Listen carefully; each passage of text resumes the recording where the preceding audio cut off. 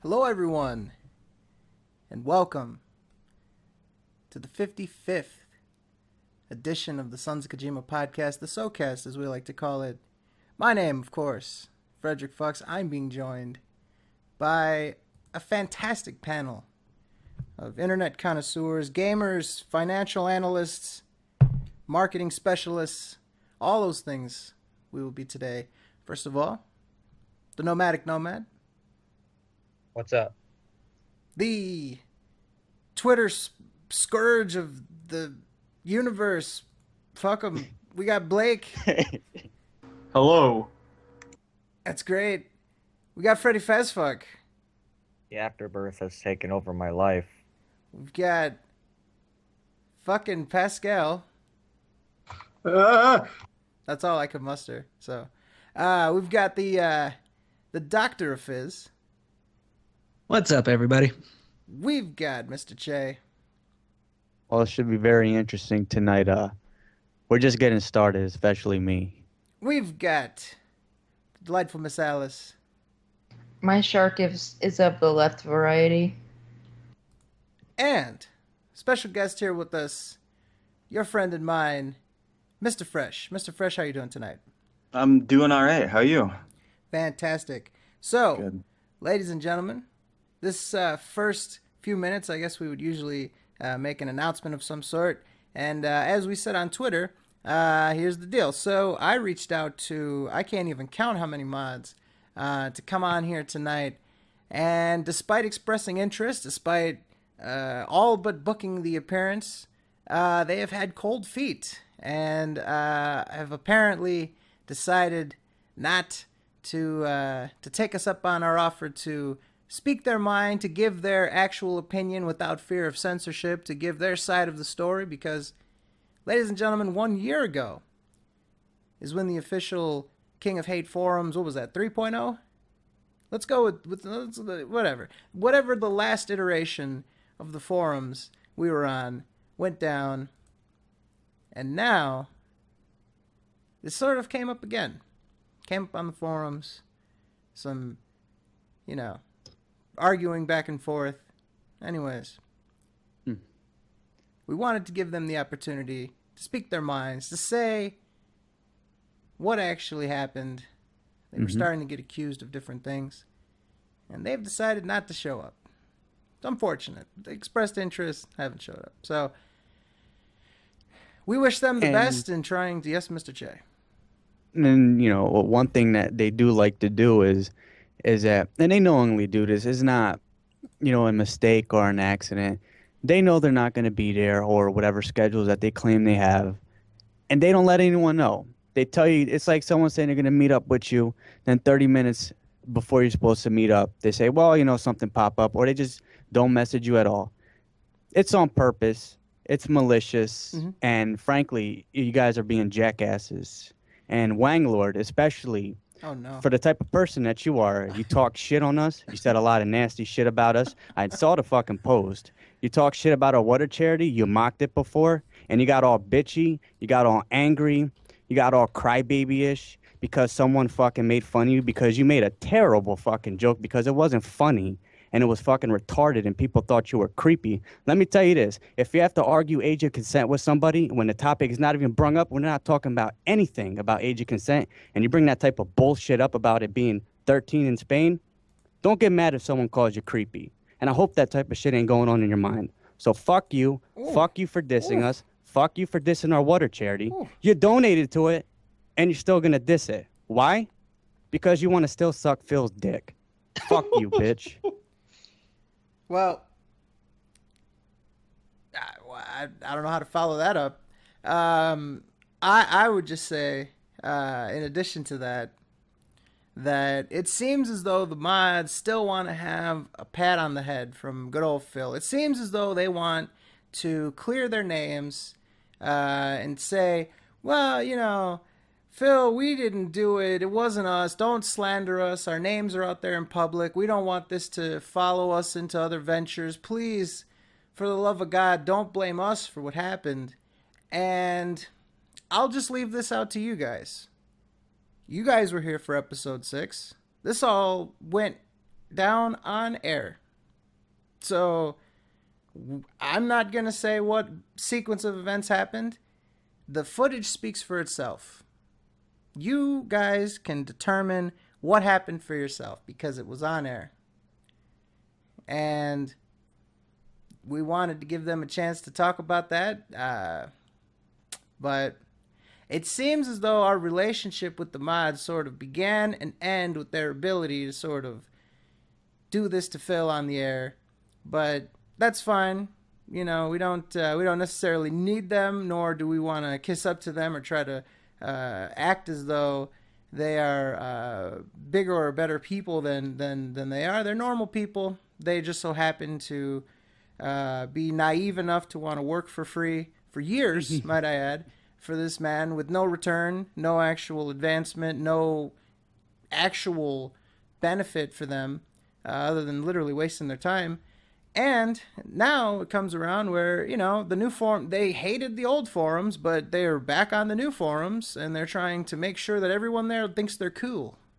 So. Yep. How awesome it is to try to flaunt in front of 15 people. Mm-hmm. Like I said, we don't need them. As you can tell, everyone here has personality. If you take off most of the mods, because I do give Drill Bit respect, if you take most of the mods on there, they all have the personality of, what do they have the personality of? God, even a dead person has more personality than those folks. But we're here to entertain y'all and hope you enjoy the show tonight. Mm-hmm. So, just want to make that clear. We reached out to the mods. They all, most of them expressed interest to be here. And they got cold feet at the last second. So, kind of a dick move on their part. But we would have made this sort of statement, this sort of analysis regardless if they came or not. We thought that they were sort of, I don't know, ass-kissing on the forums a bit. I thought that they were kind of, I don't even know how to explain it. Like, their whole point is to try to clear their names for something that's not even relevant or going on currently. And, you know, who cares? Who cares if Phil is upset with you? Phil is upset with everyone. Phil gets upset with people for some of the dumbest reasons ever. The smallest things, trivial things, things that don't matter. So, you're worried if Phil is upset with you? He's upset with you because you left, period. It doesn't matter if you're justified or anything. In his mind, if you look at the forum posts, what Phil is saying is that you guys failed to moderate properly. You guys allowed known trolls to come on the forums and to shit on me and my girlfriend and make threads, and you didn't just ban them outright. So, no matter what, you guys are wrong and I'm right, and you guys fucked me over, and then you left. What are you going to say to Phil to change that narrative? Nothing. There's nothing that you can say to Phil to change that narrative. What is he going to say? Well, you guys did an okay job at banning people when I still was able to be shit talked on my forums. What you have today on his forums is what he wanted all along. You say anything, you're gone. Shadow banned. No explanation. Abusive behavior. 1 point that will never expire. A year later, too. They're still trying to make up for speak. Yeah, a year later, they're still trying to, you know, make amends for the crime of speaking their mind.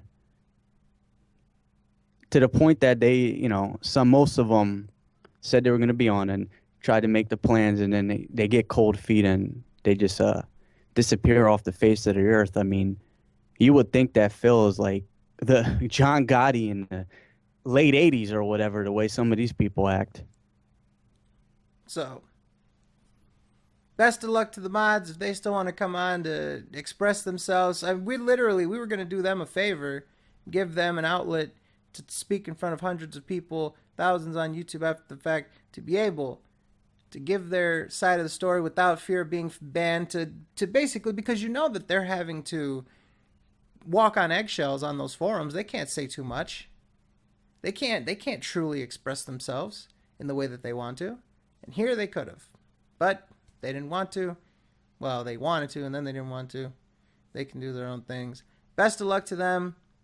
We'll see what happens in the future. Hopefully, you can maybe get back on Phil's staff like you might want to. I don't know. Like, all right, let's be rational here, okay? They try to say we're irrational. Let's be rational here. Okay, Phil's forums, you hate it. It's such a tyrannical nightmare. It's terrible. We don't want to be there at all. Let's go there and let's try to give them advice on how they can make it better. What the fuck? Just move on with your life. Unless you want to outright criticize him, what do you want to help him? You want to help this man? I mean, and that's part of something I see too. Even if the current mods would leave, like, oh, we can't follow Phil's rules, you're always going to have 10 more people step up saying, oh, I can follow your every whim. So even if the current mods lead, Phil doesn't give a shit about them because he can always find someone else to fill that spot. And he already did now with this current iteration of the forums.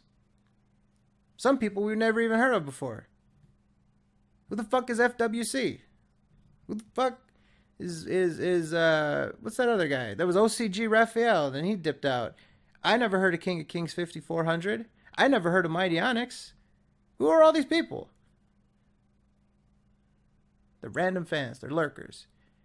They come out and they do Phil's bidding because they have the opportunity to advance themselves and get a position of power. But ladies and gentlemen, let me tell you something. You are not going to advance yourself being involved or in business or in cahoots with Phil. Nobody has.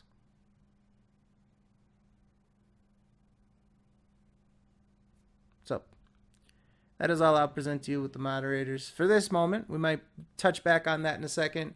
One hell of a update section, I guess. All right, we got a shit ton of stuff to get into. Let's do it now. The top thing on the docket, the top story. YouTube rant about views. Recently put this out, the latest fantastic drama video. And I brought in a new friend of mine, Mr. Fresh here, because we want to sort of analyze these claims. We want to talk about how this is based in reality or how it's not, what actually has merit and what doesn't.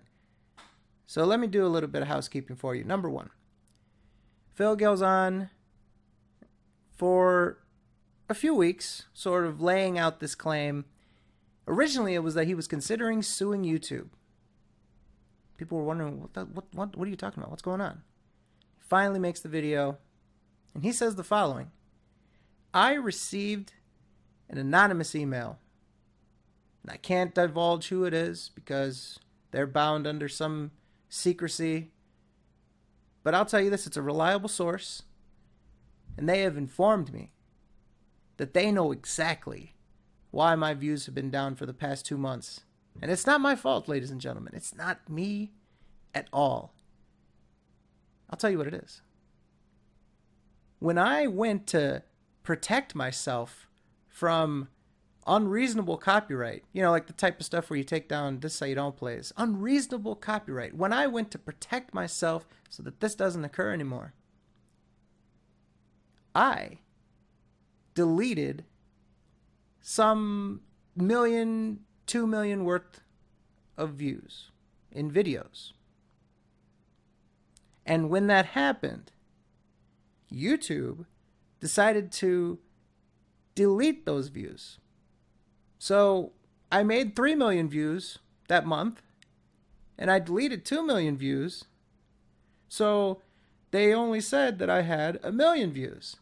And because of that, I have been getting fucked over in YouTube search results. I have not been able to show up and trick people. I've not been able to take those that aren't exactly fans of mine and aren't really knowing what they're signing up for. I was not able to trick random people, passerbys, into watching my videos without knowing what they were just because I searched Halo 5.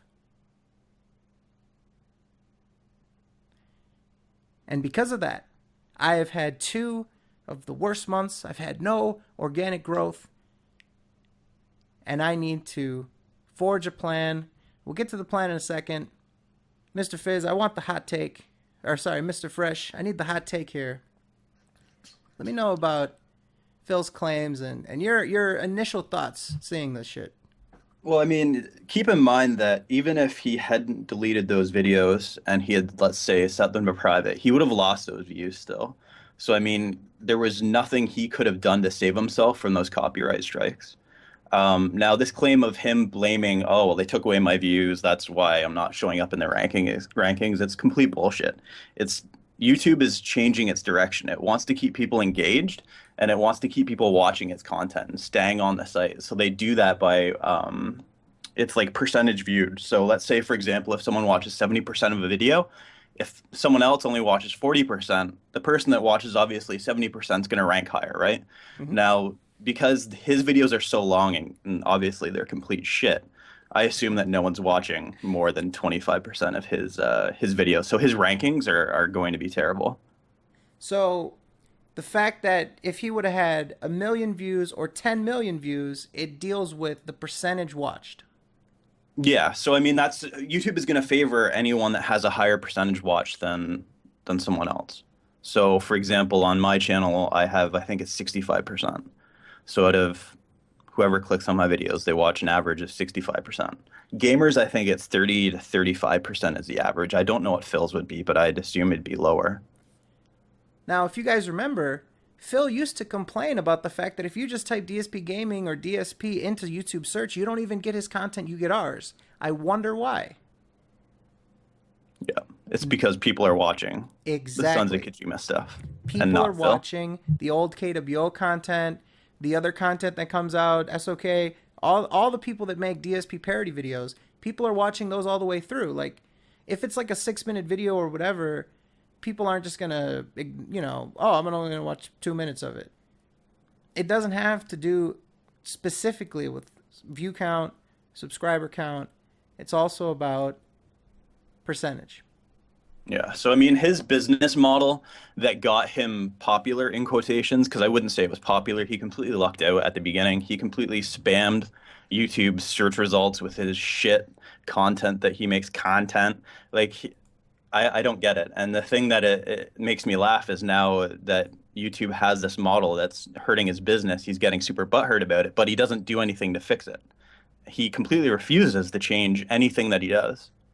And how he claims that he has a business, but how do you run a business when you don't take any, criticism and try to change what you're doing? Everyone knows that things change over time. If you're not going to try to change with, the way things are going, then you're going to fail. And that's what's going to happen to him.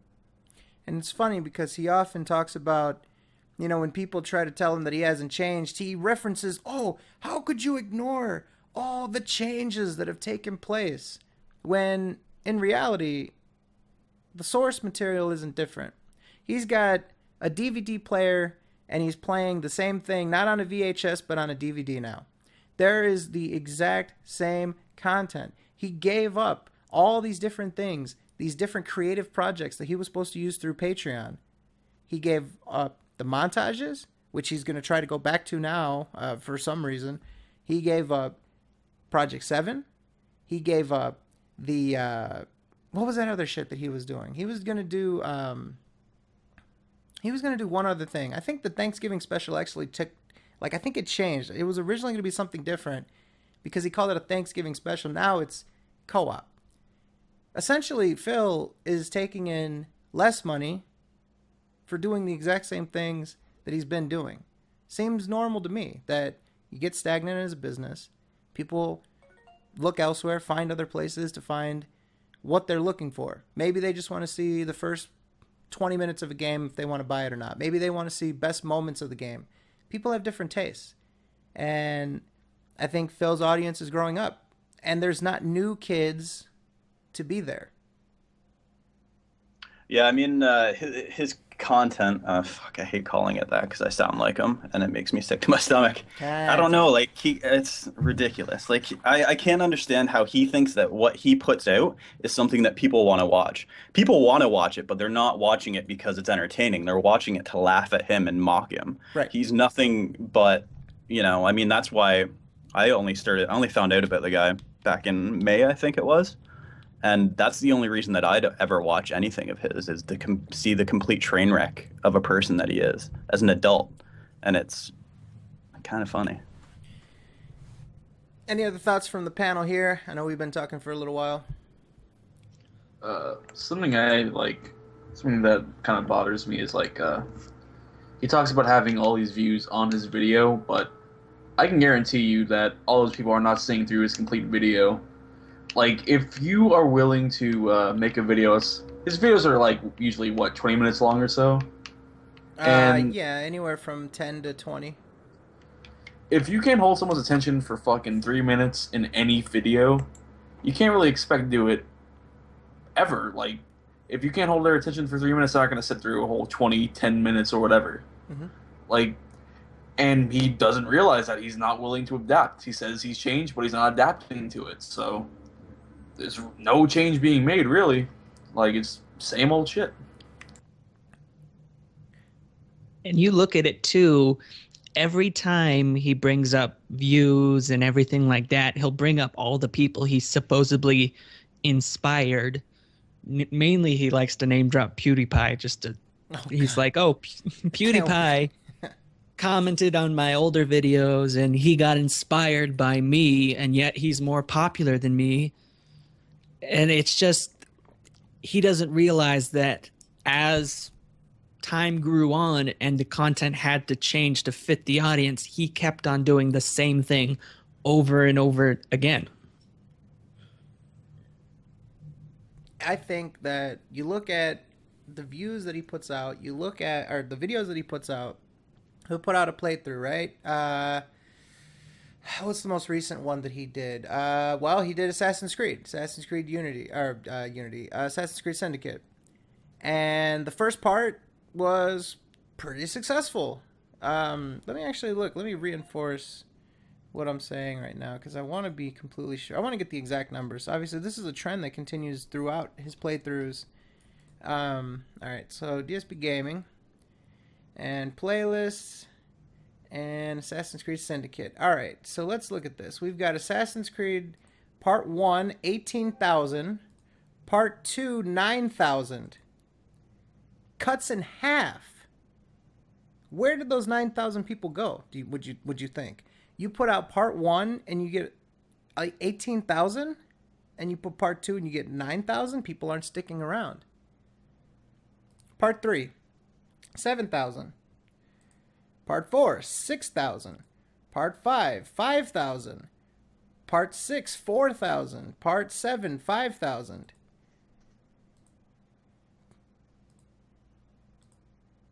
It's like they purposely, even the fans that don't watch Phil anymore, they go to like the first part of every playthrough and they think, okay, is this something I can sit through this whole entire time? And then they watch it, or at least like 5 minutes of it, and they're like, nope, I can't deal with this. And then they sign off, and then you're left, okay, I lost 50% of my audience the very first part. Like, what happened there? Maybe it's not YouTube. Maybe it's not the way the search algorithm works. Maybe it's actually you, and that's Phil won't ever realize that. Boxman says that Part 56 of Syndicate has 276 views after 24 hours of being uploaded. It's terrible. This guy, he should be thanking Sons of Kojima and all of his detractors for the drama that he gets, because his drama videos are the most watched. I think you and I, Fred, we went through it the other day, and his swatting video is his most watched video that he's had in the last 2 years. Absolutely. With 85,000 views. I was amazed. You brought that up. You said that I mean, we've been talking about the fans come out in droves for the drama videos, but I didn't really conceptualize it in terms of how does it do relative to his other videos. And you look in there, and I typed months, right? Because everything in his top viewed videos is in units of years. So I typed in months, and I wanted to see what was on there. There was PlayStation 4. I think it was the PlayStation 4. It couldn't have been, because PlayStation 4 came out. Let me open this back up real quick. I want to be completely sure when I make these claims. But you look at it, and his top videos are swatted, and this is within the last year. All right, most popular. Let's do this again. And let's look in terms of, I'll give him like 7 pages of load more. We'll do months. All right, months. Nothing for about 7 pages of more. So let's expand it out even more. There we go. All right. Let's try that again. No whammies. All right, so I clicked load more approximately 10 times. And I am at, let me see here.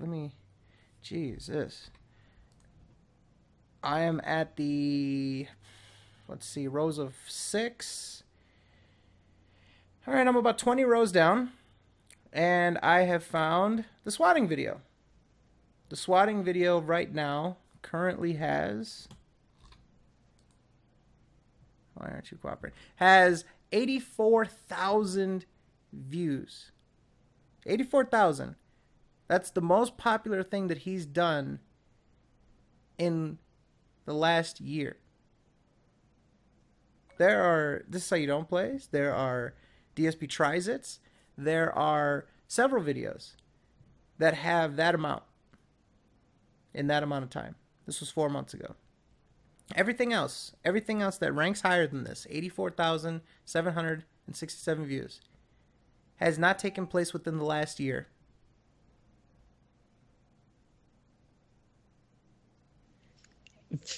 I believe Phil knows this too, because if you pull up his YouTube channel, his title video with the header video is not like a part 1 of a playthrough he wants people to watch. It's not like the latest part he did. It's important to update the state of DSP gaming, what's been up for 2 months. Mm-hmm. He knows that these drama videos are the only way he's going to get views. It'd be interesting. Go ahead. Sorry. No, I was just going to say, it'd be interesting to see if you took all of his drama videos, because how many have there been in the last little bit? The swatting video, when he got copyrights, there's 2 copyright strike ones. It'd be interesting to see what percentage of views make up that out of his gaming content lately. That would be, yeah. I don't know if there's any sort of analytic tool to do that. Maybe we can reach out to Phil's anonymous source who has this treasure trove of data that he can go off of. But I'm telling you guys, I don't even know how many. I'm trying to figure out how many videos I have gone through at this point. There is nothing on here from the last year. Again, my methodology is I'm typing in the word month because it'll pop up 8 months ago, 9 months ago, 11 months ago. Only one thing. Now, I'm way down here, and I'm looking at around the 50,000 view mark, and it's Mortal Kombat X. Part 1 of Mortal Kombat X, 54,000. Tutorial run, which was the first video he ever put out of Mortal Kombat X, 53,000. Fighting games and drama. Go figure. He should be thankful for the drama. Should be kissing your ass for the views that you guys, well, I mean, not you guys with the swatting and stuff, but all the drama that happens around his life is what's paying his bills right now. I saw people saying, you could stop doing gameplay and just do drama videos every day, and you could probably get by. Yeah, I mean, I don't know how long it would last, because probably people would get bored of him just fucking talking all the time about this and that. Guy moans and bitches about everything that happens to him. Probably would stub a toenail and make a video about it. They didn't put ketchup on my Big Mac. Oh, man. Like, you put ketchup on your Big Macs, Blake? Yeah, man. You are you are worse than what I said about you in the intro. Listen. That Thousand Island man, I mean, that's terrible. But, they'll get, good 100,000. And then next video, a Whopper didn't come with the extra pickles. That's a good 90,000. And it'll slowly decline over time. It's, I don't know. Maybe it'll last for about a month. Then you'll have to stop that. Notice all the videos you suggested were fast food, so I mean that's kind of the state it's in. Well, I mean he does eat a lot of fast food, so he does. I mean, why doesn't he just do like a fast food review channel. I mean, he's already got gout. What's the worst he can do? That's kind of what the vlogs channel is in a way. Let me look at the most popular vlogs. The vlogs channel is this. Oh, okay. That's all it is. Here is his most popular vlog, Xbox One announcement reactions 2 years ago. Even his vlogs aren't as popular as they used to be. These I'm looking at 60,000 is the top ever. Then I'm just a couple rows down. I'm looking at 30,000, 28,000. By the time you even load that first page on the videos, before you even click load more, he's at 23,000, and that's still a year ago. That's incredible. I'm surprised that he says that his vlogging channel is successful. It really is not. I mean, relative to the average person, yeah, it's fine, but not career people that are doing this for a living. His vlogs channel, I don't know why he always talks about it as like, oh, the vlogs channel is doing fine. People are watching it. I don't know. Yeah, and I mean, even out of the 35,000 videos that he's put out over the 8-9 years he's been doing it, if you take how many views he has total and divide it by how many videos he has, he only gets like 8,000 or 9,000 views per video, it's nothing. Yeah, and more commonly, he's established the $1,000 the 1,000 view quota, basically. Oh, I mean, if I don't get 1,000 views within a 24-hour period, then I know that it's not a playthrough worth continuing. He continuously sets quotas. If there's not 400 people here watching, and that kind of gives you a bit of a glimpse into what he deems as successful. And I mean, these numbers aren't that great, 400 people watching live, and these are for, and he's even imposing this because he's only streaming for big day one releases now. Now, how long do you think that Phil will be able to go at this? If he's only getting, I don't know, 2 million views a month, what he got last month, 2.4, 2.5? Mm-hmm. How long do you think that he'll be able to keep going the way that he's going? Let's throw this around to the panel. Miss Alice, start us off. Did Alice die? There she is.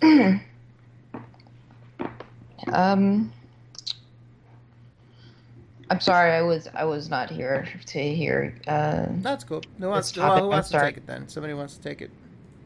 I guess I will. I think that he's only gonna last another year and a half with his rate at doing this. Maybe even sooner, considering what he deems as the view quota and him trying to give artificial hype to his streams. I don't see him lasting that long. In my opinion, if he's going to be, sort of punishing the fans, because that's how the fans are taking it. They really are. He always thinks that people are going to see the very best in him at all times, and that the only people that see negative or fault in him are people that are detractors or people that are negative. But his fans are viewing these things and saying, why are you punishing us? We want to watch the live streams. We have the time to do it, or we like to be part of the live stream. We like to talk with each other to the extent that they're allowed to about your gameplay while you're playing it. We want to help you, yada, yada, yada. There are people that view this as they're getting punished for something that they don't possibly have anything to control over, or they don't have any control over it. If he says 400 people need to be here and you're one viewer, how are you expected to make more viewers magically appear? What are you going to sign in on 2 different browsers, or like, it's not reasonable. No, it's not. You can't just punish everyone. In your mind, you can't just punish anyone because a certain few don't show up or whatever. You just can't have that. It's like a bullshit military mentality that it's everyone's fault when you're not having a good day or some people fuck up. It's the wrong attitude to have, and you're definitely going to lose viewers and supporters over that. And that's what he does. It's everyone's fault. If 500 people don't show up, his whole fan base is at fault for not making time that day to just sit 5 hours on his fucking stream. That works in the military, but that doesn't work on YouTube. Mm-hmm. Phil, this is the thing that Phil also needs to understand, is that his viewers are there based on if they want to be, not because they feel a duty to. There are probably, it's hard to put a number to it, but I mean, if you look at the forums and stuff, I mean, if you're looking at Phil's videos, you have internet access, and you could potentially be part of the forums if you want to. So just looking at like who's still active on the forums and stuff to be like a hardcore fan, I don't know, man. Sub 1,000? Less than 1,000 hardcore fans that'll watch anything, that'll show up to stuff. He's got 160 patrons? And that's the thing, too. I think Phil's longevity doesn't actually rely on YouTube. I think he's going to put the emphasis on Patreon. If his Patreon goes down, he's done. Because he's putting so much emphasis on Patreon, even though YouTube's bringing in most of the money. But he has all this emphasis on Patreon that if you take away Patreon, he's going to be like, why bother anymore? Because I don't have the views to sustain this business. Even though Patreon doesn't give him a lot to begin with. But he's putting so much emphasis on that. As soon as Patreon gone, he's gone. I think that Patreon for Phil actually provides a bigger chunk of his income that he lets on. I think it provides at least a quarter, if not a third of his total income. Because I think he's only pulling in, I don't know, 45 to 55,000 a year from YouTube. And if he's getting what, $12.50 a month for a year, that's 15,000. So it's what, a quarter of his income. So if he lost Patreon one day, someone complained, they shut it down because he's not fulfilling his perks, he'd be completely screwed. But I think he'd still be able to scrape by. Yeah, but at the same time, it's like, you know, all of these things, like he says the 3 things you have to do is you have to watch his videos. Not a lot of people are doing that. You need to spread the word. Not a lot of people are doing that. And donate $1 to Patreon. Again, not a lot of people are doing that. He misrepresents the amount of audience he has on Patreon to sustain him. I mean, if his 160 Patreons drop down to $1, he had $160. And obviously you're not going to have a Patreon for just $160 every month. He has to understand that the nature of the beast of YouTube is that, let's face it, most people on there, you could have like 100,000 subscribers, but it doesn't mean 100,000 people are going to watch all the time. Certain videos get more attention than others. Some videos, you know, they're on the lower side of views, and just it depends on what people are interested in. You could have people that are subscribed to you for certain things, like if, you know, reviews or if you do Let's Plays or whatever. But if you upload another type of video, they won't watch it. Or for him, drama videos. So that's just the nature of the beast with YouTube. I mean, you can't expect all whatever 160,000 to show up every time you upload content. And for him, that's like 15 times a day. It's not like he's the person getting, you know, shat on and everyone else is never like dealing with anything. Everyone on YouTube deals with that, whether you're small or big.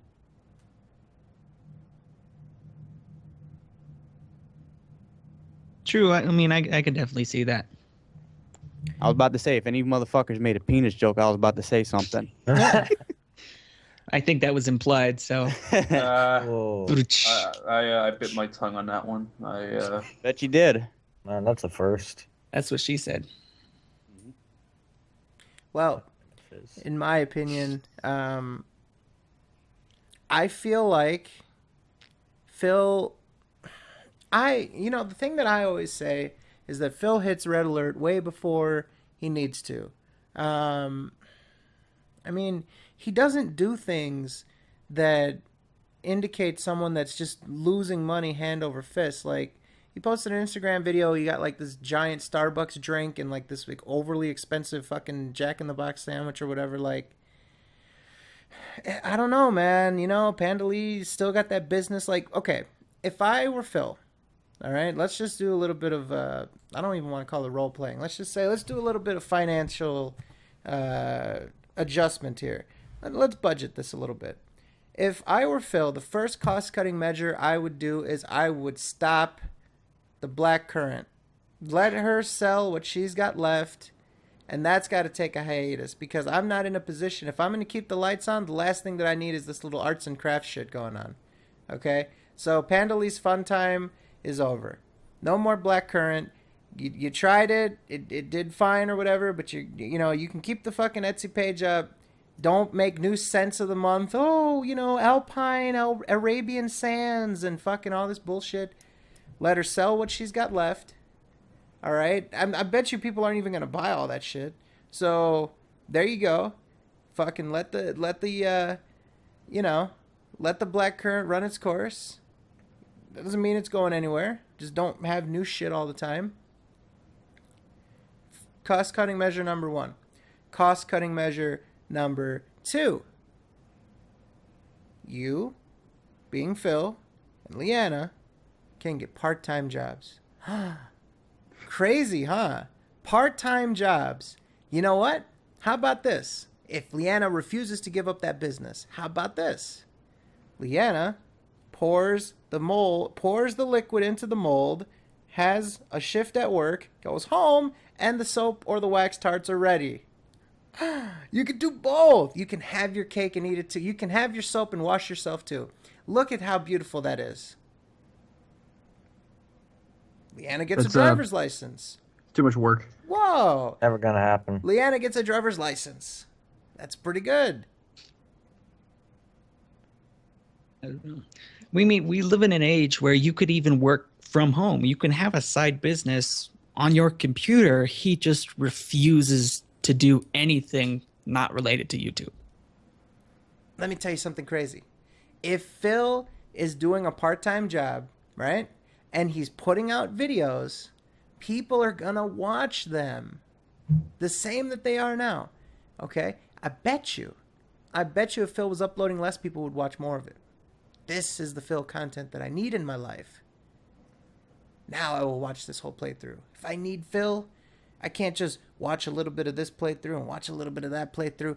I'm going to watch this whole fucking chunk that he put out. And no, I'm not saying Phil only uploading one video. I'm saying one playthrough. Like, I'm playing Black Ops 3 today. There's the videos for it. Gotta go to work. I'm home from work now. Time to unwind with some video games. Hey, old friends. Man, I've been thinking about playing this game all day. Let's do it. Seems pretty fucking straightforward. But no, Yeah.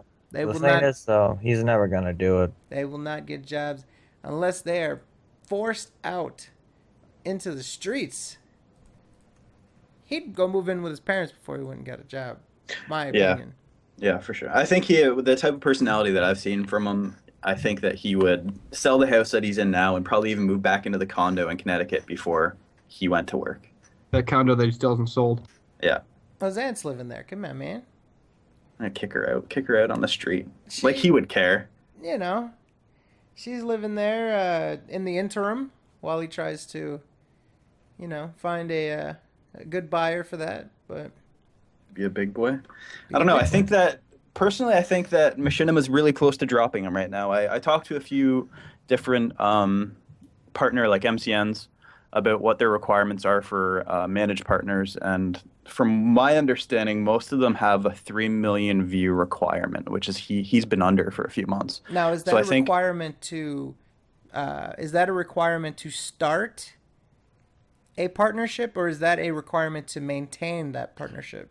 So there's a difference between partnership and a managed partnership. Anyone in the world with a YouTube channel that gets 5 views a month can get a partnership. Sure. I have a YouTube channel right now that I just started 2 weeks ago. It gets 100 views a week. I could get that partner, no problem.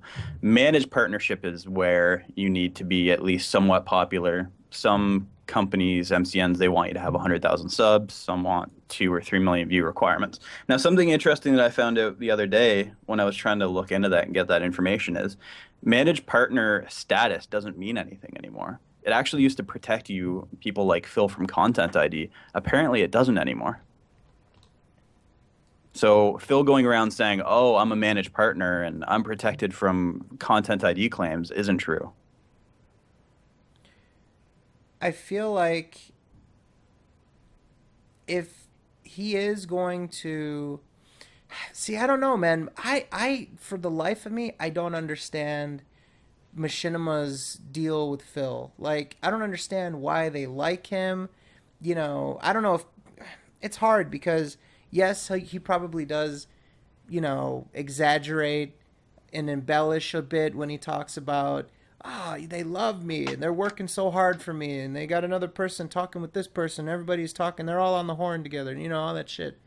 But just through action alone, I don't know, man. It does kind of seem like they do at least want him around. They're trying to keep him around. Well, we talked about this the other day. I think that one of the reasons they are keeping him around is because they see him as a dollar sign. They have that old fathered-in contract where he's getting paid per view instead of per ad view, where they might be making a ton of money off of him. Who knows? I don't know, man, but in that case, you know, if you're on an ad revenue based contract, you eat what you kill, right? You are given a percentage of what you make via ad revenue. It could be possible, and I'm not saying that it's likely, but I'm just saying it's mathematically possible that he could be paid more than he actually brought in with ads. But then that I don't think Machinima would stand behind him as much. If he's going to be losing them money, they're going to say they're going to at least renegotiate his contract, right? If not completely cut off his managed partner status, which I think is going to happen sometime soon. I heard, I don't know who said it, but someone said that his contract expires in January. That's when the automatic renewal will happen. Really? So that's the time to look for it. Because these 1-year contracts, they have a clause in them that state as long as both parties agree that nothing's changed, then it'll go on for another year. Machinima could step in and say, hey, we're giving you 30 days notice to state you're still partnered with us, but not managed, or who knows. Do you think that possibly? Oh, and I just want to recognize Mr. Leo King has joined us. Mr. Leo King, how you doing tonight? I'm good. Now, before I move on to my point, I know you wanted to get in on this. Is there anything that you wanted to mention prior that you didn't get the chance to, or should we just kind of go on? You want to be part of the panel with us? I just wanted to be a part. Okay. You're a little bit low, too. If you can get yourself just a little bit higher. So, here's the thing. Damn it, I just lost my thought. Cinema contract. So could it be that the reason why they're trying to, you know, help him a little bit? Oh, you know, we got you the Rock Band thing with Harmonix. Oh, you know, just recently he announced that, I've been working with Machinima and Bethesda so I can get a copy of Fallout 4. Do you think it's possible that they're doing all this unique stuff as just some last-minute attempts to kickstart his stuff before they give him the boot, to say that they did everything that they could? Absolutely. I mean, I never really looked at it that way. So he'll get assigned a person, right, at Machinima that he deals with specifically. I believe they could see that coming and say, hey, well, at least I tried, you know, we tried to help you out. Give him a final push, and then, yeah, you know, that is smart. Even though it's never going to change anything, that, like, they can't ever blame you if they tried to get you everything and they gave you certain stuff and you still failed. They could just tell you, like, hey, if you're bitching at me, it's your fault because I did everything I can. Right. Nothing we could do. Phil's never gotten advanced copies. He's never gotten free games. This is completely unique. And I don't know, man. He hasn't done anything to earn it, I think. And this, hey, I'm expressing this on the air for the first time. It literally just hit me while we were talking about it. Because today he announced that he is getting a review copy of Fallout 4, which is completely unique for Phil.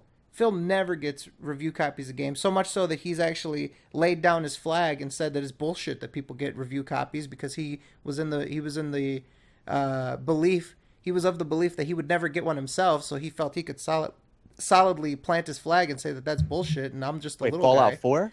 Yeah, he's getting Fallout 4. Oh yeah, someone's Early. helping him. He has a little angel at Machinima trying to do their best for him. There's something going on, because it's not like an indie game. Because like an indie game, you know, anyone could get a review copy. Fallout 4, probably the biggest game of the year. It's probably going to be game of the year according to most people, you know, due to, you know, how much hype it has and everything. And he gets a fucking review copy. They just don't go out to everyone, especially when they don't have. Yeah. They claim that they mailed it out today. Sorry to. I thought you were No, done. no. I was just gonna say, they don't have to give out review copies to everyone. So for Phil to get one is weird. They claim that Well- they mailed it out today and that he should be getting it either tomorrow or maybe even Saturday. But he's getting it like over the weekend, essentially. I mean, and keep in mind, in the same breath, he also said, I'm going to be playing Black Ops 3 all weekend. I won't play my review copy till the embargo lifts. Maybe like the afternoon stream can be Fallout 4, which kind of raises the question, if Machinima goes through this whole trouble of trying to get him this review copy and he doesn't play it until couple hours before everybody else gets it. That kind of puts a sour image on Machinima. It's like, we went through the trouble of getting you this, but you played it a couple hours early? Well, that goes and shows you how stupid he really is. Because, I mean, if he's thinking about views in his business, what he should be doing is playing it right now, or as soon as he gets it, recording it, uploading those videos and setting them on private, and then as soon as the embargo lifts, that exact minute, make them public, right? Oh, but come on, he wants to play. He in his own words. I uploaded a video of this, basically showing people what he said. He claims that he wants to play the other releases. He wants to play Call of Duty. He wants to blah, blah, blah. So, I mean, no, he's not that smart. But here's the thing, too. In practice, what's going to end up happening is he's going to end up playing it maybe Monday. I don't know. He probably won't even start playing it until Monday. And here's the problem. Bethesda basically wasted their time to send him that. Because... Let's say that you, Fresh, you have a channel where you're going to review games, and they send you that game. You're not specifically a Let's Player, but, you do reviews or whatever else like that. Think about it in terms of the traditional media that review games. Now they do Let's Plays, but that's beside the point. You're going to get that copy, and you're going to play it. You're going to play it from the second that you get it, and you're going to play it until, say, Sunday night or Monday morning or whatever. And as soon as that embargo lifts, you're already going to have your review ready to go. Phil is going to start playing that game when the embargo lifts. The purpose to give him that game is what? He's not even going to review it. Like people like Angry Joe and all that other shit, they're going to get their copies. They're going to review it. Phil is just going to start playing it. It's a waste. It's a complete waste of time. And I feel like... he says, I've been working with Machinima and Bethesda to get this going. He asked them if he could get it, and they told him, yeah, fine. I feel like, you guys, and again, this added up to me because you said that his contract negotiation could be coming up in January. They want to give it a last-ditch effort. All right, you got the month of November. You got the month of December. You had 2 terrible months. Let's see if you could turn it around. Yeah, and then that's it. See you later. Well, at least to his manager status. But the funny thing is to him, it'll crush him. But in reality, it's not going to change anything to him. I mean, he's not really getting a benefit from it right now other than having a personal person to go to and bitch whenever anything happens to his channel, right? Well, if he were to get claimed, he wouldn't be able to do any Nintendo playthroughs without getting taxed, essentially. If you were just a regular partner... And I don't know anything about that. I don't do business on YouTube. But for anyone that does, if you get a claim, say, I don't know, Konami claims your Metal Gear Solid 5 playthrough, or some music publisher claims it, I mean, do you have the ability to just sort of appeal that and you win? Or, like, what happens in that case? Well, I mean, the content ID system it's automatic, right? So, for example, if I go and take a song that's popular, I don't know, Justin Bieber, who the fuck knows, and to go and upload, YouTube's automatically going to claim it and say, hey, any money you make off this goes to the artist. Exactly. So him saying, oh, I don't get content ID'd, I don't think is true, because if he tried that, it's the same thing, right? I don't know. I think that he blows this whole managed thing completely out of proportion, and the benefit to him has only really been shown in the last 2 weeks when he got Fallout and that other rock band. I think those are the only real things he's getting from his managed status. I'm just curious, just in case, like, so for example, with the way that his with the way that his managed partnership is, let's say he does get a claim, he could say, oh, like just for example, like with the fan art. Oh, Machinima, I need your help. And then they fucking, we're going to type a letter to YouTube. We're going to talk behind the scenes. There's some gears turning behind the scenes, right? Mm-hmm. In this case, if he's just a regular partner and he gets claimed, does he just have to deal with it? Does the average YouTuber, I guess this is my question, does the average YouTuber, if you get a copyright claim over the course of your playthrough, that I guess, there's a gray area there. There isn't a clear consensus like, oh, it's fair use because I did a playthrough. There is still gray area. That's how Nintendo is able to get away with what they're doing. Does a YouTuber get an appeal, and do they get to win that, or do they just have to live with it? If Phil doesn't have his managed partnership status and Konami claims something, does he just have to live with that, or can he win it on appeal? So anyone can appeal anything. Right. I mean, any YouTuber can appeal any content ID claim. For example, when I started that channel I sent you a few days ago where I was just doing straight up gameplay with no commentary, I got claimed a few times. And I would reply to them because they're automatic. I'd just say, hey, this falls under, whatchamacallit? I can't think of it now. Yeah, I said, hey, this falls under fair use, and I won every single one. Okay. There was only one time where I didn't. Now, YouTubers that get watched for, I think it's 80,000 or 90,000 minutes within the last 60 days can actually they get an email address to contact YouTube personally. I think Phil would probably qualify for that, but he wouldn't. Yeah. So, like, for example, my YouTube channel, if I wanted to, I'm partnered now, but if I wanted to before that, I could have emailed them, and I would have had a personal rep that I could have spoken to. Interesting. Mm-hmm. I had no idea about that. Yeah. So, but that does answer my question, because I'm just curious if he does, that valued, super vaunted fucking managed partnership that he sort of, flaunts around. If he loses that, what sort of implication could that have on his channel? And apparently he could, appeal that stuff. I was just sort of under the impression that maybe if you get that, you just have to deal with it. You're screwed. But apparently there is a little bit of hope that he can appeal these things, although it would be a headache for him. I think that's probably his main issue is he has someone else doing the work for him right now, as where if that happens and he's not managed, then it's him. He's the one that has to deal with it. And we all know how lazy he is, and he doesn't really want to do anything except for fucking bitch and moan and record shitty quality content. That's Phil for you, right? So we've got a number of topics. We sort of, went through a lot of them while we do this, but I guess this would be a good time to talk a bit about YouTube Red and the possible effects that it could have on Phil. The main thing that I was sort of thinking, and I do want to open this up to the panel because I feel like we haven't got, I don't think enough people got the chance to talk, so I apologize for that. Kind of got a little carried away, but the effect of YouTube Red and it putting Machinima in a position where they would need to look at these liabilities. This guy has a legacy contract. For what reason? How does it benefit us? Why does he need to have this? They start to look at, all right, well, YouTube Red could, start to affect our bottom line. And Phil here has been on the decline. Why do we need to have him as a legacy contract? Why do we even need to have him as a managed partnership? He's going to bring in the same amount no matter what. Maybe YouTube Red might not affect Phil directly in terms of people not watching the ads on his videos because they have the subscription, but it could affect him in the grand scheme of things when it comes to his partnership. What do you guys think about that? Gonna fuck him up. Thank you, Pascal.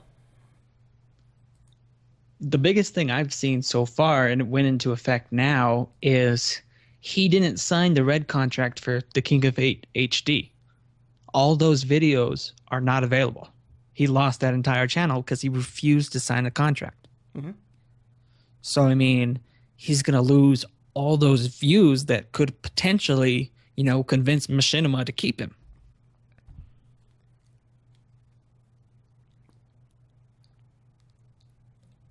Anybody else? Realistically, with the way YouTube Red is going, or at least how I've seen reactions and responses from people, I don't think it's going to be a very popular system because it's YouTube. It's been free for a really long time, and people aren't going to want to pay for it. Even if with like it removes the ads and stuff, it doesn't support everybody equally. At least I don't think it's going to support everybody equally. So some people aren't going to get much out of it, but like the higher up, the very popular gaming people are going to get a lot out of it.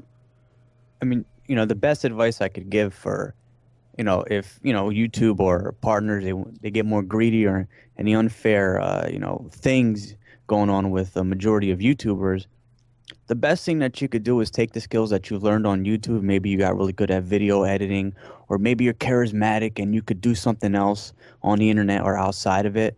Take them skills that you learned on there and try to find something else as employment. I mean, I guess I'm sort of biased and I see this from the other side of the line because I don't make money off of YouTube. And if you do it, it's no disrespect. Just don't get greedy. That's just my opinion. But, you got to adapt, I mean, you know what they say, good things don't last forever. So just take them skills that you learned on there and try to market yourself outside of that. So just in case YouTube does happen and you do get fucked over by a system or whatever, you could jump onto that, or you could mix both those things together, Just market yourself. Don't make yourself one-dimensional. I agree with that. The monetary thing about YouTube Red is it's, from what I've been researching it a little bit, and from what I understand is the majority of the money that's like canceling ads, all that stuff, is going to go straight to the people that make YouTube the most money, the people that are most involved in YouTube Red, and it's a mess in my opinion. I don't think it's going to last very long as a system because I don't know if it'll be very popular. If it does, then good on them. Prove me wrong. The rich get richer. The rich will get richer no matter what. PewDiePie is going to stay up on top. He's going to make a shitload of money. And while I hate the idea that it's just kind of stamping out the little guy, which I can kind of sympathize with Phil a little bit on this, because this is going to hurt him a lot, and there's nothing he can really do about it, unless he just fucking improves the quality of his product. That's it. It's the only advice I can give to him. Which he'll never do. I mean, he will never do it, so that's why it's stomping him out, because he will not change, and he is screwing himself over, basically, and this is just helping fast-track that process. I mean, you look at, you constantly hear him like, look at all the changes Patreon did, look at all the foaming on the wall. Oh, do you mean that block of square behind you doesn't even fucking work? I don't know where he got the idea to like, oh, I purchased this soundproofing foam and I'm going to put it just in a small square right behind me. I'm not going to cover any else of the wall. I mean, that cost money. So yeah. Well, I mean, he overpaid for that foam square as we've actually shown. He paid twice as much than he should have. He even chose a less reputable dealer, according to just what he put out. Now, we can't confirm that he actually did buy it from that place. Maybe he just bought it, canceled his order so he can show people, hey, look how much of my money that I actually used. See, I'm not pocketing anything. But without any proof, can't exactly advance that one. Mr. Fresh, YouTube Red. I have a few theories about YouTube Red. Personally, it's been a benefit to me because I'm making ad revenue on videos I couldn't make ad revenue on before. Specifically, some videos get deemed non-advertiser friendly, so your chance to make money on them is nil. You can't do it. YouTube Red is actually giving me money for people watching those videos, which is awesome. I personally think that YouTube Red was put out because maybe YouTube might be going to the point of where you're not able to block ads. Either way, the way that Hulu does it, Hulu, yep, Hulu. Yeah, you can't block ads on there. I don't think. Right. Either that or AdBlock was bought out by a private company recently. Really? And you can actually, companies can actually pay to get whitelisted. So I have a feeling that YouTube's either going to do that or they're going to roll out the non-blockable ads. And YouTube Red is just preparing for that because people are going to get pissed. They're going to say, hey, I can't, get rid of the ads. Maybe I'll get YouTube Red now. I was worried that they would try to come up with some sort of countermeasures to make YouTube Red more appealing because the response to YouTube Red has really been like, well, then just get ad block then, Yeah, that that concerns me. It's frustrating. It's a frustrating experience on mobile. Some ads you can skip after 5 seconds, some you can't, but you can't really avoid them overall. I hate that. Sometimes I'll, wait until I get home to watch a video just because, that might be just overreacting in my case. I don't know. I hate being a victim of ads. I hate being held hostage by a 30-second ad that I don't care about. And, I don't know, man. There's tons of irrational people out there, even more so than myself or as much as me. So, they might do the same thing. But the thing is, if they do sort of impose these countermeasures, the market is going to open up. Ad block isn't just one thing. There are several different ad blocks. There are several competing ad blocks. So while, and I didn't know about this. This is the first I'm hearing of this. Really? There's different ad blocks besides the ones that a lot of us use probably. Yeah. There's different. I There's would different assume. flavors of ad block. Different companies Is there have their own ad blocks. Is there any difference between them? Is there some that's more powerful than others that can get past some websites or whatever? Yeah. If I look right now, I use uBlock, and it's a lot less strenuous on your processor, and it blocks so many more ads. I It's use so much more AdBlock efficient. Plus. AdBlock Plus, I think, is the one I converted from. Okay. I went to uBlock. But that's just an example right there. Yeah. There's different ad blocks, so I'll pull up the list. Give me a second. it's not just one program, one developer. And the fact of the matter is, people can sort of dissect that code, look into it, see what's going on. And again, if AdBlock in this case is sort of getting in bed with certain YouTubers, websites, yada yada, then the market's going to open up, and that's a prime opportunity for some other developer to come along and make an ad block that that is more comprehensive and that isn't doing that kind of stuff. So, and if you sort of draw the ire of the YouTube community, they're gonna flock to that ad block, that new one, whatever it is, uBlock, whatever else. They're gonna do it out of spite. Ha, fuck you! I got one over on you guys, YouTube. You guys want to try to do that shit to me? Make me watch these ads? There you go.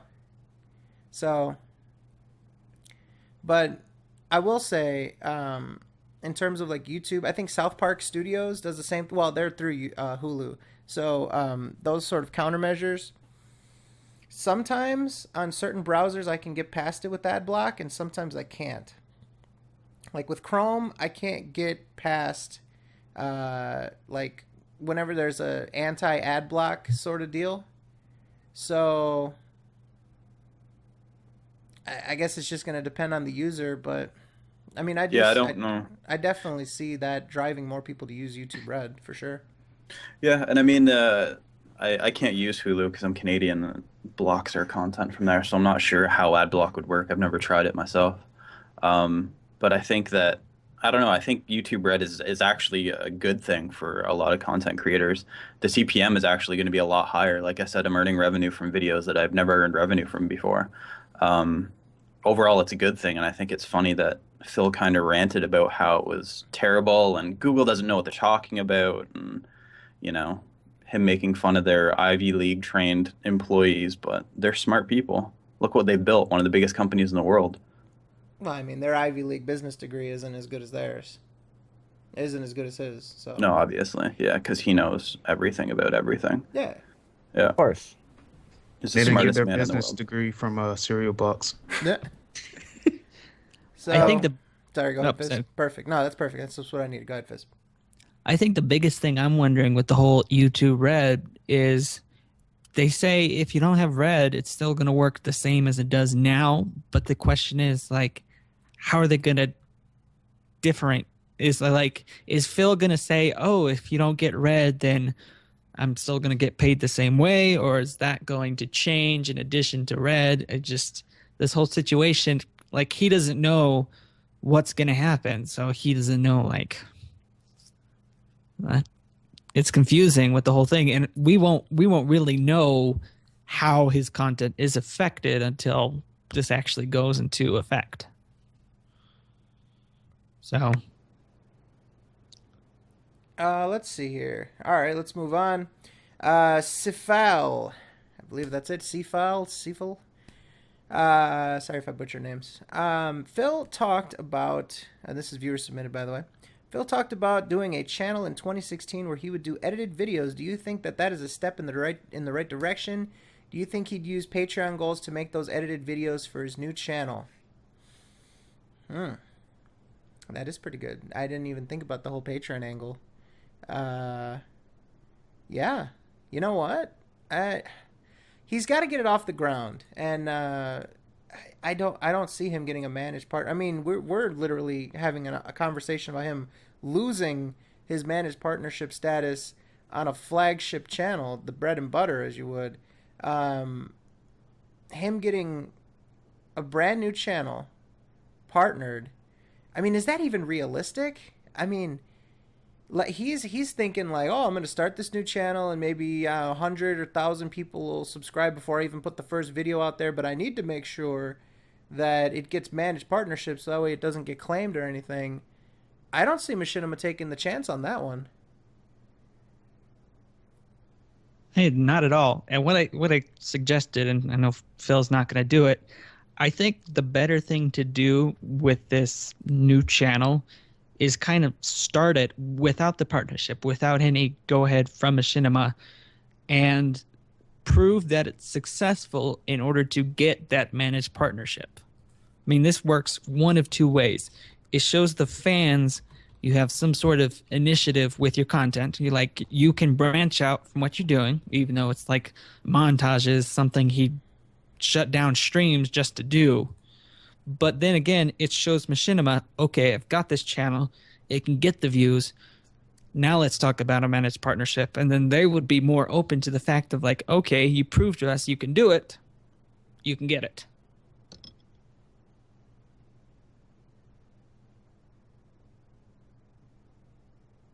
So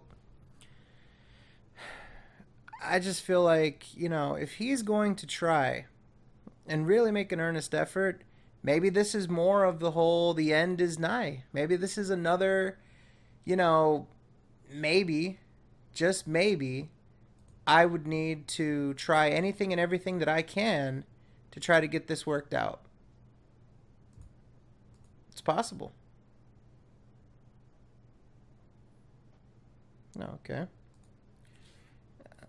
Yeah, I mean, it is, and he's not going to do it without the partnership. So, I mean, he doesn't want to go ahead with something he doesn't know, oh, am I going to get protected? Or if I get flagged, I don't want to have to deal with any of that. I want someone else to deal with that. So, obviously, if he doesn't get the partnership, he's not going to do the channel, but he's not going to get the channel without the partnership. So it's kind of like a double-edged sword he has to balance in between the two. What I wonder about this whole the montage thing is that how does he expect to do this when he won't even finish the ones that he's already started? And that's the thing too. It's like how many people have been clamming for like, oh, you need to finish Alan Wake, even though it was a Patreon goal that he never finished because he started bitching about the views. And then he's not going to do the montages unless they are a Patreon perk because he's going to have to take time out of streams, even though he's up like 3 a.m. watching like 2 movies a night. He could be watching movies and editing content at the same time. So it's just trying to find a balance for him. And what I think is he sees the popularity with this is how you don't play, and it's like, okay, I want to do something like that, even though I've tried and failed miserably. But if I have a whole channel devoted to solely that, then I can do something. Fred, weren't you saying that he wants to get away from DSP gaming, the name DSP, because it has such a negative connotation? That is exactly what he said. He told the people that DSP gaming has been ruined. His good name has been slandered and besmirched by all of us hoodlums, and therefore he is going to try to come up, and he wants his fans to help him come up with a new name that has nothing to do with DSP Gaming, so that he can possibly get more favorable search results. And he even said himself, like, he said, oh, people think about me as a terrible gamer. Like, I want to step outside of that, and I want to do something different. So I need your guys' help to come up with the name. And we tried to come up with different names. And what we came up with was Project 8, because this would be his 8th channel. So Project 8 would be pretty good. Yeah, I mean, I can't really think of anything that would, I don't know. I mean, we're going to find it. People are going to find it. They're going to criticize no matter what. So I don't know what he's exactly trying to escape. The general people, if they realize that it's Phil, they're going to hold those same they're going to have those same perceptions of him that they already have. So It's funny because he knows that he's fucked up, and that's why he's trying to hide from everybody. The thing is, too, I mean, now he always talks like, oh, I've never had this team. I've always been like a one-man operation. Well, that one-man operation is now going to have to manage 3 channels. Like, he could barely manage 2 as it is. Now he has to manage 3 active channels.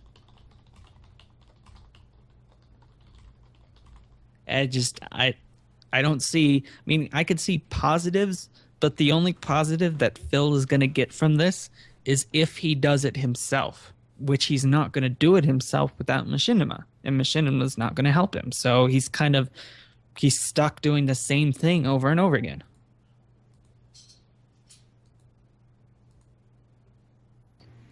I don't think Phil is going to create another channel in order to put like edited or montage videos on, and because one, he doesn't think he's doing anything wrong, so he's not going to have any. He's not going to take an initiative to change his behavior, so he's not going to make any montages or create another channel. That'd be just too much effort, and it, like I just said, it's just too much effort for him. He's always wanted to put in the least amount of effort as possible, and he skated by doing that for, I think, as long as he can. And he's not going to change he's not going to change anything at all. So that's what I think about that. And that channel is not going to become a managed partner. I think DSP Gaming is on its way to losing its managed partnership, so a second channel from him isn't going to obtain managed partnership if his main flagship channel's probably going to lose it. I just don't see it being feasible in any way whatsoever that he's going to get a channel with nothing, essentially nothing, starting from scratch. How he's going to get that managed. And it seems as though he's trying to sort of bank on that, like he's trying to, I mean, that's one of his plans. That's one of his plans to turn things around. I'm going to make this channel. I'm going to try to step away from the negativity, guys. I don't know. The channel's going nowhere. It's not going to end well at all. I mean, unless he reinvents himself and somehow it catches fire, I just think the damage is already done. He's just going to slowly go more and more downhill. I mean, you picked a hell of a time to try and reinvent yourself. All right. Speaking of going downhill, Ben Quackerson asks, how long do you think DSP's goodbye YouTube video will be? 45 minutes minimum. 4 hours. I don't have time to sit through a 4-hour DSP video. I only watch them in 10-minute clips. I know what it's gonna be like. He's gonna do a 24-hour stream, and he's gonna have that song "In the Arms of the Angels" it playing in the background. Wait, And he's gonna act like that. He's gonna act like he was just like he's gonna die in the next 2 days, like Final Destination. It's gonna be the worst fucking stream ever. 24 hours long. Any sappy song, that stupid Titanic song, and the heart will go on, whatever bullshit. It's just gonna be the most sappiest, saddest thing ever. It's got to be the recorder version, or else it just doesn't fucking count. With a going away fund, so you'll bet he'll be asking for money. It'll be a telethon. I think he will. I think he's gonna have some song like "Carry On, Wayward Son," and he's gonna wear like aviators to cover up himself crying. Oh God. Yes. Who can say where the road goes? see, I'm a bit confused because I thought his goodbye YouTube video has been going on for like 2 years now. So It's the longest series ever. I'm confused of when he's actually gonna end this goodbye series he's been putting on for 2 years. Goodbye to you. I don't know, man. What do you think is going to be in it? Like a lot of slandering us. He's just going to fucking take A lot the of gloves gin. off. You know what? Let me tell you, fucker, that's okay, sons of bitch. Let me tell you something. You know, it's gonna be shit like that. Fuck God, you fucking dragged. I'm gonna fucking hurt you one of these days. No, I'm kidding. He's gonna be hiccuping and shit. I'm gonna slap your faces. You He's know. pouring that gin heavily. Let me tell you something. He's gonna be breathing heavily. He's gonna be sweating fucking Yeah, gin. he's gonna be trying to like turn off the camera and shit. Gonna wipe his face. Phil, no, don't do this. Listen, bitch, go outside. It'll be the first time you tell her to go outside in his life. Stupid bitch. Alright, I'm sick of your fucking shit. Your fucking soap and shit. Fuck you.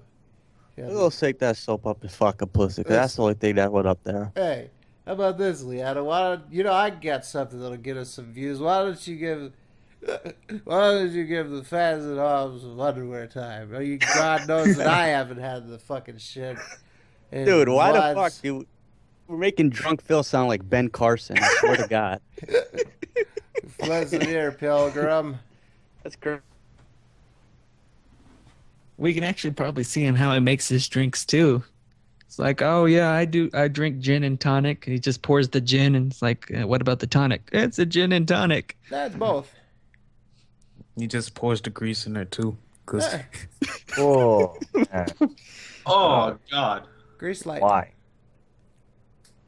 Like takes one of those like hamburgers, grinds it up, pours gin in there, and it's like, okay, this is what I drink. Ooh, here's a good one. All right, so adding to that, Mr. Cadence also asked what the final update video will look like. And last minute submission, Mr. Evil Table, when DSP, quote, goes out of business, do you think he'll call people out individually by name? That's Yes. tough. An evil table, you'll probably be one of the first 10 people he's going to call out. Finish the job. Finish the job. I told you guys to go after his fucking ass. Break that fucking So, table in half. okay, in terms of calling people out, does he mean like before, like whenever he's going down, or like after? The last video on his channel. Oh, yeah, definitely. There's gonna be some bridges burned if there weren't already. He's gonna do like a goodness. He's gonna do the version of the patron crawl, but it's gonna say "fuck you guys" at the top. It's gonna have all of our names on it. It's still gonna say August though. Fuck you guys for the month of August, okay? It's gonna be a fucking Star Wars crawl of all of our names. The name of the video is gonna be "You Caused This." It's just gonna be him like sitting in front of a camera crying. You killed me.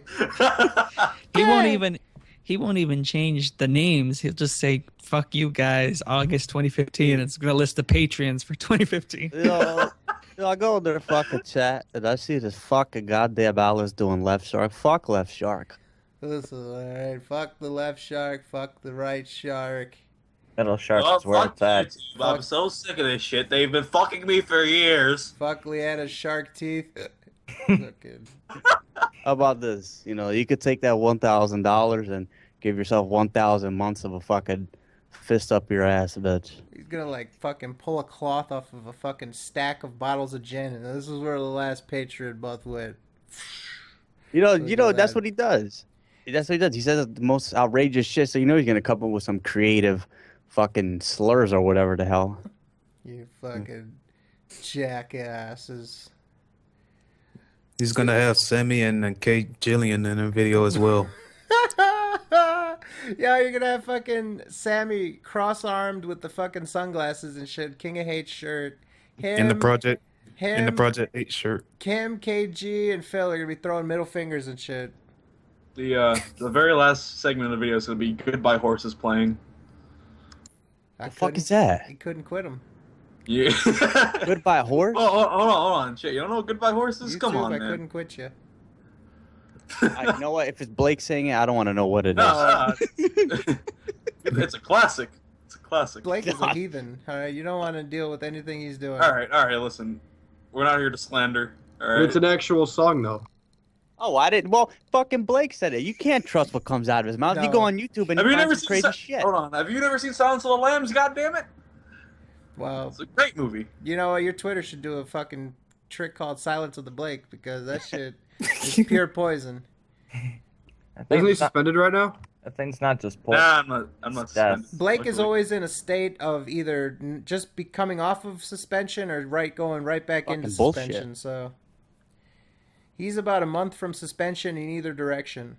So Listen, man. I have not done anything wrong. I am an innocent man. I've not done anything wrong. Blake, you said you was gonna punch someone at the WWE. Yeah. I say that.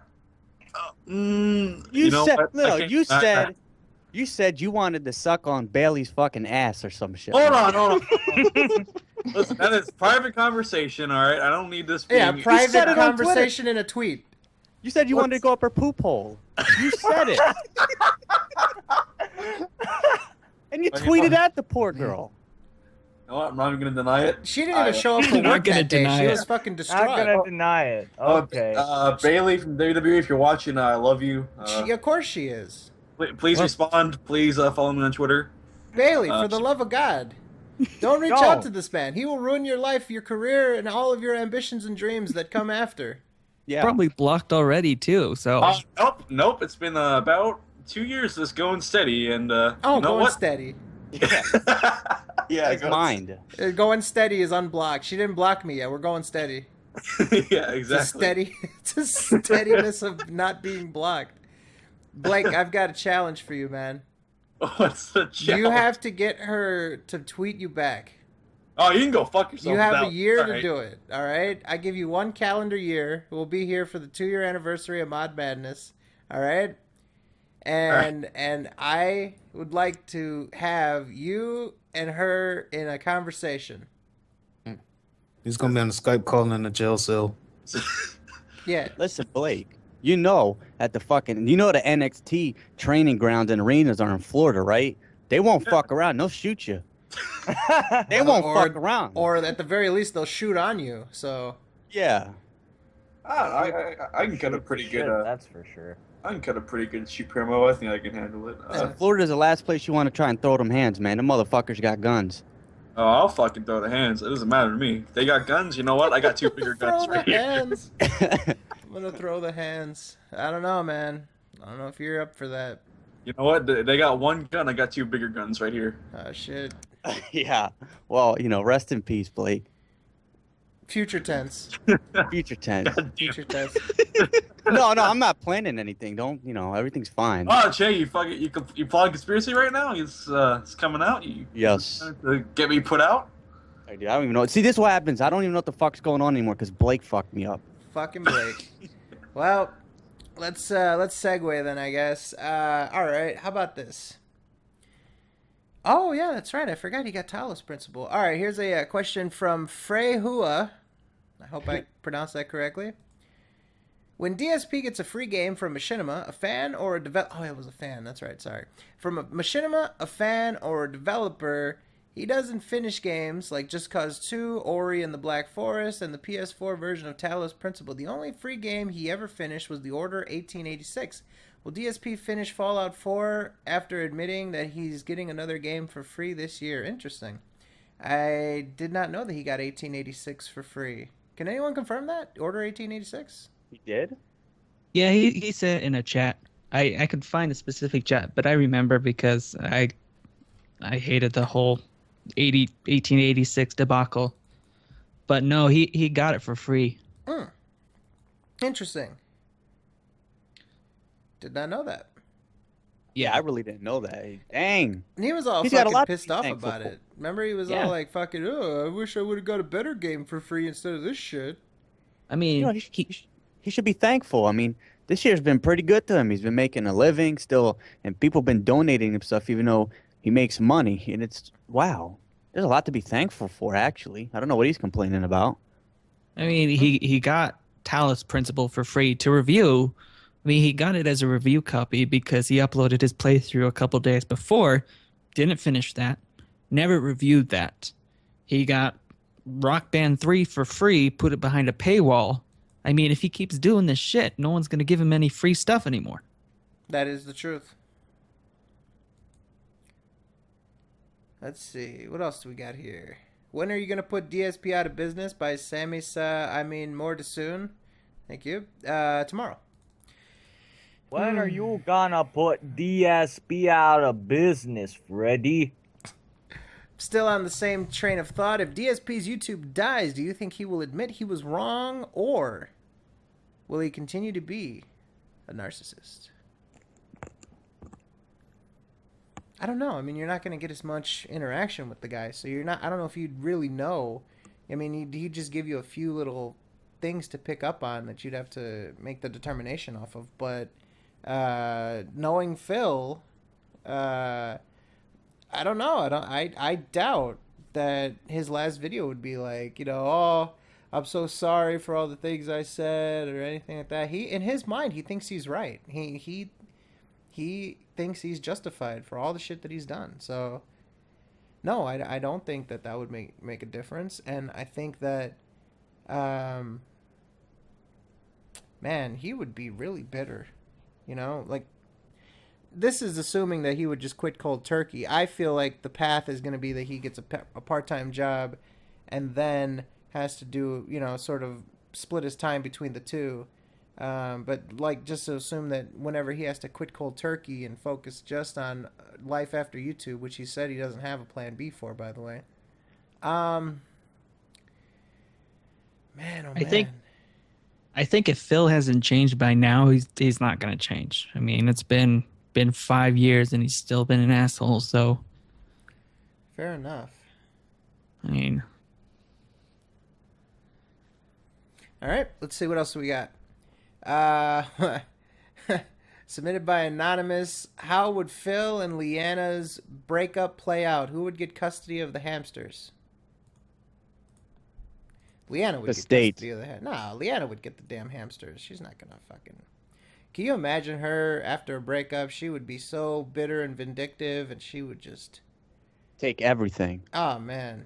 Honestly, I think the pet store would get them. That'd be terrible. I think they're going to be dead due to negligence before they actually break up. Aww. What, the hamsters? Poor hamsters. I thought Yes. the hamsters were dead already. No, they just, every time they die, they, like, cycle them out. Like while Leanna's asleep, Phil cycles them out like parents do with their child's goldfish or whatever. No, they didn't die, honey. It's the same one, This one's just a little bit smaller. Yeah, he's drunk on a overnight. diet. He's on a diet. Nope. All right, so I think the Spyro footage is a black screen for the rest of it. Hey, it's the end of The Sopranos. Yeah. What was going on in that Spyro footage? Now we got some good Far stuff. Cry from Mr. Fresh here. This is pretty Oh, good. I just Far Cry 1. would put out a reminder God. for hashtag Phil Play Spyro because Shut the mouth, Fizz. Freddy Fazfuck requested it, so we need I to did get the not word out on request Twitter. That is slander, not. That is bullshit bias. I did not request that. I do not want it to happen, but if it does happen, I will make that say you don't play no matter what. Hey, Fizz. Freddy, you got lucky. This motherfucker was this close to playing Fallout 1. It was like 4th place in the goddamn poll in the summer. It was almost at number 1, so you got lucky. It was this close to seeing this fucking jackass play a classic, and I know I'm gonna have to fucking do this how you don't play. Thank God he skipped out on that. And please stay away from it, Phil. You and me both, Che. You and me both. Go team. Exactly. All right, let's see what else we got on the viewer submitted document. If DSP's YouTube dies, where will all of his loyal fans / Patreon patrons go? Also, were all of those donations a waste of time and money if his YouTube does die? Submitted by Issac. You know what? Whenever you do stuff like that, whenever you pledge those kind of things, you're always taking a risk. Like, what if this does fail? So, I mean, you kind of should know the risk going in, but, I mean, if it does end up blowing up, then I guess that is wasting money. It just depends on how you look at it. Because, I mean, you could be willing to take the risk, you couldn't be. Like, just up to the person, I guess. Blake, you've got like a jet engine next to you. They got him. It's the CIA. They're taking him out. Yeah, they fucking came down via helicopter. Good job, boys. Blake, we saw your Twitter. Yeah, they finally saw his Twitter. Wasn't me. He must be on the same base as me. But so if Fred, James, I'm reading the chat. Sorry, if Phil's YouTube channel dies, I don't know. Like, I feel like a lot of his quote unquote fans, they like other people too. You know, I don't think there's that many people that just watch Phil and that's it. I think that number is probably not even 1%. I mean, even with me, I don't really watch a lot of YouTubers. I'm very picky. It's hard for me to find someone that I can constantly watch throughout the year and all that stuff. And I even still have multiple YouTubers I watch, including the fine folks at the Sons of Kojima. Of course them. Mm-hmm. But it's tough. I wouldn't, probably like 2 or 3 people out of his whole fan base probably just only watch him. Okay, Jillian. Yep. No, because he likes wasn't he at the creatures or something? Yeah. So he likes other people. He likes them more than Phil because he actually went out to see them at a fucking convention. That's true. With a camera, so he never went to do that with Phil. Boy, did he. Man, that squat posture he took in that shit, and his pants all the way up to his nipples. Yeah. You got to be careful, man. He almost got his chest hair caught in his fly. What chest hair? All right, fair enough. He almost got his nipple caught in his fly. I don't know, man. Have you seen that goddamn shower video? I mean, I hope he shaved all that shit off. Oh, no, not. I'm talking about K. Jillian. Oh, I'm. All right, don't even fucking mind about that goddamn shower video. Listen. Okay, Never I mention thought we that were talking goddamn about shower. Phil here. Oh God. No. Oh yeah, he doesn't. KG doesn't. KG has nothing. Here's a good one by Mr. Mikey J. Snake. Since DSP is begging people to give him $1, what do you think his perks should be if people are willing to give him $1? So, a revamping of the $1 perk. He doesn't have anything to give people. Like, that's why his perks haven't changed in over a year. His perks are the same that they've always been. $1 for the tech shout out, $5 for the exclusive forum title of auspicious patron, $10 for what is it? $10 for Ask the King? No, I don't think there is. That's like $25 a question. 20 I think. is Ask the King. Again, I want to make sure I look this up. Patreon. All right, let's review. $10 gets you a verbal shout out. Who? Oh yeah, I remember people do those. Okay, $10 for a verbal shout out. $20 for the priority access to Ask the King, and I believe my theory is that that's the cutoff between auspicious patron and most respected, because that's like an extra title to distinguish who should get priority for Ask the King. $30 gets you a shirt, $50 gets you a private Q&A video, $75 gets you playing co-op with him. Oh. So that's been the same. That's been the same since he started as patron. What else could he possibly give people? Like, he tried to do this whole thing. Oh, I'm going to give people advanced access and private streams, which is garbage. And he said as much himself. I have a clip from him in Being a Man Part 2, which is the truth. How is that fair to the longtime viewers and audience? It's not. It's a slap to their face that they get locked out because they can't pay. Yeah. And for Phil that says, I'm always gonna do shit for free and all that stuff, he that's his mantra. That's selling point. He advertises himself that way, and he slanders other people because they don't do that way. So yeah, it'd be pretty tough for him to fucking do a 180 and be, well, I'm gonna put it behind a paywall, and you have to have the link only emailed out, yada yada. Now, so other than that, other than putting his content behind a paywall, what does he have to offer? Nothing else. There's nothing else. I mean, unless you guys can think of something creative. I mean, let's give this an honest try here. What could he possibly give out as a patron perk that he hasn't already, other than what he's got now? Head.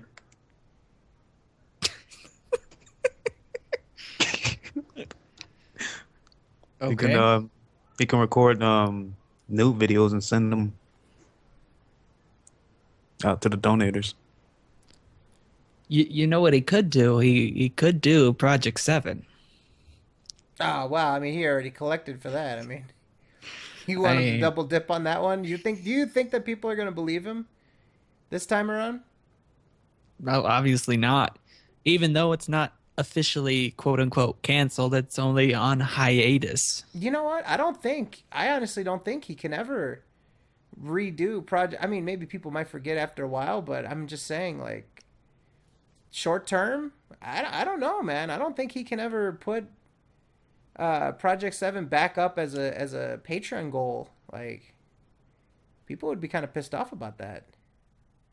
Yeah.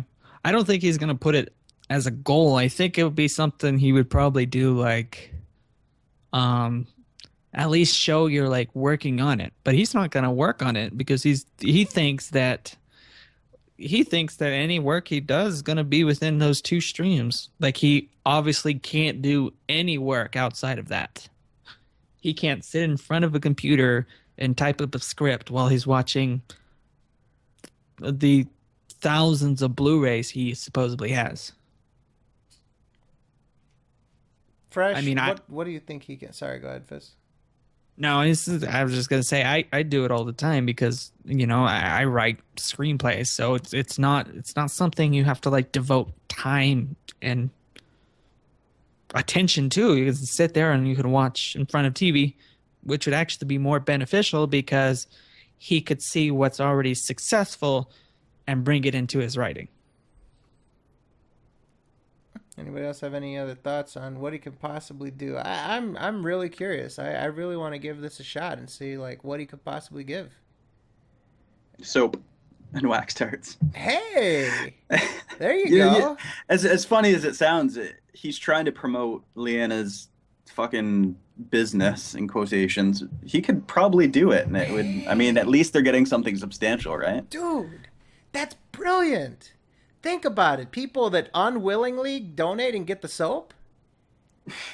That would be awesome. Like, oh, if you donate, we also throw in a wax tart, or we also throw in a bar of fucking soap. That's brilliant. Because, again, just like how Phil was talking about, I don't show up in search results. That's what their business model should be. Giving products to unwilling or unknowing people that don't exactly know what they're signing up for. That's the central business model that Phil employs with his YouTube, so why not do it with the Leanna business? If you donate $10, $20, which you're going to anyway, if you're a dick rider, you're going to donate that anyway. You also get an added bonus, some soap. That's brilliant. And then her soap gets out there. Maybe give away one of them clocks. You can for I'll get us a 75 clock. for $100 a month, you get to dictate what his facial hair looks like. If he's gonna have a full goatee, if he's gonna have the goatee, if he's hey, that would be a good one. All right, Phil, if you're listening, or if one of Phil's dick riders is listening, I'm sure I see some, people in the chat that might be Phil dick riders. Here you go. All right. $12.50. He shaves off his facial hair. That should be a fucking given. I mean, that thing is just, it's not helping him, and the gout tee looks fucking disgusting. He should have shaved it off ages ago, even if it is a signature thing. What do you think? Shaves off the beard and mustache for $12.50. I'd give him money for it. Mm-hmm. Hey, it's just I want you to consider it. How about this? DSP cosplay, right? You give them $12.50, and you get to tell them what character to dress up as, even female characters. Huh? Homeless person. What do you think about Darkseid Amuro-chan? Oh, you can fuck off with this, all right? I'm not dealing with this. You don't think it'll spice up his fucking shit? People will donate to watch Phil embarrass and humiliate himself. I don't know. I mean, Goutman was pretty bad. Darkseid Nico Ni. DSP Ni. Stop! DSP Nico Ni. Just so long as he Cocoon. doesn't do an Isaac cosplay. DS Nico P. Please. Phil Kuhn. I mean, they pretty much already pay to watch him embarrass himself because that's what he does every stream. But an even more straightforward and streamlined process for you to pay money for him to embarrass himself. He could dress up as a homeless person. That should don't worry. He already does. that should be the central fucking theme of his Patreon. Pay him money to embarrass himself. Someone mentioned this in the chat too, and I would donate for the return of Drunkside Phil. Because I mean, He's they already made, drunk. yeah, but some of those old Fallout videos were fucking hilarious when he was off his ass just drunk. That could honestly be really fun to watch. You don't find videos of people playing games drunk on YouTube very often. Oh man, I'm just laughing at what we've come up with so far. So what we've come up with so far is that he gives away some soap and wax darts. He shaves off his beard. He fucking does female cosplay, or he fucking drinks himself to death.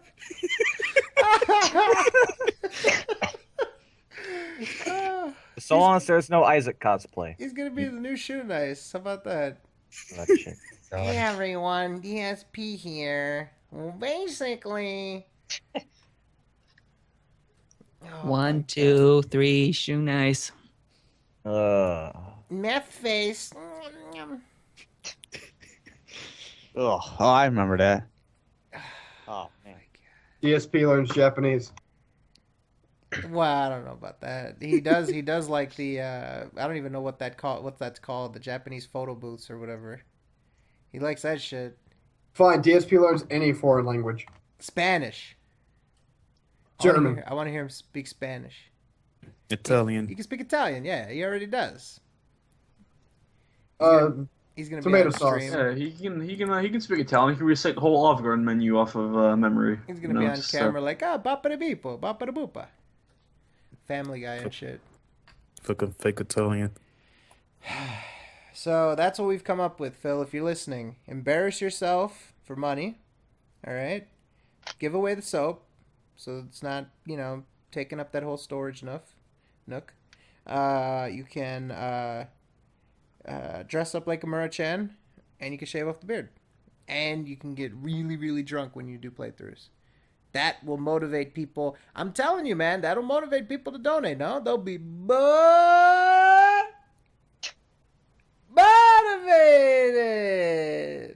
to pay.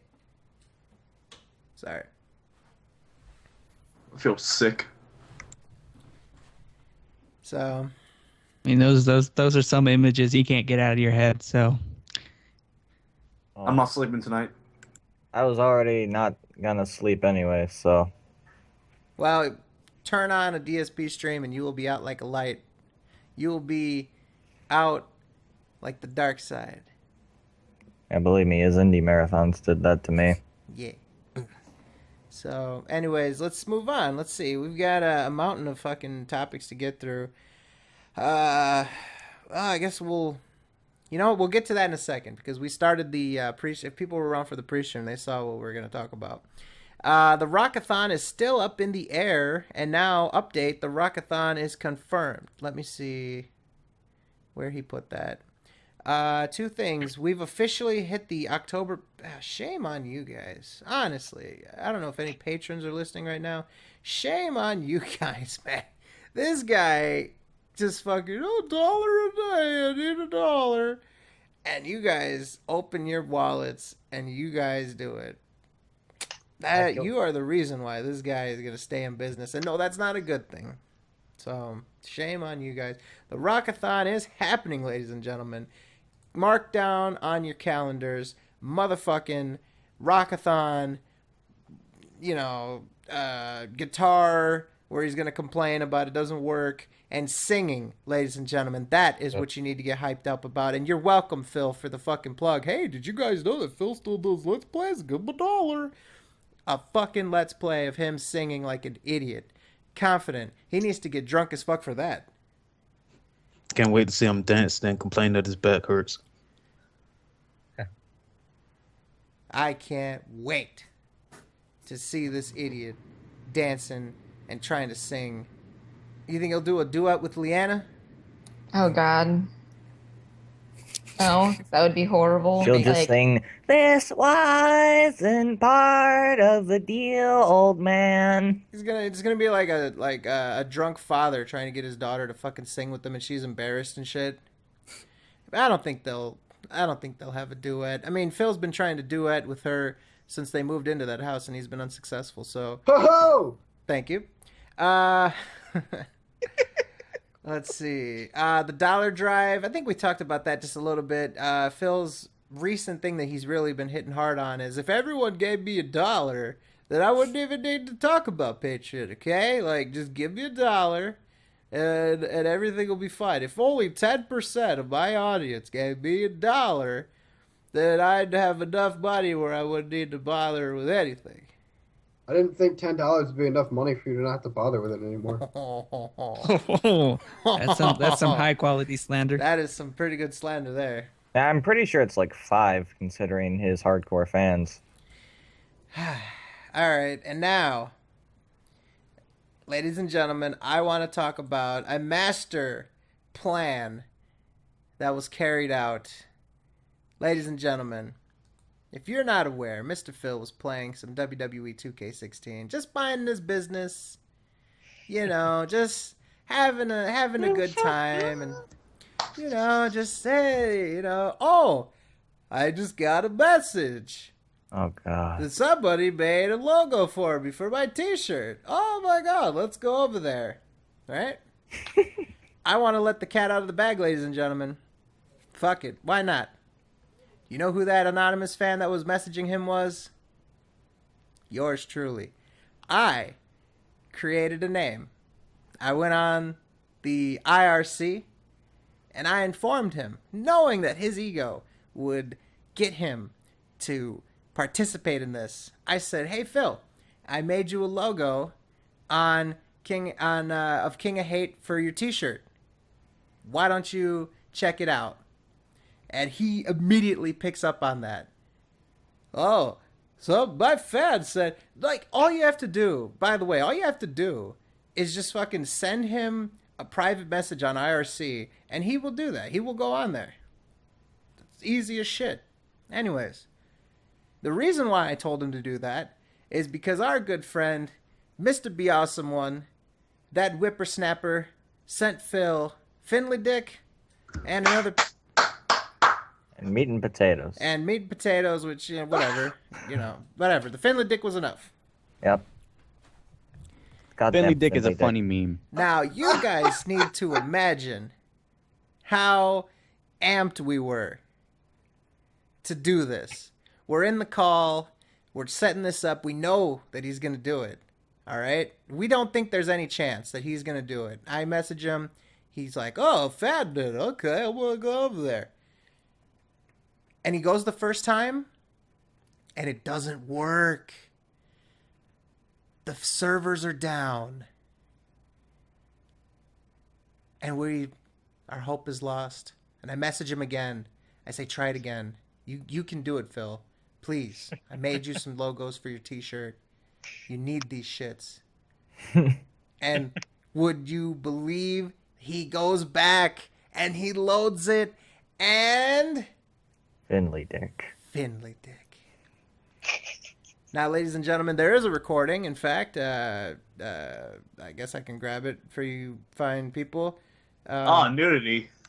Oh, nudity! Oh, that's allowed. Nudity! There's a naked penis.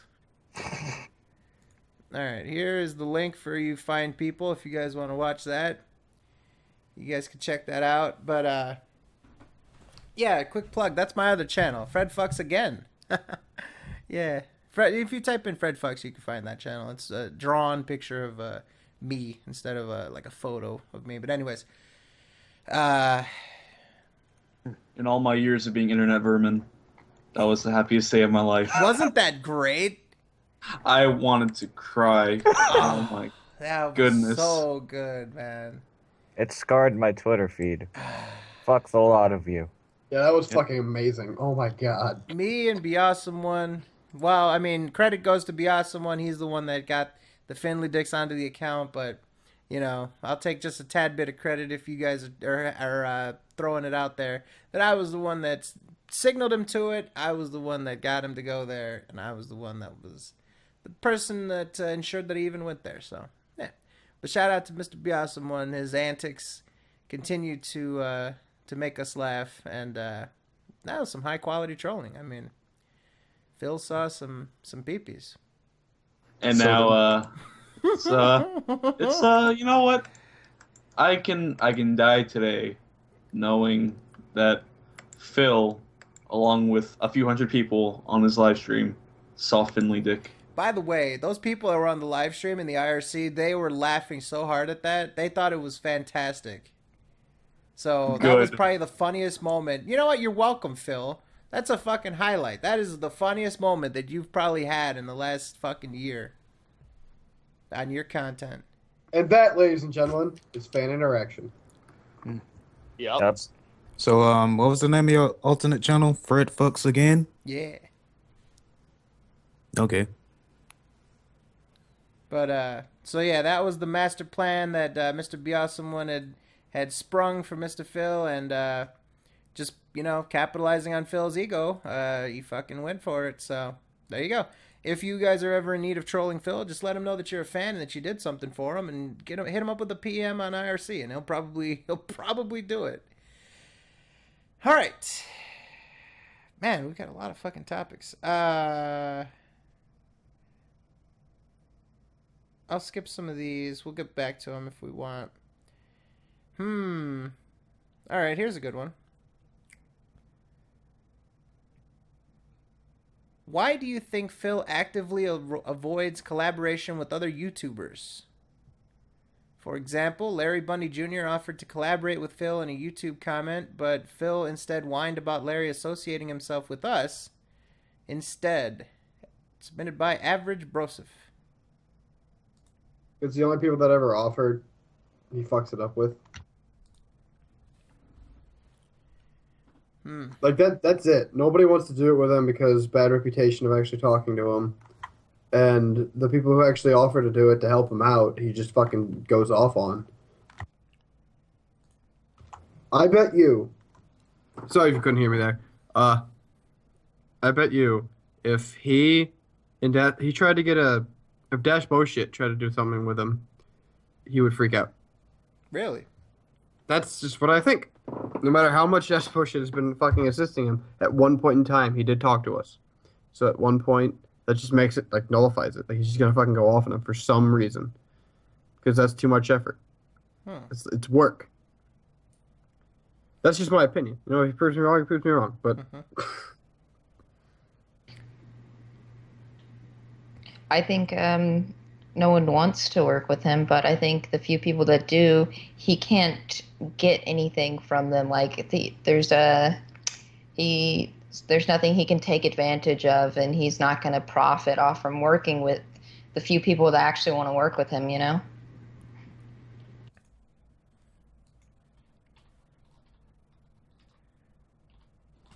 Yeah, like I see in the chat, they're talking about the Kimitsubu was talking about the Aggie Plays thing.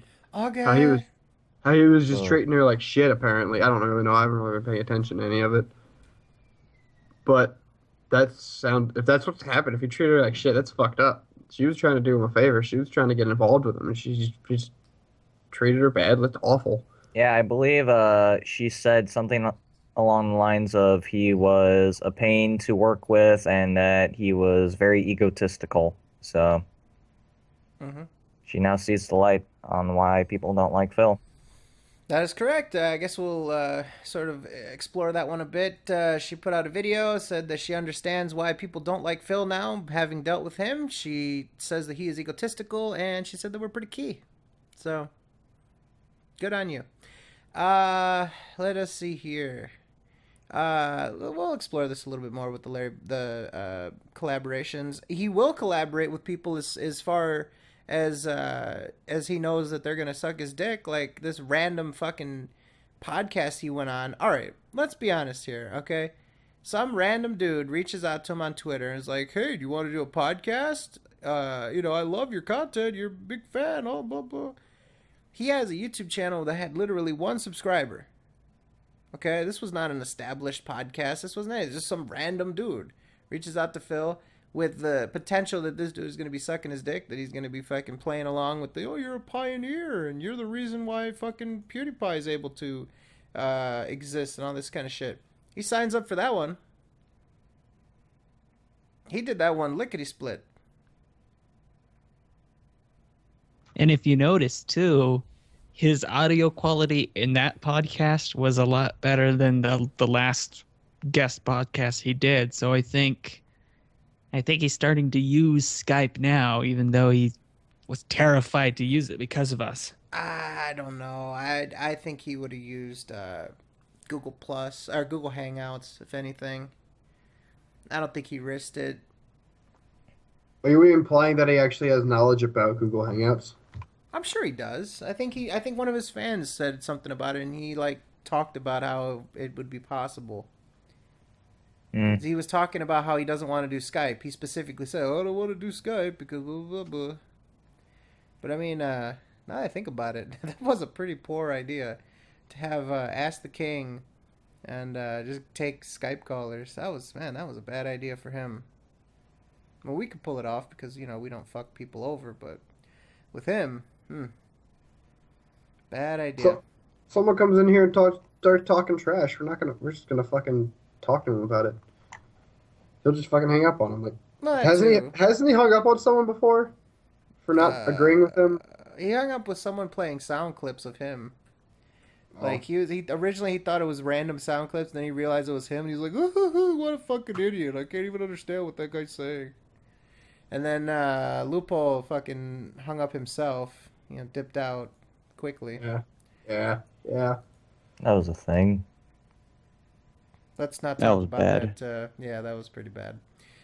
We won't talk about that embarrassing event. Now, we'll move on. DSP obviously thinks nothing is wrong with him for the decline in views and his obnoxious whining to his fans the past 2 months. If Phil were able to wake up tomorrow and realize his faults, what would he do or say that could help him? If there's anything at this point, is it all downhill from here? Submitted by Sniper the Ladies Man. Very clever. Very clever question. So if Phil could, just fucking fix shit, what would he even do? Is he, is it too late? That's a Never weird too late. question. I would think the biggest thing Phil needs to do, and probably the easiest thing he can do, is first listen to the fans' suggestions. I mean, that's it. But he refuses. How many times has he bitched at fans on Twitter for offering him suggestions? And he goes into paragraph long explaining, "Oh, I can't do this." But if he would just take it and be like, "Oh, you got a good point. Maybe I can see if I can do that or not." In my opinion, there are a couple of things that he would need to do. First of all, he would need to apologize for all the times that he was rude to his fans. First and foremost. He is a rude boy. Yes, he is. He is a very big rude boy.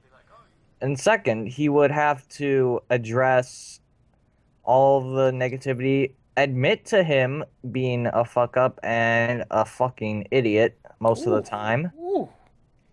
Just, admit his wrongs in general. And third, he would need to take his fan suggestions on what he would need to do to even get back to a fraction of his popularity back in 2011.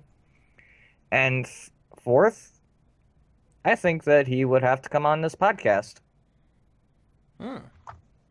I disagree with that last one. While it would be a good one, a good thing to happen, he shouldn't have to do anything. Well, let me put it this way. He could talk to anybody else. We don't have to be the people he talks to. No, Honestly, it sounds a little conceited. Who could he talk to, though? Well, who's he going to talk to? I don't know. I'm not saying. Are there any other podcasts I'm not saying that there there? are any. I'm not saying that there are any other people, but I'm just not saying we have to be the people he talks to. No, I'm not saying that. I'm just saying that it would help his reputation. Oh, no doubt. And, get it in, actually going on a podcast of his detractors. He can go on John. If he went on John Rambo's podcast, that wouldn't really do anything.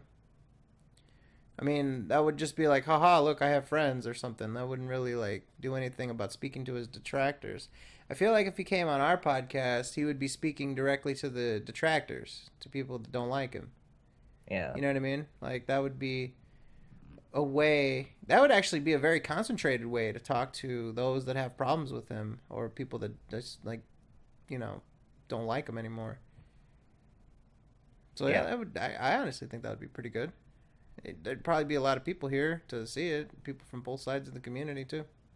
Yeah, so. It would be pretty revolutionary for both us and him if it were to work out well. Mm-hmm. Let's see.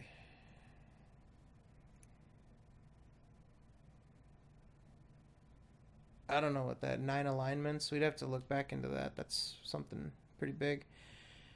DSP begging people not to vote for Halo 5 because he felt the multiplayer stream he had was a shitfest, then goes on to beg 343 not to release Halo 6 just make Warzone multiplayer mode for $10. How do you Alice, I need your opinion on that.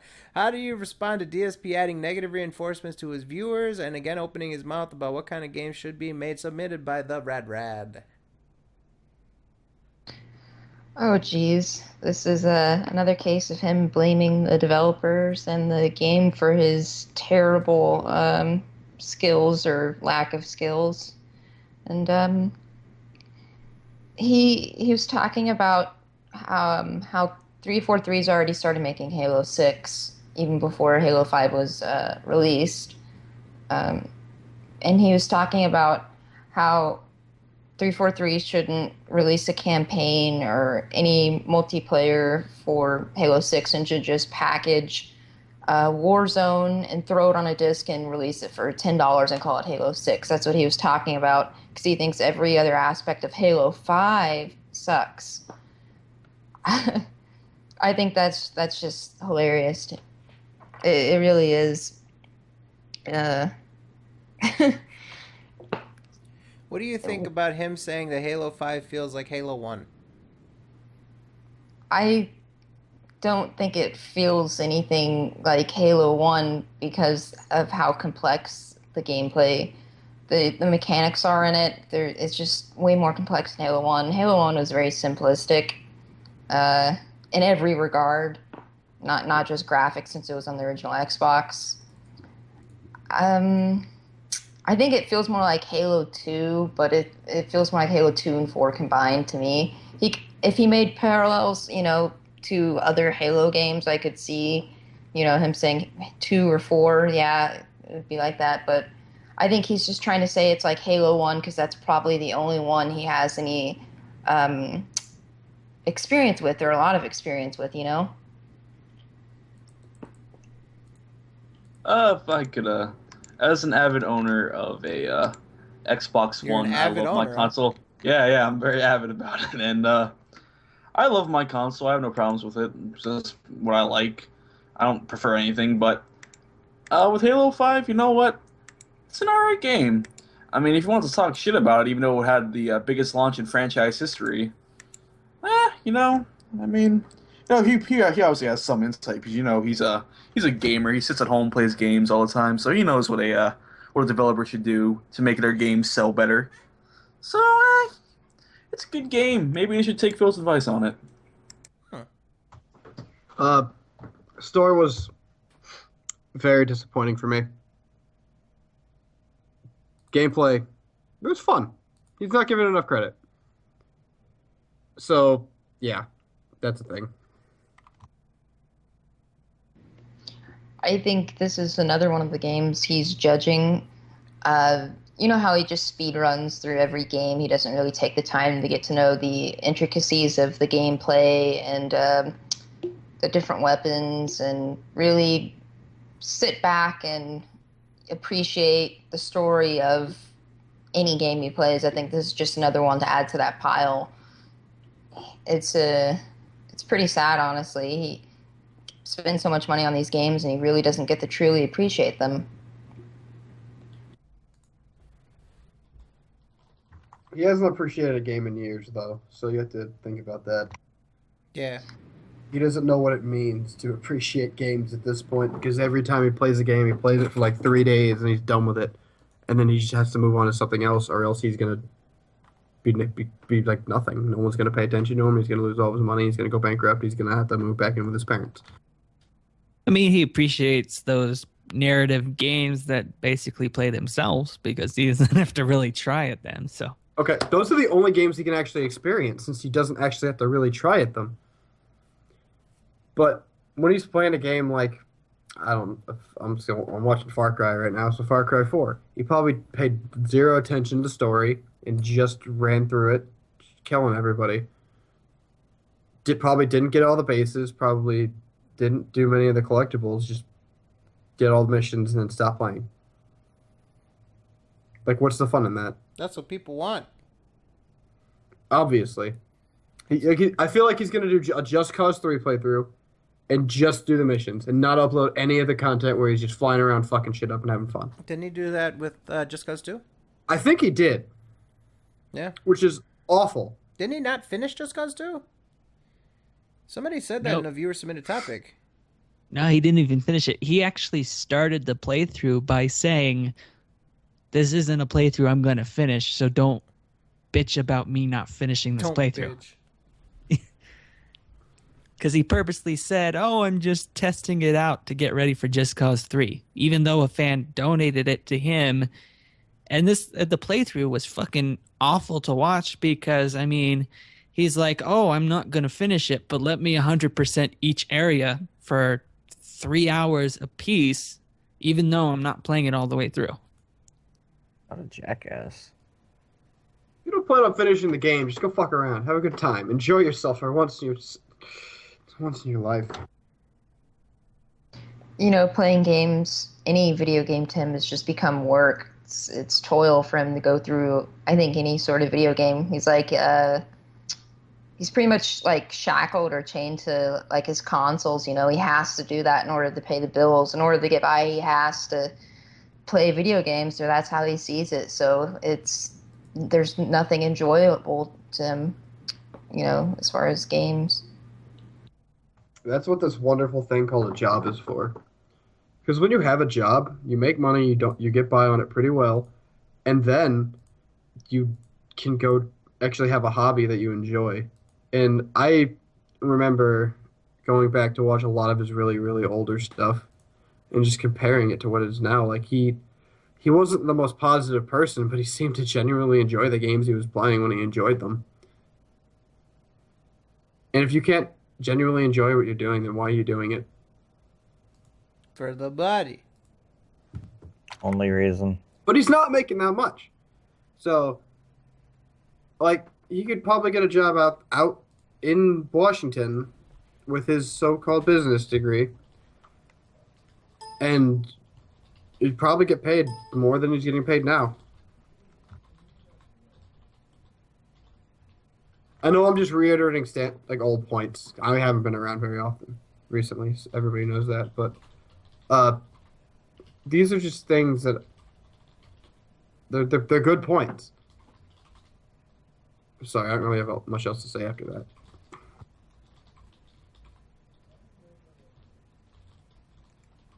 Yeah, you basically summed it up because when he started this, he just did it for a hobby because he's like, I enjoy these games, I'm gonna play the games. But now that he's earning money, he's looking at it as a job. Like that's why he's constantly talking about views, talking about this and that, things he shouldn't be talking about. I mean, how many, even the big YouTubers, even know that this is their primary job, they're like, oh, this is just the hobby. I enjoy video games. I want you to enjoy video games too. So let's enjoy them together. Where Phil's just like, yeah, just watch me. That's all I care.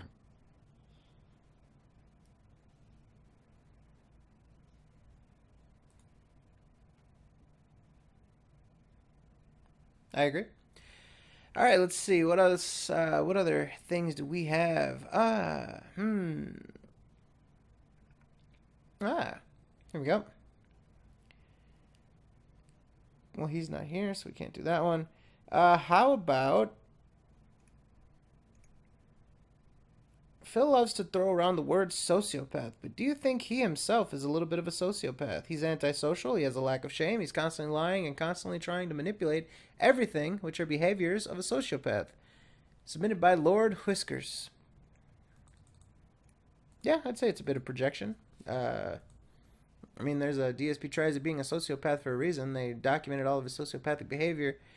But I wouldn't go as far as he does and try to diagnose people's mental illnesses. Mental illness is a very serious thing, a very serious problem. And I wouldn't try to make light of it or use it as such a casual jab at somebody just to sort of put myself above them or to try to put them down. But yeah, I feel like he does have some of the signs, but I'm not in any position to make that diagnosis,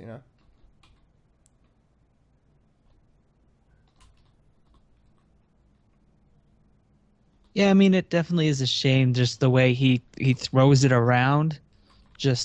And then he throws it around and then the fans come back and they're like, Phil said it, I can say it too, so let's start calling people this name, which it has negative connotations, and sometimes it actually, hits closer than people may think, but as long as Phil does it, I can do it too. I have actually a good example of that. I've never tweeted Phil from my personal Twitter before just because I didn't really want to be associated with it. But when he first started his Assassin's Creed playthrough, he mentioned about how well his stream went, and I kind of called him out on it. Never had an interaction with him before, and the first thing he does is call me a mental case. Yeah. Like, the projection with that guy is real. Like, it's incredible. That's his way to make you lesser than him. Exactly. He's talking down to you. He's talking in a place where anything you say, even if you just completely get him with the great point, you're only getting yourself to zero. You can never be above Phil. You can never subjugate Phil to your point. You can never be above him. You can never talk down to him. Even does bullshit. He fucking does shady shit. Tries to, tell him about detractors, yada, yada, yada.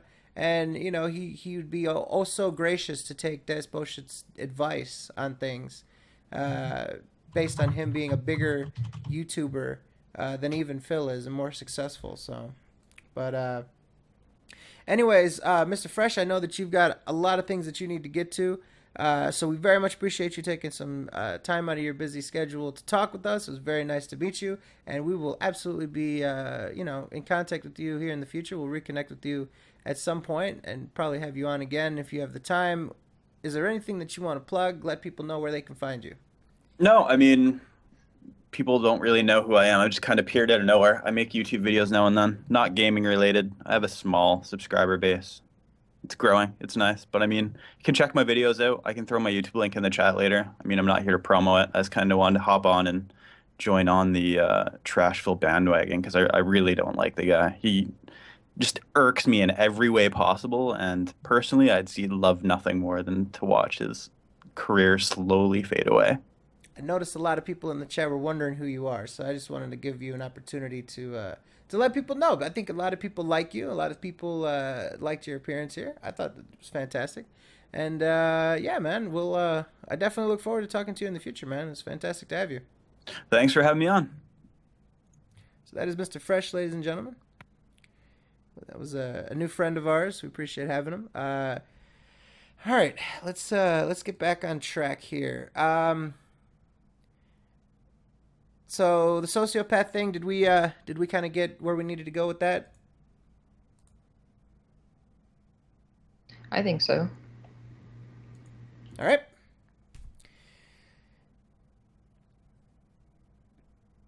How about... Okay, let's just do a vulgar one. Fuck it. Submitted by Rubido. How is it that Leanna hasn't been knocked up yet to use those kids as a power play for money? It's safe to assume that she knows that the Titanic, as the adult house, is already halfway filled up and its ass end is leaning up in the air. And when Machinima voids out the contract, that's where she and the ship splits. Well, I think that neither of them want to have children. That would be my reasoning. And, you know, we joke around about them not having intercourse, so in that vein, it probably isn't possible for them to conceive a child. But realistically speaking, I don't know. I guess they just don't want to have a kid. I think that Leanna sees a life after Phil, and maybe she doesn't want to have a child with someone that she's not going to be with for a while or something. I don't know. They've been together for a really long time. They're now in a house. For all intents and purposes, things are, you know, a little more stable for that type of thing. I think it's personal preference. I think they don't want to. You gotta have sex to have kids. Damn you. And there's going to be nothing for him tonight or any other night. For real, though. Oh, sorry. Go ahead. I mean, if there is anything to begin with. Yeah, but what I was gonna say is, I just feel like I feel like they genuinely care about each other, which is fine, and they just don't have kids, which is whatever. But I don't want to assume that she like immediately sees a life after Phil. I'm just thinking that maybe that they just, again, I'm agreeing with Fred. They just don't want to have kids. Mm-hmm. But like I see a genuine connection Sorry. between the two. Oh, you're fine. I'll stop now. But there's a genuine connection between them. They're both assholes. Ooh. Now I'm done.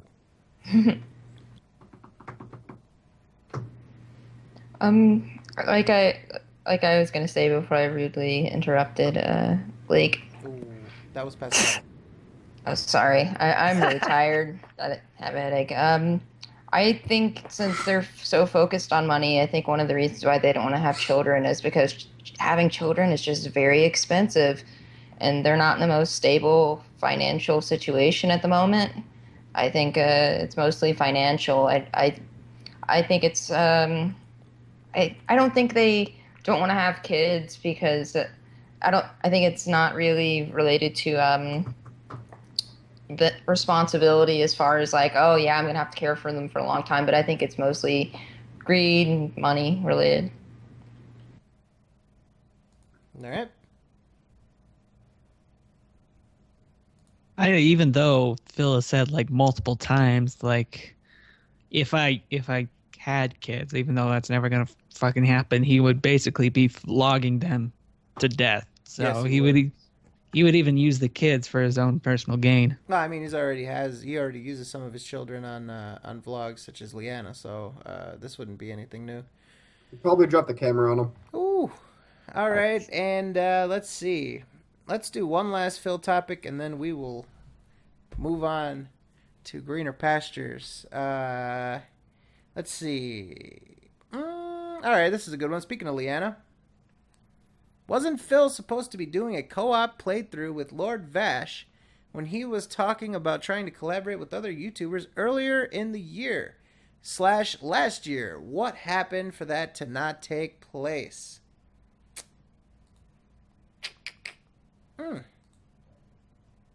What did happen with that? I think it's obvious. Phil got jealous. Ooh. Fucking Leanna and Vash. It's either gonna be her and Vash or her and Review Tech after she's done with Phil. I can see it now. Ouchies. Try getting that image out of your head. No, I just don't want to allow it in at all. So Even though he's got that weird fucking review text, Rich has that weird fucking header on his YouTube channel. Yeah, he does. Oh my! I don't even know that. I don't even know what's going on there. I don't know why he even thought about putting that on there or why he thought it was a good idea in general. It's just so stupid. But I don't even know, like, who could Leanna even collab with? I mean, is she ever going to follow through? I mean, she has a YouTube channel, but she doesn't get a lot of views. I don't know. I mean, I don't even know who's going to benefit from that.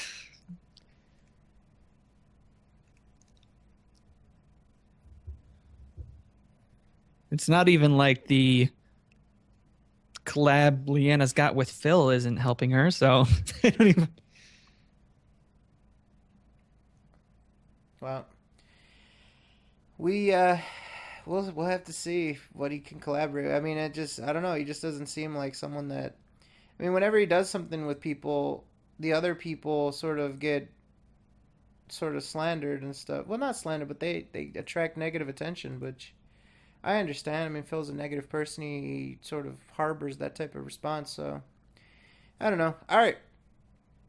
Let's segue into the gaming. So I guess we'll start with some news, and then we'll go on to more like analysis and stuff like that. First of all, of course, Fallout 4 is on the horizon, and it seems as though, as Alice puts it, Fallout 4 development began with a Skyrim port for Xbox One. The Skyrim port is completed, but there are no plans on releasing it. What's up with that? I think they were just kind of testing the new consoles and, code and stuff. So they were like, oh, we're just going to port Skyrim over to the Xbox One just to get everything running on all cylinders before they started development for Fallout 4. And that's what they did. But they just have no plans on releasing Skyrim for the next-gen consoles. Interesting. Well, they had to upgrade the engine of Skyrim because it's not a brand new engine. It's the same one. It's the creation engine. Yeah, but they had to upgrade the version they use for Skyrim. So what they did is they ported it over to the Xbox One so they could modify it and upgrade it as much as they possibly could without having to actually go in and get all the specs and just do all that garbage. It was cost effective, it was time effective, and it worked. That's it. All right. Question is, why would you even say it was completed if you had no desire to release it? I mean, I think that's a problem here. I mean, I would personally, even though I don't have an Xbox One, I would love to see Skyrim on the PS4. But you don't say something else like, oh, we ported Skyrim to the Xbox One, but we're not going to release it because we don't like money. I say it's a cool thing. And also it means they respect the people that actually bought the game years ago. It's like, I personally hate the fact that so many games got ported over to the new consoles. That just means you don't have any faith that you have any original ideas. Yeah. That you're just going to keep releasing the same shit over and over again. This isn't the movie industry. Be original. Honestly, the thing I see with it is, like, it gives them something to put in their back pocket for the future. Because, I mean, if they know it's completed, there's always a possibility of releasing it, but they say they won't now, but you never know a few years down the line. It could happen. Also, they had to focus on Fallout 4, because that's why they ported it over in the first place. Like, they're not going to port it over and say, hey, let's just work on this and totally stop what we actually did this for in the first place, just so we can get this game out again. I mean, sorry. Go ahead.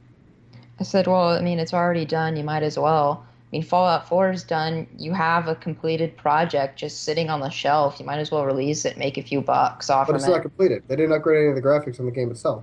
They just ported it over.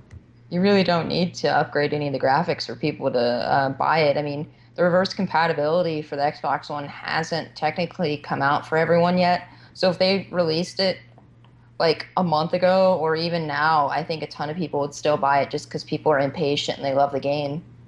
I would. See?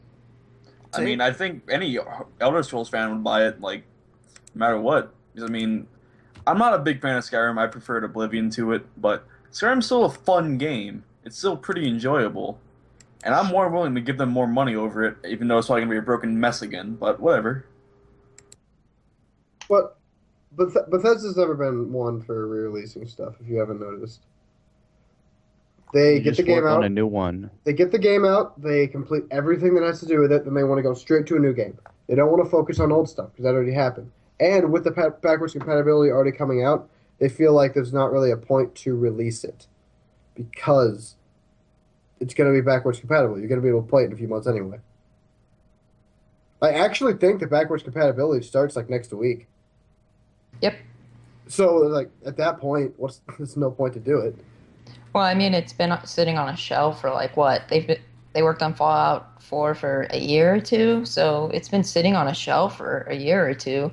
I mean, they ported it over, right? So they have it sitting on the shelf, and then they start the progress on Fallout 4, which takes a year or two. So, I mean, that was done before they started working on Fallout 4, so they could have just released it back then or while they were working on Fallout 4 to try to hold like the Bethesda fans over, you know? Well, again, they might just not like the idea of re-releasing a game a generation after it came out when it's not going to change much. I mean, they've done it in the past on the 360 where they just kind of say, oh, yeah, this is the Game of the Year edition, or, oh, yeah, this one has a couple DLCs on it. I mean, they've re-released stuff with the shiny new packaging on it and just been like, oh, here you go. I mean, it wouldn't be any different. I mean, it would actually be different this time around since it's on a new gen console. If it came new gen with all the DLC, that I can understand. But what Yeah, if that'd they be just, cool. They just, I don't think they ported over all the DLC, just the basic game itself. That makes sense. I just Again. want Sorry. I just want a new goddamn Elder Scrolls game. That's all I really want, man. Like, I know Fallout's coming out, but Oblivion is probably my favorite game, one of my favorite games ever. So I just need a new Elder Scrolls game, man. Like, I don't care if I get Skyrim again, whatever. Just give me a new game. Did I you don't play care. Morrowind? I did not like Morrowind, but that's a whole nother topic. Go play Arena. There you go. Keep. All right, let's move on. We've got Fallout 4 is said to have removed weapon conditions and repair options, as well as karma. Combined with the reduced dialogue options and conversations, do you feel this entry may have been dumbed down in comparison to prior entries, or do you feel there are justifications for these changes? Submitted by Singlong. P.S. I hope Che doesn't have an aneurysm. Che, why don't you start us out? Well, first off, everyone's entitled to their own opinion. I'm not going to snap on anyone if they like it, but I don't think it's justified. I like repairing stuff. I like the karma system. I thought the skill system was okay. I do think they're dumbing it down, but Fallout 3 was dumbed down, and that's just the way Bethesda's going. So it's not hard to expect if you just look at how Fallout 3 was. So, it is what it is. I got the originals in New Vegas if I don't like Fallout 4, but I just got to wait to play it. But I do think it is dumbed down. I don't see why there's no reason not to at least have karma and at least repairing weapons. But, some people like it and some people don't. It's just the way it is. But, modding community. Wait a few weeks. They'll It'll be able to in. mod that in pretty easily. I think weapon. But have we got mods aren't excuses to dumb down the game. It's just I think that Not a at lot all, of but if you're developers missing the rely on experience. modders to fix their fucking broken, fucked up games for them. I think they'd rather have modders make the game harder than make it easier. Because Fallout 4, I think they want to appeal to the casual fans, like Sammy Samosa, They want to appeal to the broad spectrum of gamers, so what they're going to do is they're going to make the base game easy and accessible, And then for those that want a bigger challenge, you are most likely familiar with mods and doing stuff like that, and therefore you'd be more likely to use them. But was They weapon could have just had a hard. conditions? They could just fix the hardcore mode and just make it harder. Yeah. There's always an option. I mean, New Vegas did it, and the hardcore mode wasn't exactly that hard. I mean, there was a lot of ammo, but there's ways to do it. I mean, some people don't have access to mods on consoles, and I don't think it's fair to say that everyone that plays on consoles likes easy games, but it's just Bethesda's been going that route, I think, since Oblivion, really. I think they're trying to adapt since there's a new generation of gamers that are becoming more prominent in the casual gamers stuff. They're trying to appeal more to them. So I mean, you're always gonna have the people who are gonna play the Fallout games and Oblivion game, or not Oblivion, Elder Scrolls games, no matter what. So they're trying to expand their audience. I don't know. I want to see other games before I say, oh, it's gonna be great, it's fantastic, but I don't mind it. I mean, if the game's good, the game's good. If the game's not so good, it's not so good. And I just No don't like sleep it lost. when games purposely dumb down the gameplay to appeal to a wider audience. Like, that's a part of the appeal to the game for me, and that's why it took me so long to beat Dark Souls, is because it was a hard game that felt good when you finally beat it, because it kicked your ass all the way through, you know? And that's the appeal for video games for me, at least. I want to get my ass kicked so that I can feel good when I finally fucking beat the game. The thing is, though, it's different for pretty much everybody. Yeah. You're always gonna have someone who says, "Oh, I don't like this RPG. It's too complex. I don't understand it." Stay the Then fuck you got away a from person- Fallout. But look, you can't really. I guess you can say that, but I mean, if people want to try something, they don't like it, they're not gonna like it. Can't really stop that. So Bethesda wants to make money. They're trying to adapt, and I mean, it can either come back and bite them in the ass, which it probably won't. But No, Probably it's won't. not. This is gonna It sell. won't. It definitely won't. Yeah. This is gonna sell like hotcakes, my friend. I bought Oh, that yeah. game They fucking hyped months this ago. shit up so bad. I just think- lost my mind at E3, man. I'm not even gonna lie, but no, it's just times change. Shit happens. I mean, The only Nature thing that of the can make a beast. bigger fuss out of anything, sorry for interrupting you, Blake, would No be Gabe Newell showing up at E3 for fucking once. Yeah, oh my god, we can get cry. there. Oh, All right, guys. Fucking, what's the name of that shitty ass sports game they made a while ago? All of them? Ricochet. Ricochet 2 is coming out. Finally. I mean, That's I the only. just, Okay. I don't know. Definitely, culture has definitely changed, and I'm not even that old, but Bethesda, they just went down a different route. They're making money. They like dumbing shit down, in my opinion. They're gonna stick with it, but they had to grab the one fucking franchise that I actually really enjoy, and do that too. But hopefully, they hand it off to Obsidian, and I don't know if they're gonna make a better product because I haven't played Fallout 4 yet. I gotta play it to judge it, but from what I've seen so far, I'm just really concerned about it. But Yeah. if they had to pick something to dumb down, why has it got to be fucking Fallout? Why can't you just grab some bullshit racing game? I was super hyped during E3, and now I'm skeptical. Now that they revealed more of the game, and I was gonna get really pissed if they took out perks, because I remember that rumor was going around. You guys are a bunch of Debbie Downers. I am excited for this fucking game. I got the I son of a bet you bitch are, Mr. pre-ordered. Cheat. I am excited for this fucking game. I want to jump in a power armor suit and fucking fly around and shit. I can't wait to hit somebody's head off with a fucking baseball bat. I can't wait to build up my own little settlement and shoot people in the face. I can't wait for that stupid gun that you crank up and shoot people with. It looks fantastically fun to play as. Strategic, all your fucking strategery and shit. Man, that game looks fucking awesome. I can't wait to You know what? Can't wait to I'm sink ready 80 to- hours into that bitch. I mean, but and that's fine. People like what they like. I'm always, respectful of everyone else's opinion. It's just I don't like them casualizing stuff. Casual. But- That's a nice. I don't know like if it's that. necessarily going to be casual. It's going to be I think it is. different. Dumbed down, or at It's least dumbed down. dumbing It it doesn't mean down. it's casualized. I I think it's think- going to be I a think really that's fun game to play casualizing it. still, either way. And if you don't enjoy it, that's unfortunate. Ooh. But I think they're Well, going to... wait a minute. Hold on. This is what gets on my fucking nerves, right? And there's a lot of people like that. If you're excited for a game, that's perfectly fine. But if someone is concerned about it and they don't like it. Not saying anyone here or anyone in the chat, but people get their panties in a bunch because someone has a different opinion. It's ridiculous. Like I said, I like what I like, and if I don't like it, I'm not going to like it. If you like it, you like it. That's perfectly fine.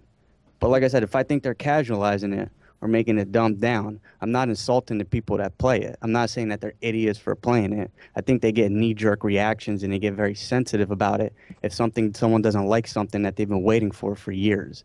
And that's an attitude they got to calm the fuck down on, you know? Bethesda's not your mom. Bethesda's not your dad. It doesn't pay for your money. It doesn't pay for your house. Stop acting like someone's invading home base when someone has a different opinion than you. If someone likes Fallout 3, they don't like the games that I like, that's perfectly fine. I respect their opinion.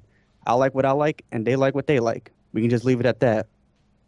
Nomad, I know that you're a connoisseur of the fine Fallout franchise. What do you think about all this?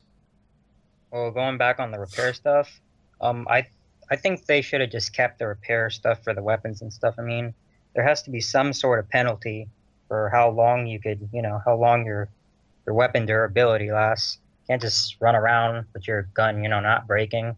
And also the speech system, it just seems so simplistic and just so casual. Like, if anyone's played The Walking Dead, you know what I'm talking about. Like, the speech options, you get A, B, D, or C. You kind of just have to guess what your character's saying. Yeah, it reminds me. Oh, sorry, didn't mean to cut you off. And you don't get to see what your character is gonna say. You just have to guess what they're gonna say now. I don't like what they did with the whole speech thing. It reminds me. Sorry. Go ahead. Go ahead. Well, my God. That's the politest way to What the stop hell? talking. What the hell was that? That's I what don't I know. Fuck, I lost what I was going to say. Sorry. I was gonna say that it reminds me of the Mass Effect dialogue system, where it's just like, you choose this, and then it gives you like a whole fucking paragraph. Yeah. And it's like, no, that's not what I wanted to fucking say. I'm tired of your disingenuous assertions. Also, it's kind of... Sorry. Oh, you go. Pascal. Piece of shit, Pascal. Fuck you, Fred. You're in timeout. Yes, Nomad. Like in Skyrim, since the dialogue is gonna be in real time. I wonder if I don't know how it's gonna play out, but it's gonna be really annoying if enemies are able to attack you while you're talking to somebody. Like in Skyrim, you're able to talk with people, and then random shit comes out and attacks you, like dragons, and sometimes the enemies can kill the people that you're talking to. So I don't figure how long that's gonna be. I want to see that. I want to see you trying to talk to some lady, and then the fucking raiders or whatever come out and blast the bitch down with laser pistols. That's gonna get so annoying. Sledge. There's way too much facial animation for them to actually risk that shit. Oh, that would be so good, though. It'd be funny as hell, but I think they're gonna pause the world around you. You know what? You know what? If that happens, fuck that person I'm talking to in particular. Their weak ass couldn't fucking defend against it, you know? Yeah, they it's all on them. They should have fucking defended themselves. They were too busy talking to you. Yeah, don't Using your fucking talk to me. peripheral. Someone's attacking you. Come on. What kind of shit is this? We can continue the conversation after. You fucking playing in third person or first person? Come on. Oh, yes, actually, there's a water supply up the... Smash with a fucking super sledge. I tell you what, you guys want to see some fine entertainment?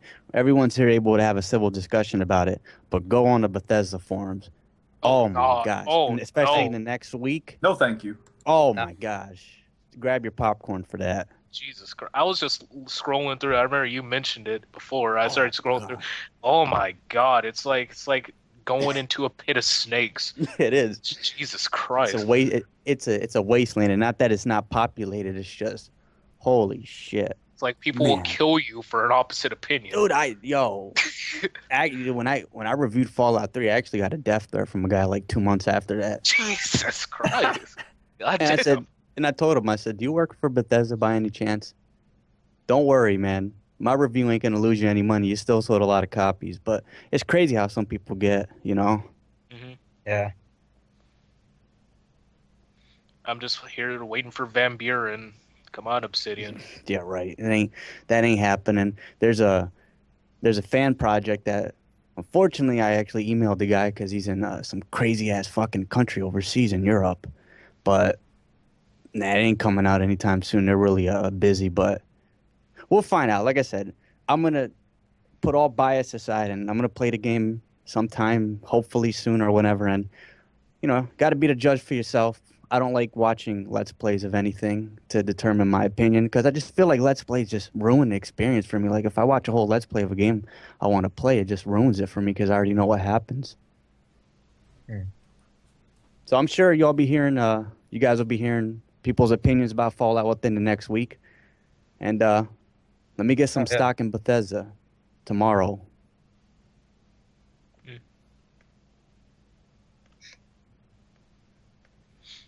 Oh, fuck it, I want to have fun.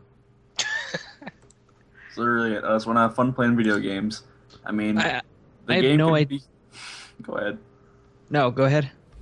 The game could be fucking terrible by everyone else, but if I like it, I'm gonna fucking play it. It could be broken, it can be fucking have some mediocre gameplay, but if I have fun, you know what? Worth it. Yeah, I don't even know what this fun is that you talk about. I don't play games for fun. I just play games because I get paid, so. Listen here, motherfucker, alright? I play games that have feminist point of views. You're playing those anime games, that Nico Niche shit, man. I can't even talk to you anymore, man. Like we're not friends anymore, right? Like, why don't you play that horrible WCW game on the PS1? Which one? Backstage Like Assault. 3 of them. Oh Backstage my God. Assault. No, you can go fuck yourself with that one. You can have fun with bad games. You said yourself. No. That is a whole nother level. That's like a level of hell, man. That game is terrible. Game is not fun in the slightest. What was that one WWE game? I remember two best friends played it, and they were like Gold Dust, and they were like pinning security guards on the fucking ground. It's like WrestleMania on like GameCube or something like that. God, that was so bad. And then like you're trying to stop like Stephanie McMahon from taking over WWE or it's some shit. Revenge mode. That's what it is. So dumb. Hold on. Torres just said I played the Dragon Ball Xenoverse and Naruto games. Listen, those aren't anime. Those are high quality American animations. Yeah. Naruto. You're gonna be the new Hokage, Blake. Hokage, yeah. Hokage. Oh, definitely, man. Oh God, I don't even know what the hell you're talking about. You know what a hoagie is? Hoagie. I thought you said hoagie. Jay, that would be a sandwich. Yeah, but no, you guys saying hoagie. Hokage, not Hoka- I don't know what the hell that is. Is that a Hoagie. Japanese sandwich? Japanese. That's pretty American good. sandwich. Oh, I don't know what that is. It's weird. Well, hey, listen, weird. hey, I don't know what that is. A Hokage. Hokage. It's a Sounds delicious. like fucking Hulk Hogan and shit. All right, we can't talk about him. All right. He's a racist. He's a leader of mystery. Wasn't Hulk Hogan in Slam Dunk Jen? It was Harley Race. But that's a whole other story. All right. Actually, I got a fucking question for you, Blake. Why don't you Shoot. play Fire Pro Wrestling? I've actually I've been considering doing something. So I've had YouTube for years, but I've never actually done anything with it. I've been considering doing a eFed of sorts using Fire Pro Returns on a legally obtained copy, so to speak. And I don't know. I'll figure it out. But I've been thinking about doing something with that. But only time will tell. But yeah. You guys remember that one wrestling game? It was like this Japanese wrestling federation kind of shit, and then there were like mines on the ground and shit. And anytime your character got pushed out the ring, they would fucking explode. I think that is Fire Pro. Because Fire Pro Fire can't Pro? do that. They have like barbed wire death matches and Yeah. landmine All death right, guys. like that. Any of you excited for Alan Wake 2? Oh, It has been confirmed. What do you guys think? Anyone ever played the first one? I've never. Yeah, I played it. Did you enjoy it? What is it like? It's pretty good. The story was What do you say? So many plot holes to it. It's kind of confusing at times, but overall, it's a pretty fun game. Did you play, Blake? I got maybe like an hour into it, and I don't know. It might have been just because I got stuck on something. Because it's a good game, like from what I've seen. I watched Let's Plays of it and stuff, but it's not exactly my cup of tea. But you know what? Maybe I'll give it a second one to try, see if I like it. I've never played an Alan Wake game. What I've saw of it, it's like you run around as a guy with a flashlight that gets scared at everything, apparently. Word. All right. Here's a question from one of our favorite Germans, Draguno. Would you guys want a sequel to Red Dead Redemption? Yes, sir. Oh my! And if you play that, Oh my I God! would not. Yes. Yes, I played that. Come I on! would not want to see Alice. What? Alice, Oh my come God. on! all right, okay. the Well, Alice, chances. why? The chances of the sequel being not living up to the first one and not being as good, because the first one was just simply fantastic. I feel that would do an injustice to the series or to the game and to the fans, and I wouldn't want to tarnish, the Red Dead Redemption's name like that. I think they should leave it alone. It's great as it is. You don't need to add on to it. Well, you know what? They don't even have to do like a direct sequel to Red Dead Redemption because Red Dead Redemption came after Red Dead Revolver. Yeah, it's So, a spinoff. Someone's Yeah, clicking. so I mean, like, yeah, that's me. Sorry. They don't exactly have to do a direct sequel, but I just want a new Western game by Rockstar because Redemption was so good. Like, I just stopped playing out last year. Now, like- would you want it in more like a mission base, or would you want to keep the open world? I don't define mission based like. Well, like you go either there's different hubs of small areas where you do missions, or it could just be different levels. Like when you say like different hubs, you mean kind of like MGS5 in the sense like you have the multiple. I didn't play Metal Gear Solid 5. Well, like, I'm just talking about you have little, like let's say you have 4 little town areas, so it's not exclusively open world. Like you can travel anywhere and there's no barriers. I gotcha. Oh, so it's like one of those JRPGs where like you go to hubs, Yeah. different towns, like Final Fantasy. Would you you rather know- have that or just the endless open world? There's no barriers. You can just roam anywhere you want without having to worry about switching to different areas. The open world in Redemption was really good because like you could just everything was really flawless in terms of transition. Like you could spend like hours just running around the whole map, like going to Mexico, like running along the train tracks and stuff. So Like, I mean, for I would Sorry. want an open world. That's yeah, Go ahead. sorry, I like talked over you twice in the same sentence. My Don't bad. worry about it. I mean, I'm I pissed just- at you, but I can't get any more pissed. It's like I'm becoming Pascal, but I get so hyped when people talk about Red Dead because like I got so immersed in that game like for like hours. I didn't even do the main mission. I was just doing side shit. And like the side shit is so interesting, especially like those, what are they called? Those like mysterious stranger things or whatever. The one with the Yeah. purple question marks and shit. Like they're so interesting. They're way more interesting than the main game in my opinion. But it's a really fun game to get into. I never played think- Red Dead Revolver. I think the biggest problem with the Red Dead Redemption 2, I mean, I would like to see something with the same style of gameplay. I just don't think you could have a sequel. Mainly because, like, I mean, I don't know if it's spoiling. I don't want to spoil the game for anyone who's played it, but if you're not playing as John Marston, I don't really see the lure in Red Dead Redemption 2. I mean, Yeah, I got you. Like, Red Dead Redemption, the story is about redemption. So, like I said, they don't really have to, like, have it Red Dead Redemption 2. They can just do, like, a brand new Red Dead. Like, keep the name Red Dead, but, like, have a new name. Because, I mean, Red Dead Revolver, Red Dead Redemption, like, they can do pretty much whatever they could imagine, so I'd Red be Dead down for it. Red Dead Revengeance with fucking All right. That's cool. with Raiden and shit. Yeah. Now, okay. Hopefully, because I do remember some of these games on the PS1 when I was younger. Is anyone a fan of the Oddworld series? Yeah. Oh yeah. Has anyone Yes. ever played Abe's Exodus? Yes, I have. Yeah, it's pretty good. It's a fun game. Well, there's a remake of Abe's Exodus. It's a sequel to Odyssey and the new and tasty remake. So I guess it's coming out, or it came out. I don't know, but Oh shit. what do you guys think if there was Freddie, what would you think if there was a remake to that? I think if they nail the controls and overall the playstyle, I think it could work out quite well and be quite interesting gameplay wise. And considering how well they did with New and Tasty and its graphics, I personally think that it will be pretty cool.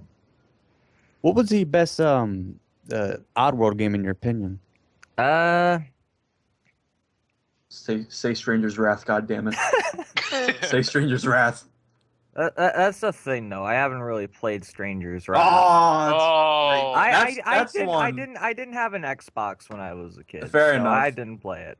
That's the one I want a complete remake of. That game is fan-fucking-tastic. That game is so fun. I do need to play that one, though. I've heard many great things about it and seen quite a few good things about it. I want to play it. There is actually a mobile version now, so if you want to, I think it's like $5 on mobile. So if you want to fork out the cash for that, you can get it on mobile. And I mean, that game is really good. Like, I can't recommend that game enough. It's a very good game. All right, I'll definitely give it a look at.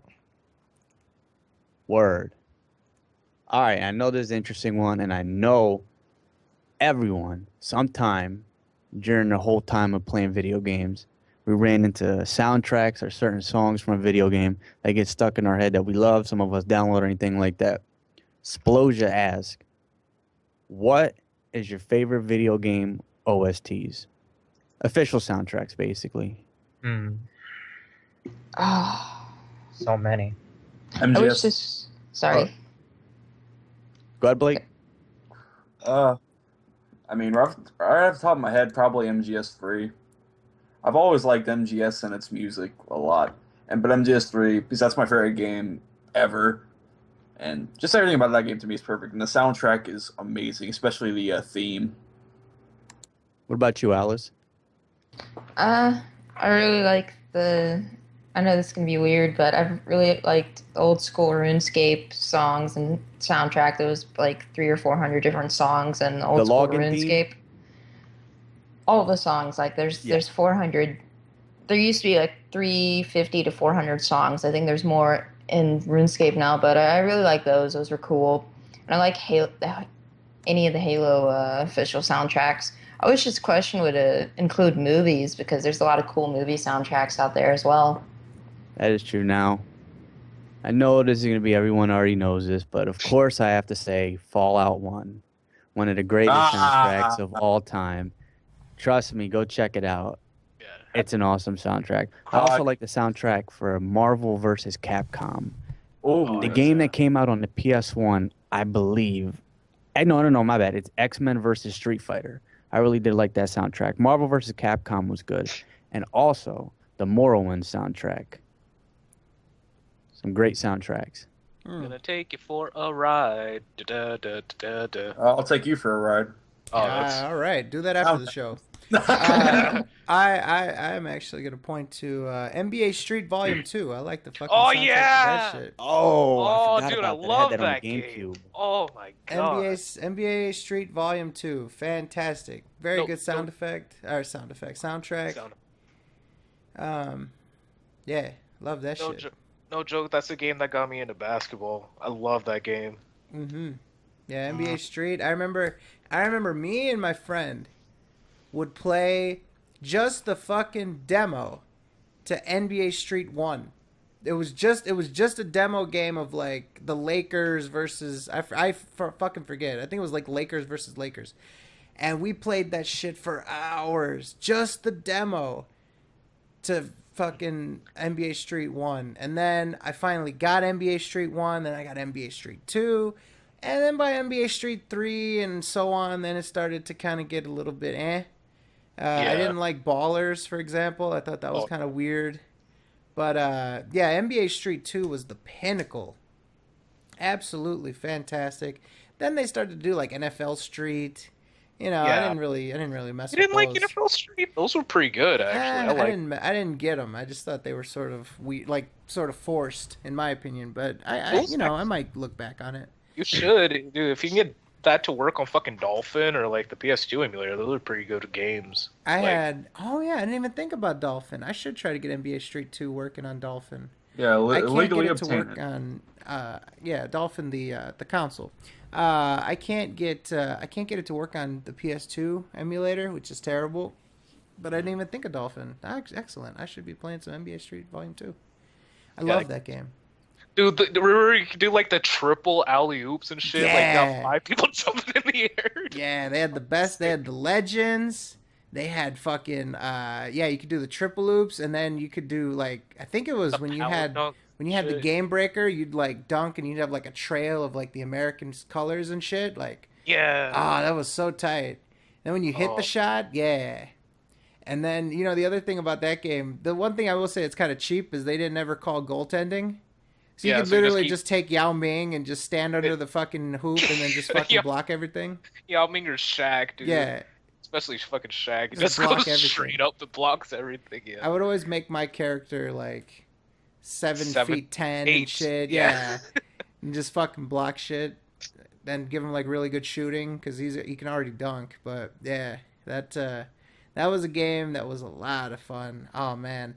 And I had it on Xbox, the original Xbox. And I had this controller that shot cold air out of the grips. I think it was called like the Nyko Airflow or some shit. If anyone's ever had one of those type of controllers, it's actually not that bad. It's actually really comfortable to use one of those things. Like right where you grab it, right on the sides, there's like air that blows out. It's kind of cool. That's right. They don't do that anymore. Yeah, it's called the Nyko Airflow. I don't know why they don't do it anymore, but probably because there's not really wired controllers as much. But yeah, so there's vents. If you guys, let me see if I can find a picture. I'll link it in the chat. There's like a fan on the very back. Like think about like where the battery would be for the Xbox 360 controller. There's a fan there, and then there's 2 vents on the sides of the Nyko Airflow. See if I can get a picture for you gentlemen in the chat and ladies. Yeah, here we go. Let me see if I can find the Xbox. Really good. I could probably use that. I liked it. I liked it a lot. Alright, so here's a picture. Picture. I send the picture. Now, it looks kind of ugly. It looks uglier than I remember. But, yeah, this thing was fucking awesome. Here's a picture. I don't know how it's going to show up in the chat or not. And for the people at home, you should have been here. But anyways, if you guys can see here in the chat, the fuck is that? Those green vents are where the air comes out. Yeah, but it was awesome as fuck. I don't care how it looks. I know it's ugly. Listen, I know that it's ugly as fuck. It's but all look at about that. comfort. It's like, it's very comfortable. Look at that shit. And As long as it plays formatted well. like the S controller. It's not like the big fucking bullshit. Duke. That how long the cable is, really? Well, it's like, no, there's 2 parts to the cable. It's a breakaway cable. Oh yeah, I used to have one of those cables. I love that. I love that controller. I don't care what you people say. I love it, and it's so comfortable for your hands, for your little, your mitts, you know? It's beautiful. But anyways, that was a sidebar to talk about how awesome NBA Street Volume 2 is. And if I can get that on if I can get that working on Dolphin and we can do some multiplayer, I'll fucking beat the shit out of you motherfuckers on dude, there. I will kick your super ass. I got Yao Ming. Up the stairs. I'm fucking making my own character. We're playing it on my shit. Listen, I'm sending Moon Man back to the bench. Ooh, he didn't even get off to begin with. What are you talking about? What are you talking about? He wasn't even put on the team. We're talking about how Moon Man doesn't get off. He's just a smaller boy. I get off sometimes, okay? And he definitely doesn't get on the team, that's for sure. I get off at night. Moon Man, you just got shit talked by a person who's never played basketball once in their life. You know what? Yeah, he never shot a field goal, let me tell you what. He didn't sink those baskets. I don't think he could score a touchdown on that fucking court. I don't think so. Yeah, he never shot a home run. Yeah. That's a 3-point home run right there. Now you're right. I never did kick the ball into the basket. Oh man. He didn't kick a field goal. Yeah, they should. You know what? They should. They should combine soccer and basketball, right? Oh man, that would take so much skill to kick the ball into the hoop instead of a big ass goal. I remember there used to be this shit called punt, pass, and kick. They should make a video game based off of that. Yeah. I remember there used to be. You guys remember that shit? I think it was on Cartoon Network for a while. It was like it was a part of their like Cartoon Network life shit, and it was like the sports show where it was basketball and they bounced on like trampolines and shit. Slam ball. Yeah, Slam That ball. sounds more like Nickelodeon Guts. I remember I was into basketball. There were 2 shows that came out that were fantastic. There was Slam Ball, where it was like in a glass enclosure, like kind of like hockey glass, and you could you can jump off of there and do backflip dunks and shit. The other thing that was fantastic was Who's Got Game on MTV. It was this like reality show. Remember MTV was really into those fucking game shows? Yeah. It was a game show for people to do street ball, and they partnered with Magic Johnson, and he gave people like $5,000. It wasn't even very much money at all either. It was like $5,000 to like win a gigantic tournament of street ball, and some white dude named White Chocolate won. Yeah, but dude, man, you know how many Jordans those could buy? 5,000? Yeah, that could buy like 50 pairs of Jordans. I think that. Wait. When was the show on? MTV. MTV. No, like when? Oh, like, when? what was- 2005-ish? Yeah, like no, earlier than that. that? I would Oh, say man, like I would be happy. 2002 or 2003. Was it? I remember watching it Oh my! same time as Silent Library was on, which was like 2005, 2004. You would have been swimming in the J's back then if you won that. Yeah. It started it started before that. I know that for a Did it? fact. Yeah. I remember watching it yeah, it was before that. It was like I remember they had that on reruns with like the Yo Mama show. Remember Yo Mama? Tu Madre. Yeah, I hated Wilder Valderrama trying to be cool and shit. Wearing like a leather jacket, coming out and shit, being like Tu Madre. Yeah, that's what he would say. He thought he was so fucking cool that he would say it in Spanish. Incorrectly, by the way. And he'd be like, yeah, we got the cash money. Who wants to win the cash money? Yeah, fuck that fucking guy. Now he pops up at UFC events trying to be cool and dick ride the fighters. Fuck him. Fuck Wilder Valderrama, a.k.a. Fez from That 70s Show. Fez. It always goes back to Fez anytime I hear about him. That's what he is. What else is he? Who else is he? What, he's just Fez? He's Fez. That's it. Just call him by his name. Wilmer Valderrama? Yeah, I'll take Fez over that. Hey, you hear about Wilmer? Does that sound like a fucking fake Mexican dude to you? Wilmer? Yeah. Wilmer Valderrama. Wilmer. My name is Wilmer. I mean, he has a good newscaster name, honestly. You can get into that. Valderrama? Yeah. He was on fucking... Yeah, he should have been part of Anchorman. Should have been one of those characters. Tu madre. All right, so I was away for a couple minutes. I won't say why, but let's see here. Let's get back on track. Did you guys talk about Metal Gear? No. All right, Metal Gear. This was submitted to us by Sasuke. Metal Gear Online, the Konami LA studio that is responsible for Metal Gear Online, has shut down. So fuck. Dead upon release, so have fun with that PC port for it. Here is the official statement from Konami. Konami has made the decision to close its Los Angeles studio effective immediately due to product development resources being restructured into a more centralized unit. This facility contributed to the recent Metal Gear Solid games.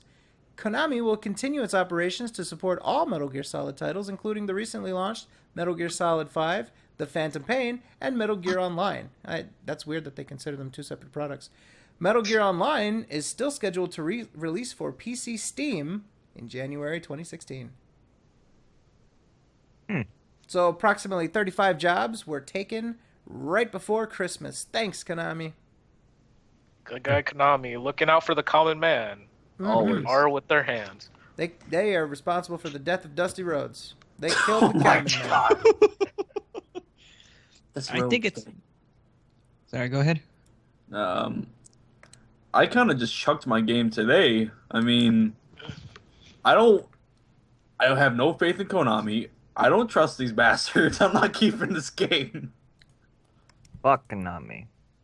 Keep in mind, they also put out some articles saying, yeah, we want to make more Metal Gear Solid games if the money's there. I'm like, the money's there, but you keep fucking up the franchise. The talent isn't there. The money's there.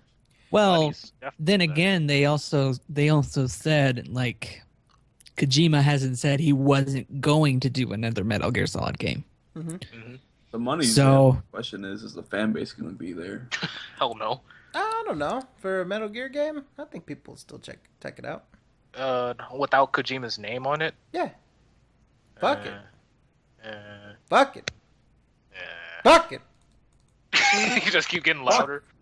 Me and That Gene makes your Okerlund. point more solid. Fuck off, me. You know. I mean, right, my man? No. I mean, Great way to validate your point. Yeah, I mean, Yeah. You do it with a different inflection. You can, Yeah. I mean, Yeah, I mean, So, anyways, thank you for that. That is not bueno. Nintendo stock drops nearly 20% in 5 days, loses $5 billion in stock. Mr. Che, Miss Alice, what's going on here? That's what they get for having a tablet as a controller on the Wii U. Oh, shit. I knew it. I think their fans are just finally getting tired of being handed underpowered hardware. And I don't mean underpowered like PlayStation 4, Xbox One underpowered. I mean like seriously underpowered hardware and being sold as nearly the same price as stuff that's way above it in terms of, specs and everything. And I think people are getting tired of, once they do pay for that underpowered hardware, they don't have any third-party games. There's not really a good selection. Nintendo's done a lot wrong in recent years, and people are starting to notice. I think they're... But they got lucky with the Wii. Then they pulled that bullshit with the Wii U. A stupid controller. They got good with the Wii because everybody could play it. Like, old people could play the Wii. Exactly. Everybody could play the fucking Wii. Like, I got a funny story. So, my first year of college, we had to do a physical ed class, and part of it was like written, like regular lecture class where we answer like things about exercising and nutrition and proper technique and shit. And the second half was the physical. So, we could play flag football, we could play some basketball, we could do whatever. You know what one of the options they gave us was? Play Nintendo Wii. I swear to you, I'm not kidding. They said that one of our things that we could do would be play Wii because it's like kind of physical activity. That's how out of touch they were. You look at the flick of the wrist. They let us do the flick of the wrist. Yeah. I remember I actually had that in junior high during when we had free time during like PE and shit. There was a Wii in the fucking cycle room or whatever they call it, spin classroom, and we used to always play like fucking boxing and shit on that. Let me follow up on this. Topher Sandwich asked if we could play any Wii games. Well, let me tell you something. Me and my friend, we actually started to stretch the rules, and we just started playing like PS3 and Xbox 360 because at the the same building that housed like the gym, because they had like a gym that you can go to with all sorts of exercise equipment and shit, and then they had like the basketball court and showers and locker room and stuff.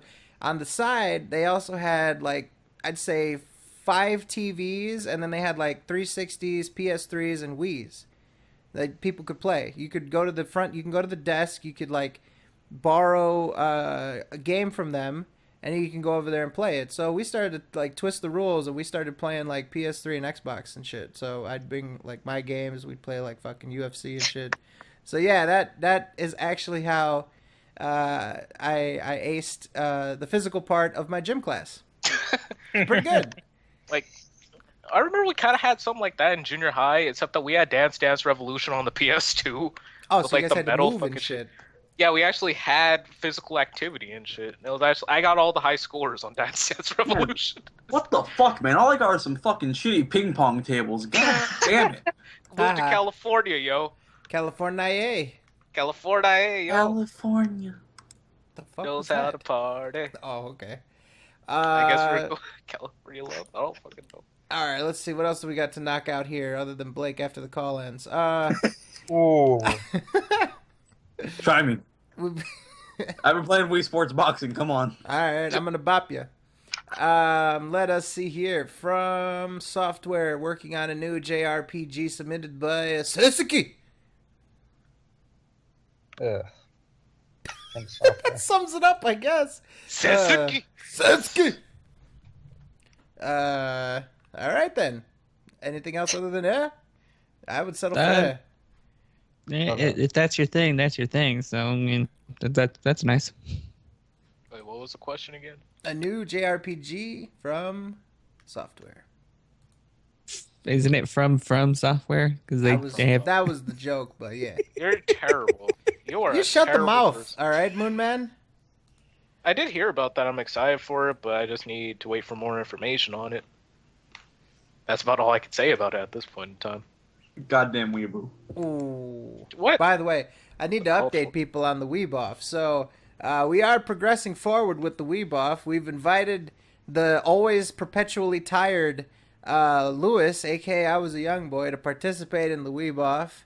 We've got Mr. Moonman here. We've got Mr. fucking Kamasubu. We got Moogle is on board with this fucking Weeboff.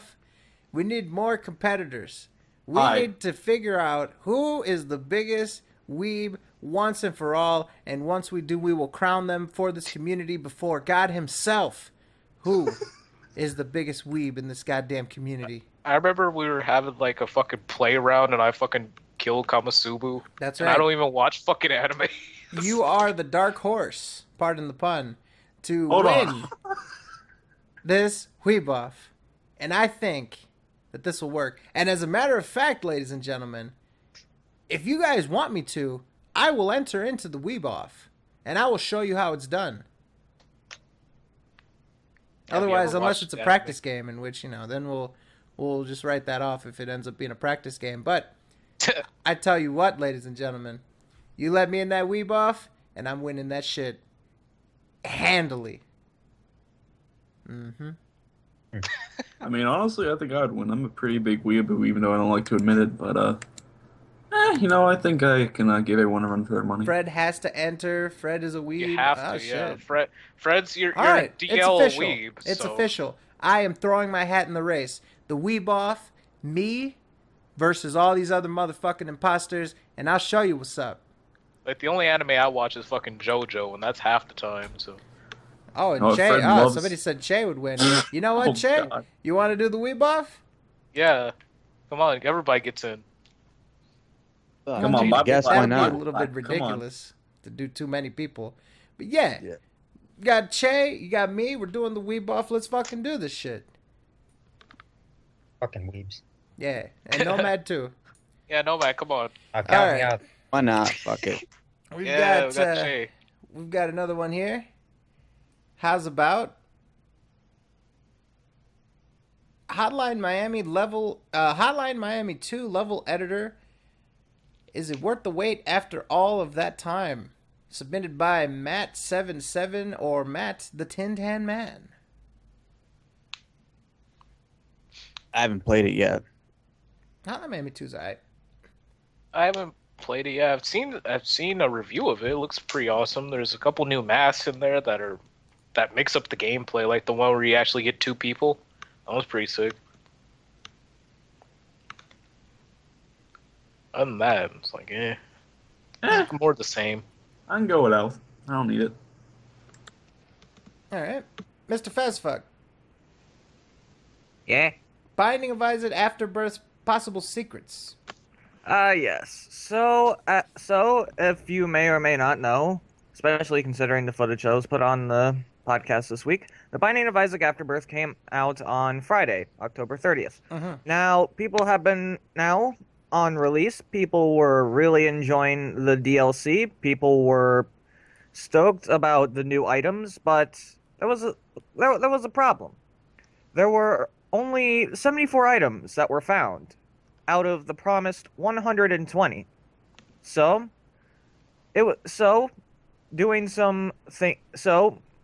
because of this, Macmillan, the creator of the game, decided to let the fans on a little wild goose chase. What he did was he basically said that the rest of the items are hidden and you need to find them and find out the secret to unlock them.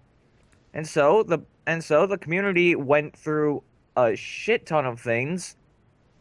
They speculated that the greed machine that caps in at 109 was a hint to this, and they went through literally everything possible, every biblical reference, nearly every reference of 109 that you could imagine, and they were at this for days.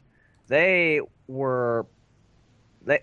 just wanted to find those missing items when it turned out that all they had to do was wait 109 hours for them to release the rest of them. It was time-gated content, and there was a gigantic backlash from the fans and from people who were just generally upset with Edmund for simply time-gating the content. People think that it might be because the secret in the main game, The Lost, was data mined, and they wanted to prevent that. But it seemed that Edmund didn't have any sort of ill will towards data miners or anything. He claims it was a bug. I don't know. All I can say is it's not so much a coincidence at this point. I mean, there were a lot of items that were missing from the item pools, and that many items, they just don't disappear on launch, and if so, that should have been fixed before the game released. I feel as if they should have got their shit together. I mean, I realize games have day one bugs, but come on. He's trolling you. Oh yeah, fucking Edmund. He thought it would be funny if they waited till 109 hours because of the Reddit's obsession with 109, when in fact it just made them all angry. Oh, and then he also had to nerf one of the best characters, Azazel, the little horn demon thing that has short-range brimstone. They nerfed him terribly. He is now impossible to play. It is god-awful. They reduce his damage and his charge time, both of which now take so much longer to... It's god-awful, but it seemed that nerf was bugged. It wasn't supposed to be a double nerf, so that'll get fixed soon. However, there is a secret in this game. People have speculated that despite that Edmund led them on to believe that there was something for the items, they believe that there is something hidden in this game. Possibly a hidden character similar to The Lost, or something completely different.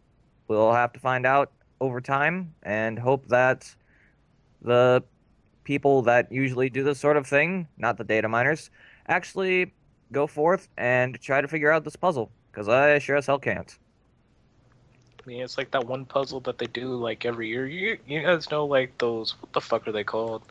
It's like this one dude who's like anonymous, and he sends like people to do these huge ass fucking puzzles around the internet. I don't remember what they're called, but it's like super secret and shit like that. I'll try to find it. Listen, next Movement, time. I don't know what the fuck you're on about, but Freddy, all those words you just said, they had no meaning to me. They were just words. You're just words. I don't understand it. I don't understand a single thing from that. I love Binding of Isaac, but damn, that was deep. Good. That just shows how much time I put into that game. Sure. Oh, seriously. If there's any secret content in that game, it will be found. It's only a matter of time. No, not by me. I can't do that puzzle shit. I'll wait for someone who's more intelligent to do it. With that spew you just went on, you're probably gonna do it. How many hours have you put into it? Actually, let me check. 905.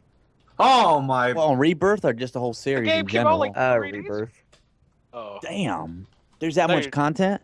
It has that much replayability. Damn. I thought you were playing Afterbirth. Oh, I was saying. I man, the mean, game I came out am like playing 30 days ago. Afterbirth. I know, but I thought I thought you did.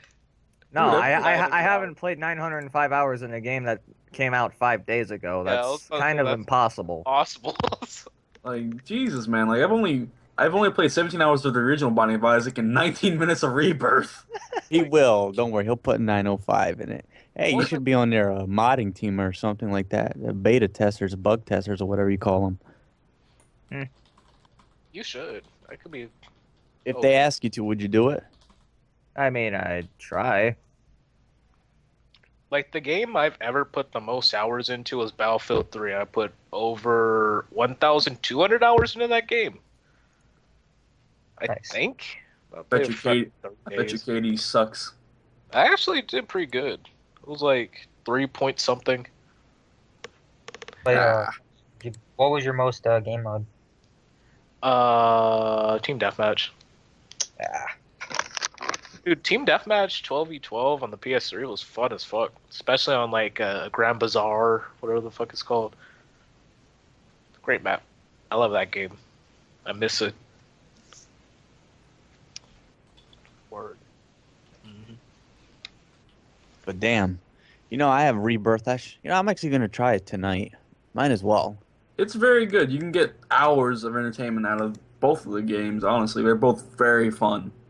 They're Good, very because the fucked up, original- but, Yeah, The like- original, for some this- reason. Okay, I gotta ask you something real quick. The original, did it run on Flash or something like that? Because for some reason, even though it's not a resource-heavy game, that shit was lagging. Yes. The game was made on an outdated version of Flash. I'm so happy they came out with Rebirth or, the newer one because I could not play the original one at all. You Yeah, can actually that find game- And go a on. demo of the original on Newgrounds. Yeah. The original game was made in an old version of Flash. You can't go back from playing Rebirth and then playing the original. It was so much better. The performance is better, the graphics are better, and well, I can't say the music's better, but that's opinion. But yeah, overall, Rebirth is the better game, and the reason why Rebirth is even a thing is because they couldn't add any more content due to Flash reaching its limitations.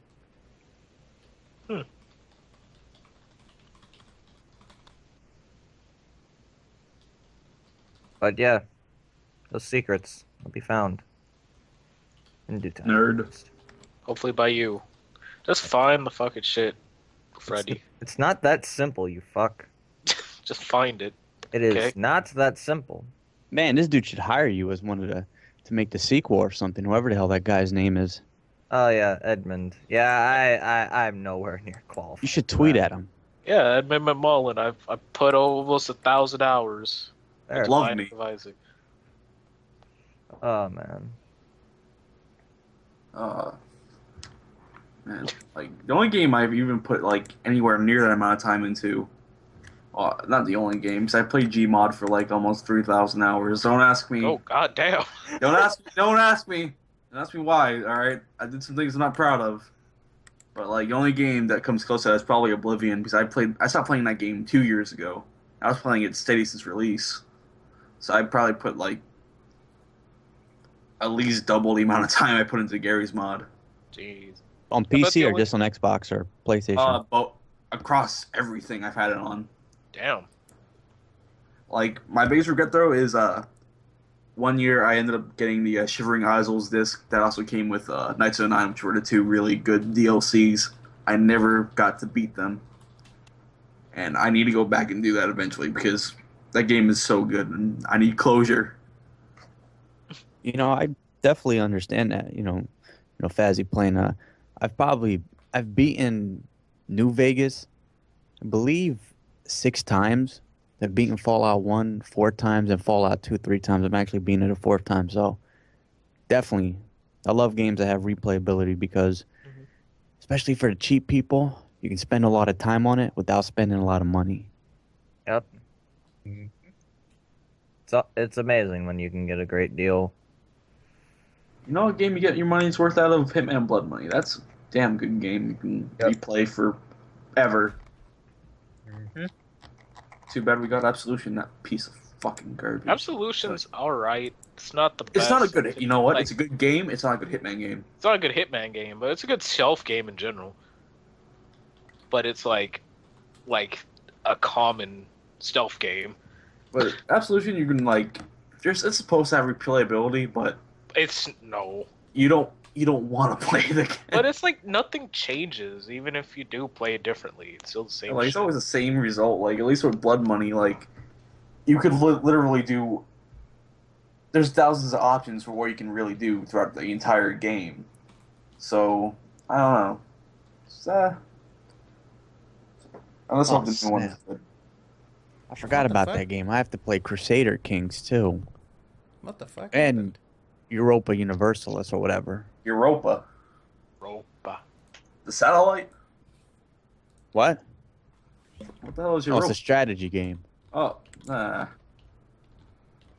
Speaking of space, did you guys hear that inside black holes, time actually goes in reverse? did you hear? I don't give a shit. Yo, what's up, Fred boy? Where you're like, lol, what happened? Somebody got, I guess, sarcastically banned. Oh, Oh, I'm assuming they tried to post a link. No, that would have been timed out. Oh, Oh, he's got. Ruh-roh. was it Lewis? Luis, Yeah. where are you, Luis? What the hell happened? I think it was sarcastically banned. Let me see. I would think. Oh, he's unbanned. Oh shit! Look at that. Man, it is not. It is not. I almost said weeaboo. It is not Lewis's day. Jesus. Lewis, you poor fella. Let's try to grab him again and have him represent himself here tonight. Where is he? There he is. I'm gonna try to add him into the call. Oh wait, I can't add him into the group. Oh shit. He didn't accept my friend request. Damn it, Yep. Lewis. Luis, No. Weeb. that's not nice. Not nice. Been nice to the man. He recently got banned. Poor guy. You know, we should make a mod for a night. That would probably even things out. Where is he? I'm gonna make a mod for the rest of the stream. I was banned for a night. Yeah. Then he can't get banned anymore unfairly. Where is he? I don't see him anywhere. Oh god damn it! He's Did he gonna start leave? posting those Nico gifs. Then we'll unmod him. Where He's is he? banned I again. don't even. You didn't even talk before you banned him, unless that deleted everything he said. I don't see him anymore. I don't see him. Luis, no, Yeah, Luis. Why did you do this, Nomad? No, now we can't. Now we can't be friends with them anymore. How The dare next you? time he comes back, we'll He was make asked- a mod for a day. Where is he? Probably on Twitter bitching. No, So hold on, let me see. no. Tell Lewis to come back. Luis, and we'll come mod back. him. You can blame it all I'm on Nomad. Whoa! Who the fuck just got shot in the chat? What the hell Oh is yeah, that? damn. She got deaded. Oh shit. Wasn't Oh that my- bad. Oh, she got the shit shot out of her. Oh my god! Look at What that. the fuck? Got popped with the strap. Oh man. That's how you shoot the shit. Yeah. Someone It said that was was, a it was spoiler. really Fred that shot her. That's a spoiler. Banned. What the fuck is that? All right, Freddie, explain. Garbage. I can't. How is that? I'm not sure what is going on in that picture. It's a bunch of volleyballs going around a person. That is tears. That's tears? Yes. Why is she crying blue? That purple? is so OP. Oh my god. Literally just walk into a room and just win. Oh my goodness. Yup. Oh. I thought Life is Strange couldn't be spoiled. I don't know. I don't want to talk about that. It's like Yeah. tons of different endings in that game, aren't there? And nobody wants to play it. The problem with spoilers, this is my thing. I hate the fact that we talk about spoilers and we say, oh, don't spoil a thing with me, don't spoil the plot. It's not about the end result, it's about the journey to get up to that point. Like, I'm not gonna lie, I'm not a big fan of like spoilers. Like, then again, like I avoid literally every video about any game that I want to play. Like, only thing I saw from MGS5 was the reveal, and like that was really it. Only thing I've seen from Fallout 4 is the reveal at E3, and that was pretty much it. Like, I haven't seen anything else, so like I want everything to be fresh and new to me. Yeah, I mean, if you on some things, like if you get the end of that, I mean, of course, it's gonna like spoil the game for you. But a lot of it's like you'll have like this 10-season arc, and people will be like, "Oh, the ending scene," and it's like, yeah, but it's 10 seasons to get up to that, so you don't know. You may know like, oh, the story's gonna end this particular way, but you have no idea how that's gonna make you feel. You know what? I'm kind of an asshole because what I used to do was I used to go on Twitter, search up watching Breaking Bad, and spoil it for people. And that's the big thing. You were a jackass, And that's the big thing, too, because, well, actually, Breaking Bad is filmed in my city that I live in. So that was a big thing when the series finale happened. We had a radio show that talked about the ending, and then everybody was like freaking out, like, "Oh, I haven't seen it. I haven't." Wait. So you said you live in the town, right? A city. Have you thrown the pizza on the roof? No, actually, the mayor has said to not do that anymore because people keep on doing it. It gotten so bad that the actual mayor's like, "You guys need to stop that." Oh, I would do it more, despite that fucking mayor. Fuck the mayor. Fuck any mayor. Shit, I'm doing two pizza pies now. The extra If I want to large. spend listen, they're getting free pizza out of it. Yeah, on the roof. Yeah, the old lady can get it down. She can have a nice slice, a nice hot A slice. nice slice. Yeah, just one single slice. Yeah. But I mean, so you had this radio station. They were like talking about it. People were freaking out. But then you get into the whole debate of, okay, so we talk about entertainment. I mean, this big thing happened in the city. Of course, we're going to talk about it. Like, what is a good time with spoilers, Like, what is the time frame that you guys suggest about when is it okay to talk about something that's already happened? For movies, when it comes to DVD. For video games, when the price drop, I don't know. That's just when I start talking video about games, shit. like maybe a year or two for people. I think, and that's the hard thing with shows, because I think the timeline is actually when the show is going on, because after that, I mean, it's fair game. I mean, if you go look on Breaking Bad ending and then you bitch about spoilers, well, you shouldn't have looked up Breaking Bad ending. Yeah, that's true. Hey guys, at the end of Twilight, Bella becomes a vampire. This was already known. I'm Get out sorry. I'm sorry, but get that fucking. She sucks. Bullshit. Vampire cocks. Hold on. Speaking of stuff, don't even get me started on that goddamn bastard Snape. Oh man. Oh God, you're gonna go there. Let's not get him started, and let's segue to something else instead. Submitted by Evil Table. What was the saddest moment in any game you've ever played? Ooh. I thought we talked about that last week. Did Pretty we? sure we did. Because I talked remember about the fucking robot dying or whatever in Chrono Trigger. And it was a bunch of spoilers, remember? No, we talked about that. All right, well... I never got to say... All right, say it now then. Clementine stitching herself up in Walking Dead Season 2. But didn't you say that last week? Riot. Did I? That was a riot, man. Oh, Did man. I? That's hilarious. This all happened last week, God damn it. I'm having Deja like, vu. deja vu, yeah. God damn it, Moon Man. Did I say that? I Moon honestly Man, don't the mouth. remember. Halo 4 ending. That was pretty sad, yeah. The opening to The Last of Us Oh. was Taurus. goddamn heartbreaking. Ratchet and Clank Future of Cracking Oh. Time, where Ratchet dies. Oh, look, No. Pascal's gone? Awesome. All right, so now it's time to have fun because Hold on, Pascal hold is on. gone. Yeah. I gotta say my saddest moment, man. Come on. This Come is on, my you can't do happiest moment of the podcast. But I can't really say anything. MGS5 Mission 45. Oh, yeah. Oh. That was pretty sad. But I don't know why she made herself get caught in the first place, really. Because she had the vocal parasite or some shit like that. The spoilers here.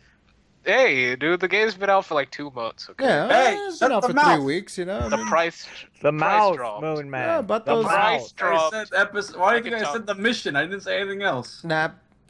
Let's Moon move Man. on. I didn't say. Nap. What? Mouth. You guys don't even Moving know what on. I'm talking about. Moving I on, didn't say goddamn. anything. do. Moving on, Moon I didn't say- Oh man, the mouth. Mouth. She's the only hot chick in the Mouth. game. Mouse. Mouth.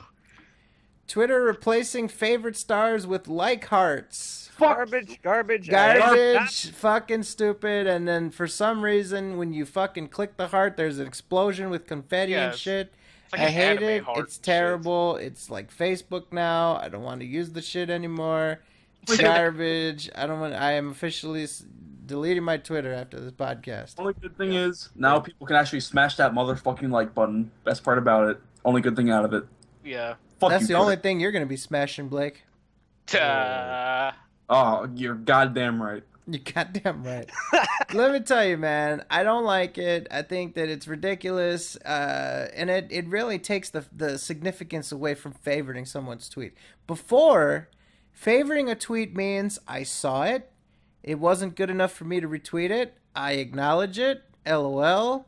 Like, there's a lot of things in a favorite. You know, I don't want that on my timeline, but I see it and it's good. You know, there's a lot of significance behind a favorite. Now with a like, it's like I like that. So like, what if somebody tweets out, "Hey, I have a deadly disease." Like. Oh man, I love that. It gets me It's going. so bad. But Oh god. The heart is an icon mean, of love. Okay. It's still the same thing, but like it's a different. Like has a different meaning. Yeah. Like I don't know. Like I don't like it. Okay, how about that? How about this then? How about this example? You post a fucking status. Hey, I got Right. hit by a car. I'm probably gonna lose my legs. favorite? Blake liked that. That's what your notification will say. Blake liked that. I mean, well, I like the sound of that. I don't know. I just the favorite button has always been a staple, a favorite. So I Yeah. don't know. You know, you see a good tweet, you give it the double dip, the favorite and the retweet. Boom, boom. Of course, You know what I mean? always. Now you got to like and retweet. It doesn't even have a good fucking sequence to it. Oh, retweet it and like it. Don't like it. I don't like it. I dislike it. They need to add... all right, you know what else they need to do for Twitter? They need to add a dislike button. They need to add... I don't know. Like a Unlike button. a cartoony piece of shit. Like a cartoony like coil of shit as like... So the shit emoji. Yeah, like I dislike it. I am okay with this. Yeah, I dislike that post. Please. Imagine do how it. many Phil's tweets would have. People aren't able to express their dislike to Phil on Twitter No via one like button click. 0 people like this. 150 people dislike this. Too bad he can't disable it.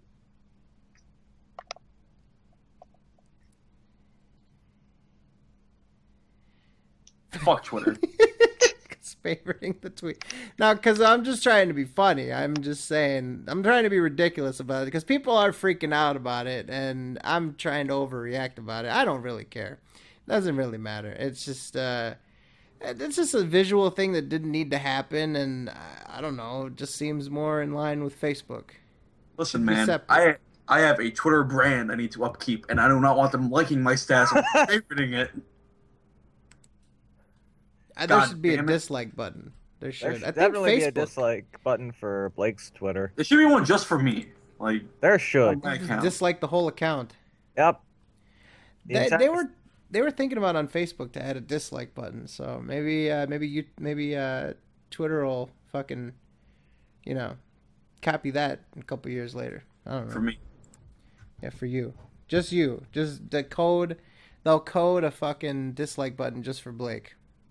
I'll only have to wait a few If years. it gets 100 dislikes, the tweet gets deleted. I'm fine Hey, with that'd be this. pretty cool. Ah, that's actually a good idea. Oh my god, Phil's tweets would go nowhere. That'd be Oh, nice. man. Oh, Yeah. god damn it, Pascal is back. We thought we got rid of you. No. You know what? I decided that this is more important than school. You getting You have slapped? your priorities Making mixed Fred up. suffer. God damn it. You probably heard back what I said and came back. I hate you. I actually didn't. Well, good. I said that that it's terrible that you left and that we might have to end the show early because of your departure. I'll just see it in the recording tomorrow. I'm not gonna post the recording tomorrow. What recording? Wait, this is supposed to be recorded? recording of Wait, this? this is recorded? I didn't give consent to be recorded. What? Oh, I'll have my lawyer contact you, Pascal. I'm not. That's a I'm federal not- offense, Pascal. What the fuck are you doing? Everything wrong, apparently. Well, I agree with All that. right, all right. I'll see you behind bars yet. All right. I'll see you in hell. Am I not already there? I'm talking to you right now. Yeah, you're in my personal hell. Having to talk to you with your fucking bootleg cat avatar. It's Temmie. Thank you very much. What the fuck is that? Is that shit from Undertale? It's a jackass. Yo, Che. Undertale sucks. Che, what do you think about Pascal's avatar? Sorry that you don't like video games, Finley Dick. Talking shit. I think Che's asleep. Yeah. I don't know what the hell There that he is. Looks is. like a fucking teardrop. like a I don't cat even know with what that gout. is. It looks like a fucking teardrop. What? It does. It looks like a giant teardrop. It's like a cat with a shitty haircut. That's what it looks like. Looks like that fat That's cat that keeps exactly on what it trying is. to eat my garbage and shit. Ah! Should I eat that I think it leftover looks ham? like Panda Lee is a cat. Oh my god! Oh! Hey, what the fuck? Okay, somebody's typing as me now. That's nice. Alright. This has been... You've been officially copied. That's good. Somebody's... I like that. I like that, but it could have future implications, but that's pretty good. That I think it's probably Moogle on these lines. Moogle's on the SOK account. That's pretty good. Alright. Moving on. Miscellaneous shit.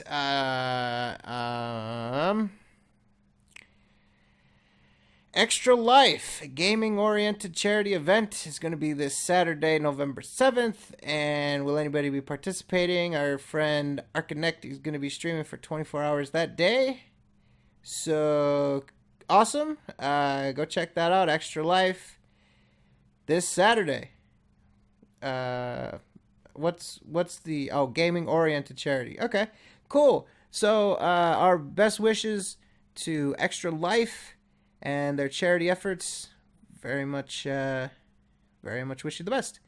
Next. What the fuck? Fizz put riddles?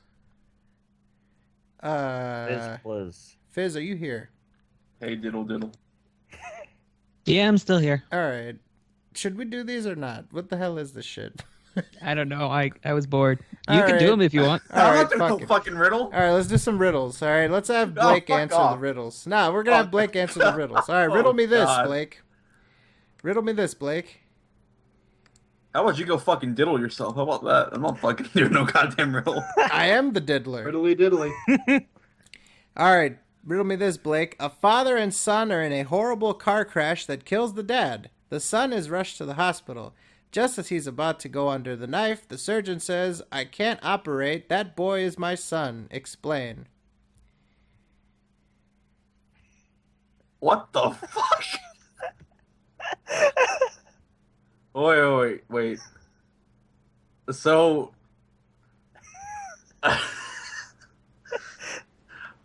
is the doctor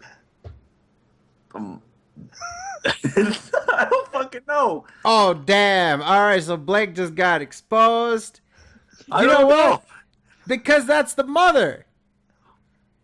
Dang, that's correct. Ooh. What's that bitch doing? She should be going one over her goddamn husband. Fuck him. Asshole. All right, next up, riddle me this, Blake. Ah, fuck off. I ain't having this. All right, well, he's left the building. You know what, Fizz? Fuck you. You just got fist fucked.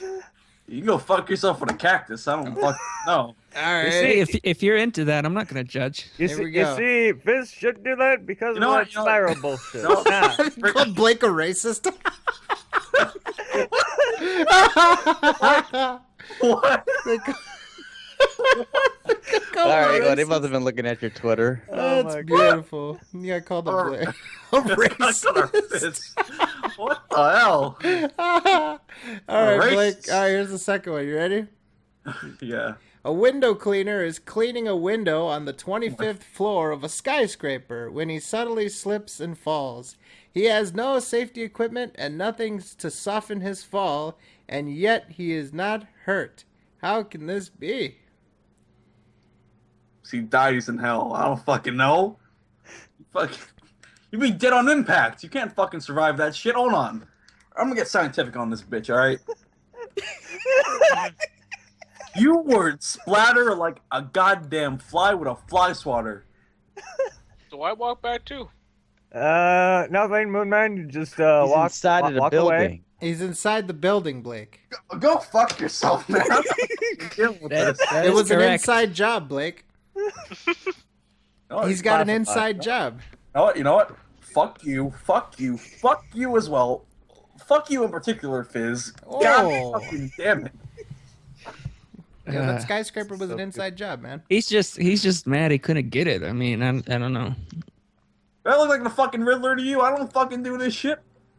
Dude, there are Well, he's people the that Riddler. survive. You're Batman. I mean, if I was the Riddler, you'd be dead by now.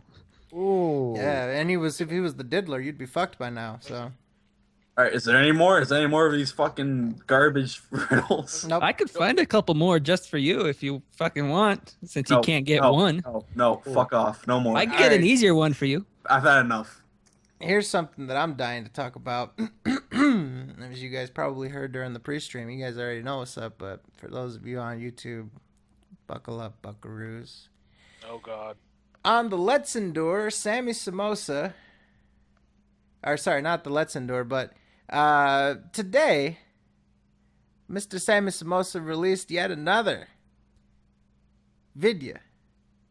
In this video, he claims that I am hating on Phil, I'm hating on Panda Lee. This video was specifically in defense of Panda Lee, saying that I was jealous of her and her fantastic ways, saying that I'm showing my feminine side by hating on her and her soap business, and that I don't have a product, even though she does. I need to step up my existence in life, and I need to get a business of my own. Now, besides the fact that, selling cellular phones are commission-based, where you are actually selling a product to people, and sometimes they tell you, hey, we want you to sell, for example, we want you to sell X amount of this specific cell phone, and you could be entered in to win a prize, like one of them for your very own, free and clear. Or we need to sell more cases. We need to sell X amount of accessories this month. We need to do this, that. We need to get X amount of activations. We did blah, blah, blah, blah, blah.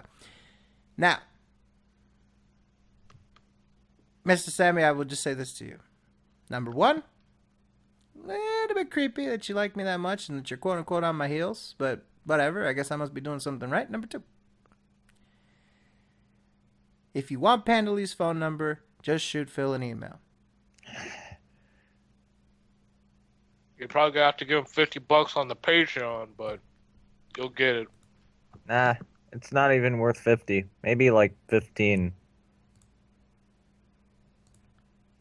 Nah. Use Messenger on Twitter. She'll respond to anybody. Ooh, What's an emoji? that is Oh, pretty yeah. slanderous at the moment. All you have to do is send her a picture of like a pug, and it's almost a guaranteed respawn. Well, it's not even slanderous. I messaged her on Twitter once and she responded to me. Oh yeah, she is desperate. Mm-hmm. Remember when she talked to Vash for like 3 months? 10 out of for 10. like nothing. Yep. So that is that. There really wasn't any merit to any of his claims or anything like that. There wasn't really anything to talk about other than that. He just tried to make another video about the SoK, even though he said he wasn't going to make a video about us until January 1st, so he kind of went back on that. But other than that, I'm convinced he's a troll now. yeah. So Zero Confidence follows up on that. How's Fred holding up after that sick beatdown from Sammy's video on the debate? Is he going to take things to the next level? Is he ever going to pay up? After all, Sammy said Fred owes him in that video that came out shortly after, and said, I'm not going to talk about them until the start of the next year. Yes, that is correct, Zero Confidence. I had zero confidence that he was going to follow up with any sort of video, but I don't know, that was kind of interesting. I thought that was kind of key. All right. How about... Can Fred go into detail about his feminine side? Submitted by Zero Anon. So, Sammy also alluded to me having a feminine side. Look, man, I'm just being realistic here. Panda Lee is a terrible person, inside and out, especially out, but especially in. Both. And she is selfishly sabotaging Phil's finances with her chasing her dream of alpine soap and Arabian sands. Bullshit what she's doing. She doesn't want to work, and she is that disgusting of a person to not get a driver's license, so that disqualifies her from getting a job. Terrible person. You, Panda, need to get a job. If you need to get a bike, you know what I mean? You can ride your bike to work. How about that? What's wrong with that? You can get a fucking Segway. Ride that shit to work. You can get a bus pass. Ride that shit to work. You can do whatever you want to get a job. But Get a Razor scooter. Yeah, get a Razor scooter. Do tail whips on the way to work and shit. But you won't. Get one of those things you put on the back, you step on it, it leaves little sparks. It doesn't matter. Strap 2 bars of soap to your feet and slide to work if you fucking need to. That sounds like the most ghetto pair of rollerblades I've ever heard of. You ever heard of... They had shoes called soaps, and that was the point. They had like... Oh man, that nitroglycerin is gonna like explode though. It's not nitroglycerin, you fuck. It's just glycerin. The fuck, you think she's making bombs? You never know, man. Yeah. Well, these are the newest fall fashion soaps. I use nitroglycerin. It gives a real explosive scent. She's making those goddamn nitro crates in Crash Bandicoot. Bullshit. Mm-hmm. So there you go. About my feminine side. What do I do that would be like feminine? I don't like to get my clothes dirty. I don't like that shit. I remember one time. All right, so here's the most feminine thing I ever did. Now I will admit to this. All right. It was one day. I went to class, and I was sure that we weren't going to go outside. Now, the reason why I say that is this was our capstone class for undergrad. Capstone class is like sort of like a seminar of all the seniors, and you kind of go in there and you sort of like bring together everything that you learn. So our teacher would like to send us outside sometimes to sit, in the grass and sort of talk about things.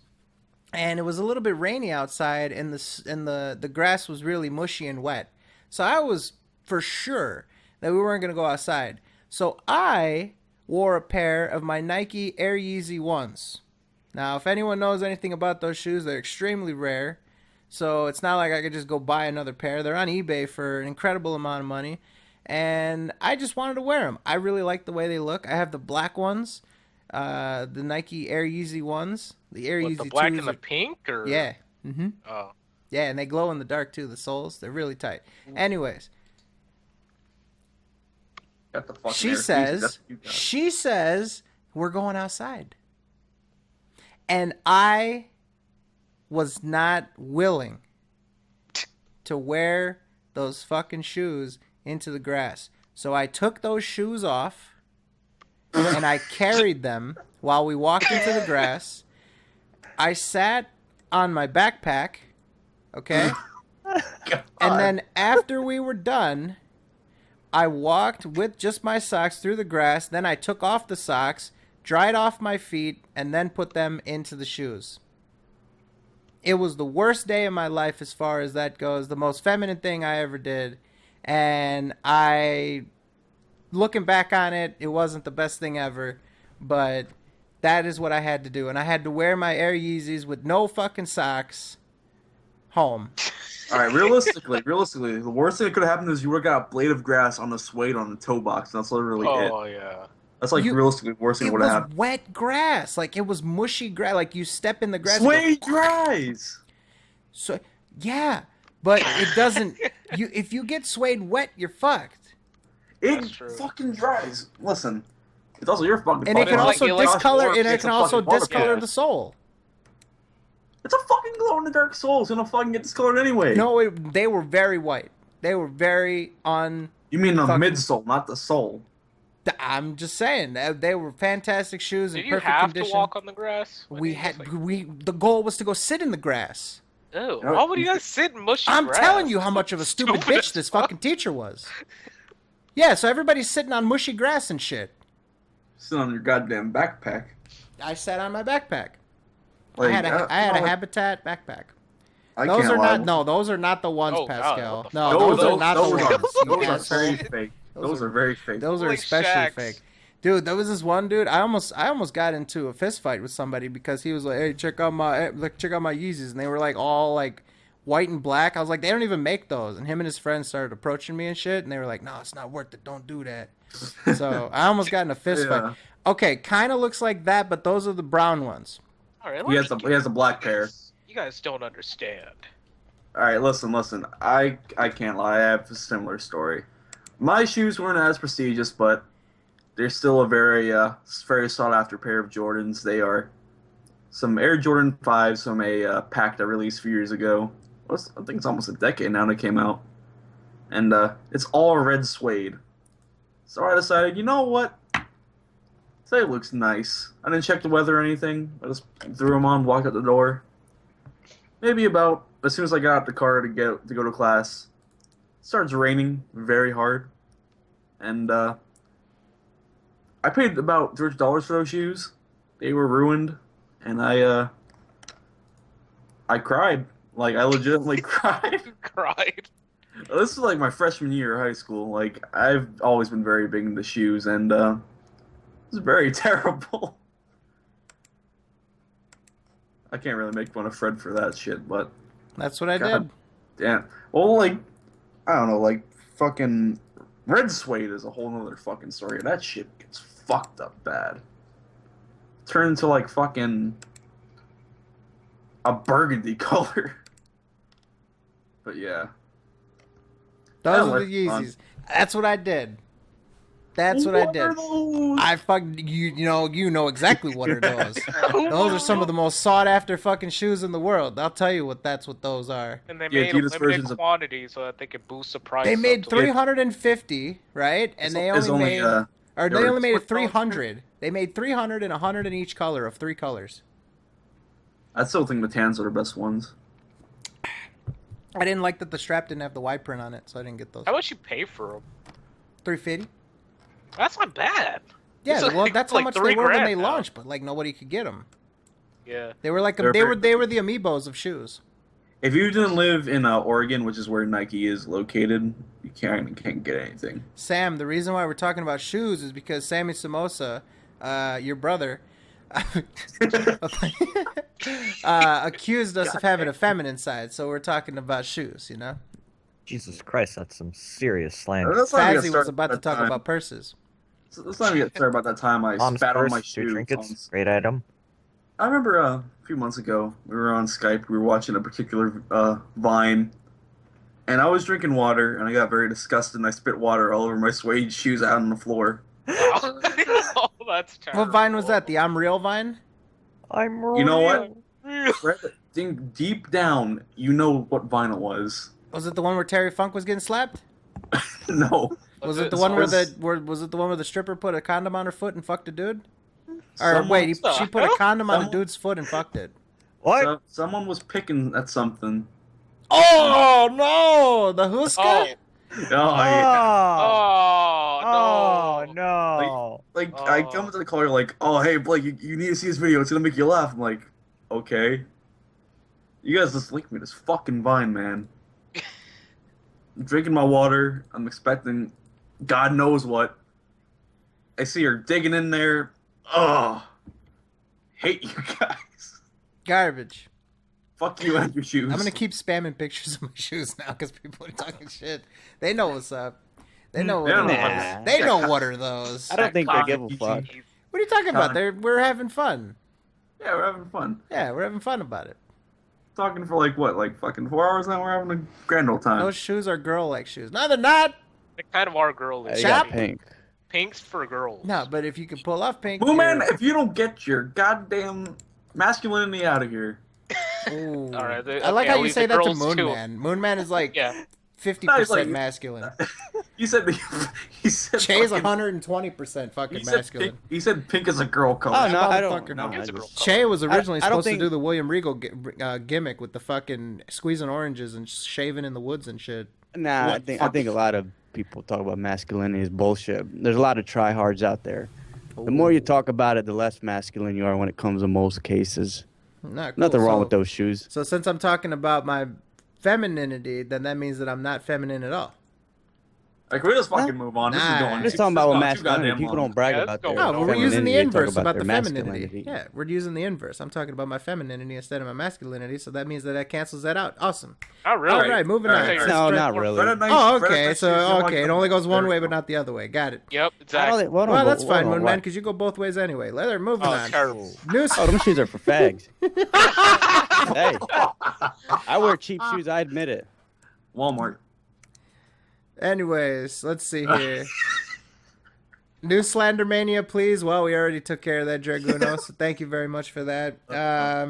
You're gonna get it. Let's see. Thoughts on Bob Ross's Twitch stream?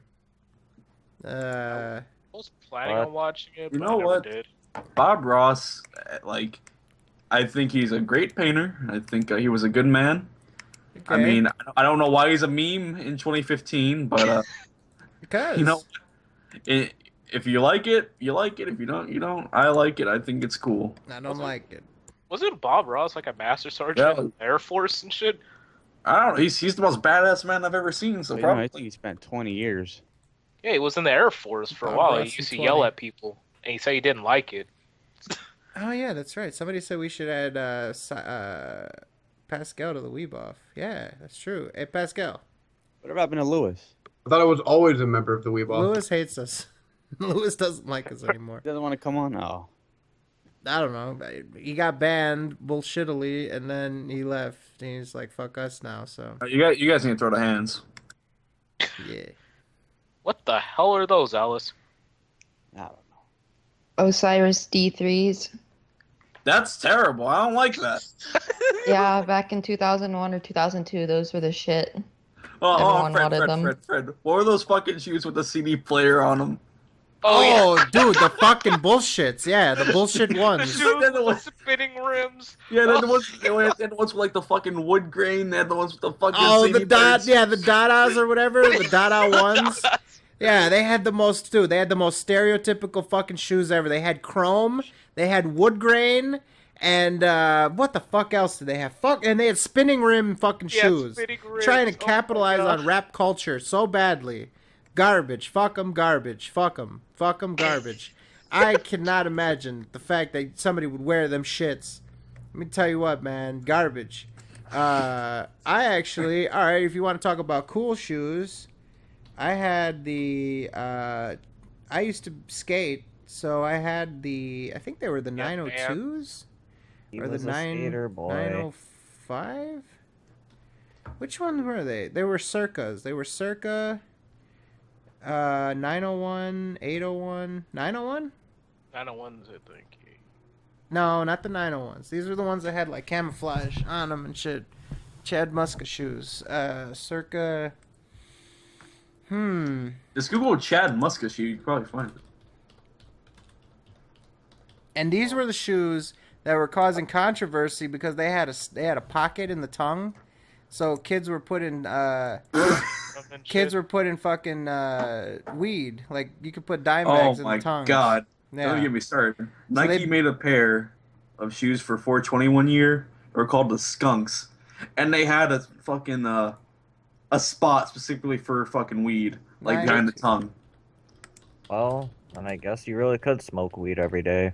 Smoke weed Put it every right in day. the tongue of your shoes. The dogs won't even notice it. Get all sweaty, get all dank. Yeah, you try out that theory, Moon Man, that the dogs aren't gonna notice it. Yeah, Good luck the with that. police Jones won't even know it. Mm-hmm. Yeah. Okay.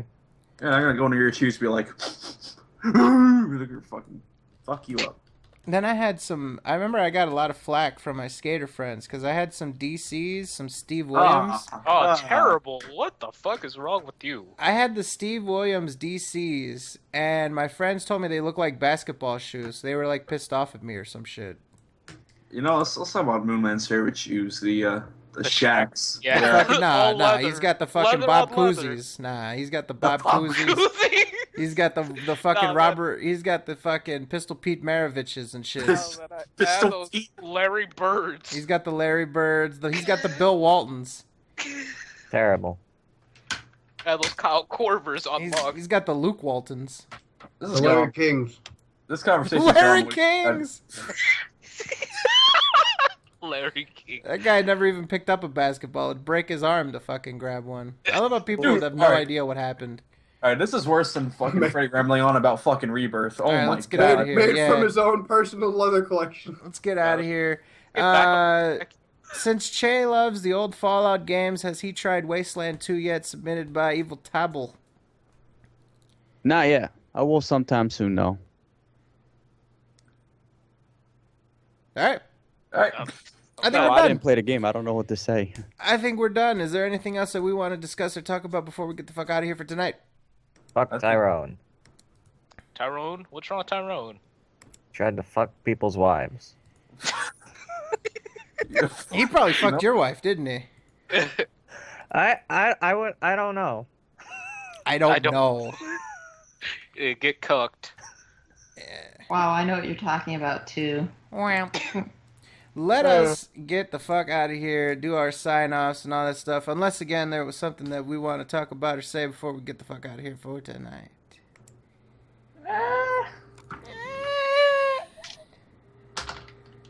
I'm gonna kick your ass. I take that as a no.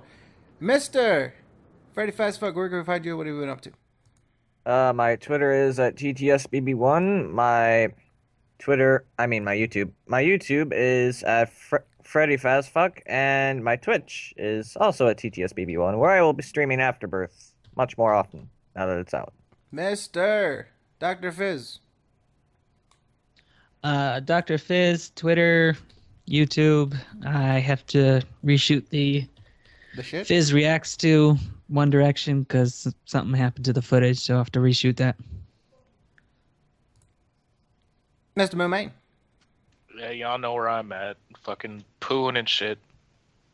Mr. Blake. You can follow me No, on Twitter. please, God, at no. your Do own- not, at do your not, own do risk. not, do At not. your own- Listen. At your own risk. At fuck up some comas, all one word. I would not recommend it unless you have a very strong stomach and a very strong mind. Or a death wish. Or that the dislike button will be coming soon to Twitter, so you can probably get all my tweets deleted and my account deleted. So follow me while you can. Mr. Che. You can find me at Retrospective PCN. Yeah, that's it. Mr. Pascal. Find me on Twitter at RealFitFinley, and you can find me on YouTube at Shouldn't Be Gaming. Listen here, motherfucker. That is not a joke, alright? That was a sad day for me. Fuck you. The delightful Miss Alice.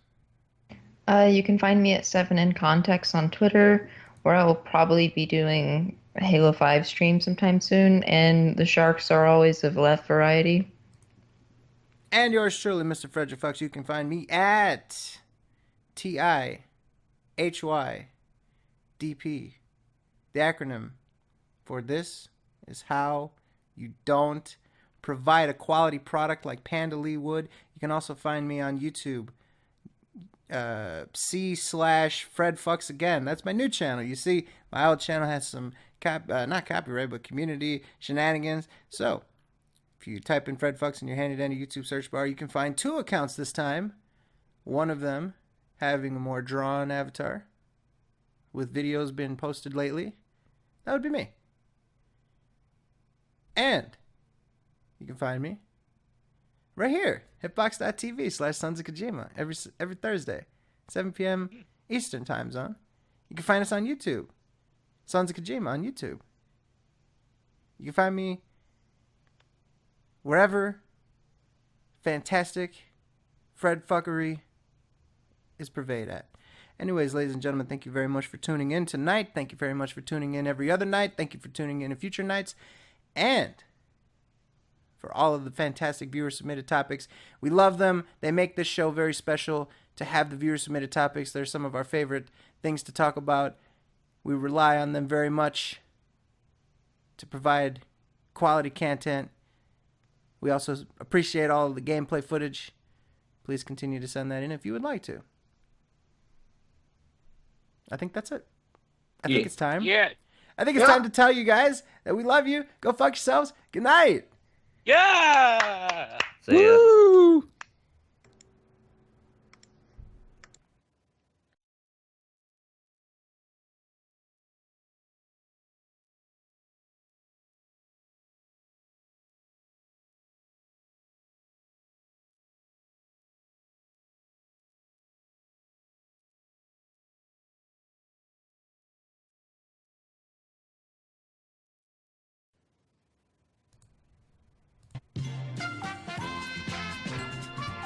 Oh shit!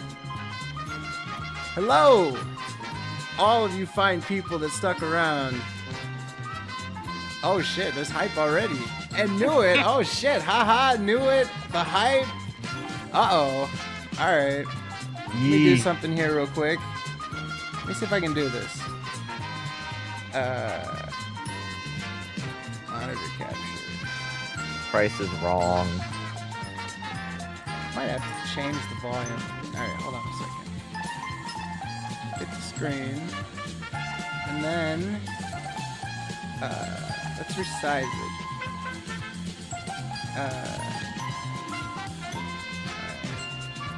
Man, this is meta as fuck. Yeah, this is like super meta. Yeah. I don't know how to Now somebody takes a picture of the chat and posts it in chat for the stream to pick up. It'll be like Inception. We need to go deeper. Brrr. That doesn't work at all. Okay. Okay. This is not working. There you go, Pask. There you go. Okay, fuck it. You know what? Fuck it. We're gonna put that and I'll crop it in editing. So there you go. Add meta as fuck. There you go. You get the space and shit. That's my wallpaper. Anyways, let me adjust this audio. It's probably loud as fuck. Alright. Ladies and gentlemen, we've got some business to take care of here tonight. I very much appreciate all you guys sticking around because you guys know what's up. We wanted to clear out all the other people that may not know what's up. This is our secret giveaway. And as you guys know, we will never advertise this on Twitter and try to fucking say, ooh, we're gonna do a giveaway, come into the show, hey, fucking tune in. Fuck no, and fuck that shit. Fuck the people that do that. Whatever, they can do that if they want to. Anyways, we got some shit to do, alright? First things first. Let's start the raffle. We gotta put in the word, I think. So, oh wait, people can see. Oh shit. People can see me type in the chat. Uh-oh. It's okay. I can figure out how to adjust that. Alright, so raffle. I think the word should be... Oh, I got a good word. Torres 01. And let's see if it works. Torres. Does it work? Does it work? Does it work? Does it work? Damn it, Meowbot. What the fuck, Meowbot? Meowbot turned on. I guess you had to put a space between the zero. Oh wait, Meowbot isn't even there. Oh no, Meowbot, you left Meowbot, us. no. Meowbot, you fuck. Uh-oh. That's fine, I'll fix it. Fucking Meowbot. Meowbot is the least reliable fucking shit ever. People are putting Torres too. Fucking Taurus Meowbot. 01. It's not gonna work, guys. You can stop now, okay? It's not gonna Meowbot. Let's find that stupid asshole. Meowbot, you fuck. Alright. Juice. Okay, exclamation point join. Alright, it's joining. There you go. Get in here, Meowbot, you bitch. Meowbot was just shooting the sheep. Meowbot can suck my fucking pee-pee, man. Suck your pee. There's Meowbot. Alright. You know how you fucking eat my pee-pee. Now I need to, like, zoom out so I can mod it. Alright, make moderator. Now Meowbot is a moderator. And let's see if this works now. Exclamation point now on, okay? There you go.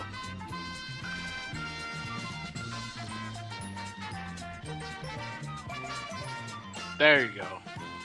And it works! Yay! Alright, ladies and gentlemen, so if you enter in Torres into your handy dandy chat, you will have a chance to win. Why are people doing Torres 01? Wait, you don't have enough Meow points? 0-0? I don't understand. Oh, is that you because take- people are trying twice? User entered. 20 users entered. People are able to enter because I didn't put any requirement for points. Maybe they updated Meowbot, and that's why it left. This would put you over the max entry limit. Yeah, so it still works. Do I not guess put the it's- 0-1, just put Torres. The 0-1 that I put in there is to make it so that it says you need 0 Meow points and that you can only get 1 entry per person. So all you have to put in is just the word, Torres. Yep. Da-da-da-da-da. I'm going to put someone else in charge of doling out the rewards. That way it doesn't show up as me I could do doing it. them. Okay. So let me grab this. I just forget the... The other ones are going to be and- very easy. So let me grab this one. Here we go. It's like exclamation mark raffle, right? No. I'm saying you just need to give them the rewards when it's done. Oh. So I'm gonna PM it to you, whisper to them, and they'll get the reward. That'll be dope. Hold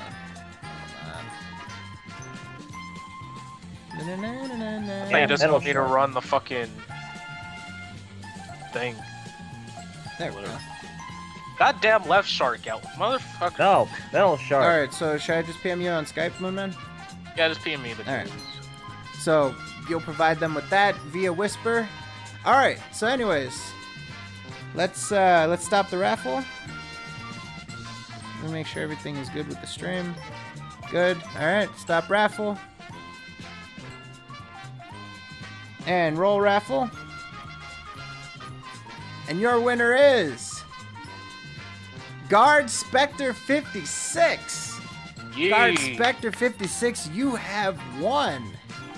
Courtesy of our good friend, someone that reached out to me in the YouTube comments of our Halloween Let's Endure, Lady Stripe on Twitter and in the YouTube comments, has given you Deadly Premonition Director's Cut on Steam.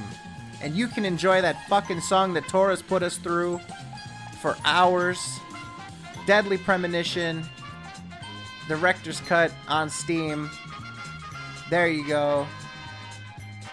Have fun with that. We hope that you will. Alright. I like how he says Moonman PSN. I don't know what context that's to. What? The winner? Yeah. He wants you to send it on... Wait, he's saying that he only has PSN? I don't have Twitter.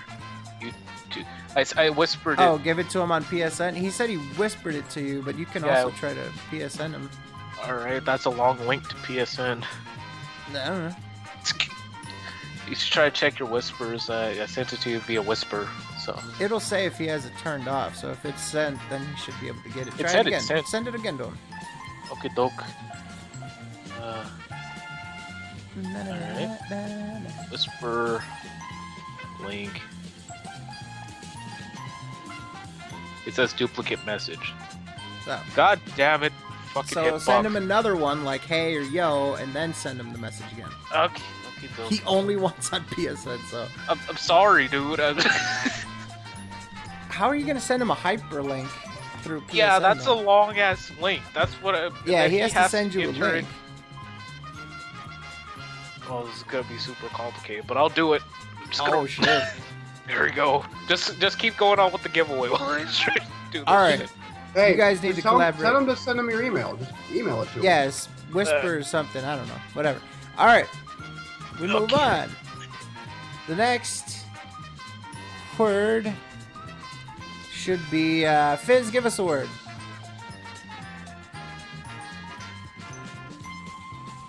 Is Fizz here? Riddle. There he is. Yeah. Oh, riddle. Okay, good. Riddle. Fuck you. Perfect. Oh, god damn, I was playing The Walking Dead. Fuck. Sorry. Looks like Mailbot is just a teeny bit faster now, so good. All right, raffle has started. Looks like everybody is getting registered as Riddle. So if you would please enter Riddle. There's a lot of people here. Damn. I remember before we did the secret giveaways, it'd be like 40 people, 50 people. Yeah, if that. I remember there was one. People are getting are onto us. We need to figure out a more secret, deceptive way to do giveaways. I gotta make it super secret. Alright, let me type out this fucking link on You gotta PS. put, you gotta put it off the stream, like completely. How would we do that? Turn it on. Just turn it off and turn it back on. Yeah, but how would people know to refresh? I don't know. Blame pass. Yeah, fucking Pascal, man. Figure out a better way, alright? Then let us know what you came up with. I'll build you a shitty forum site. How about that? You have shitty everything.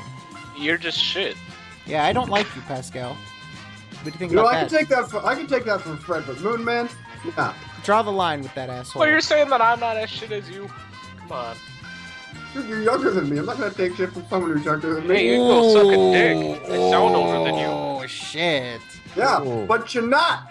Alright, let's stop the raffle. Let's roll the raffle. I think And somebody your else- winner is Guards. What? He won again? won twice. Wait a minute now. Reroll. Greg. Wow. Greg. We've passed a rule that you cannot win more than one per giveaway.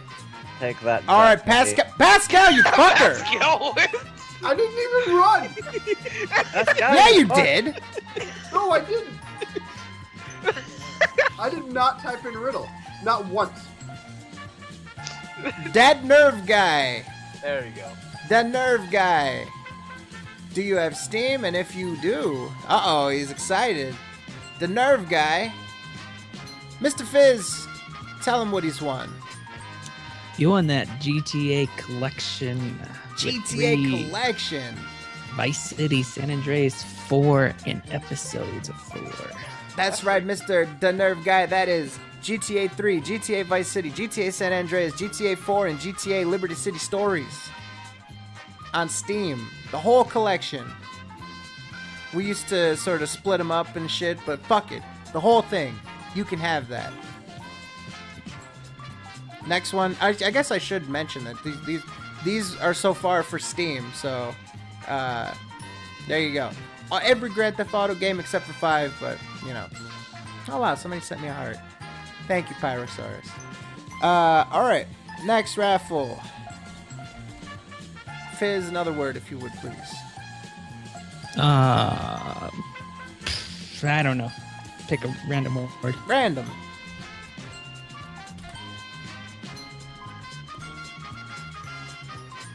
So, if you will please, enter random into your chat, and you have an opportunity to win yet another fantastic Steam prize.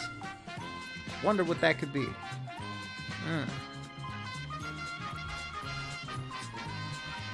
Alright, I sent that very, very, very long link Guard Spectre. Holy shit. Oh shit. Oh my god. That was a lot of typing and I have bad eyesight. Alright, so the Nerve guy says that his Steam is the same as his username, so that'll be easy.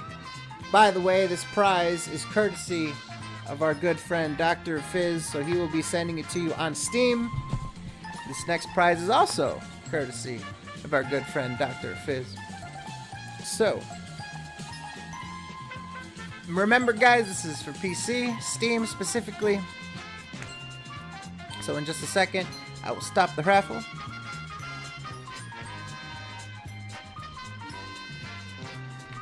Alright, raffle is stopped. And your winner is... It's Guard Spectre again. Pyro Sorrow 5. Mr. or Mrs. Pyro Sorrow 5.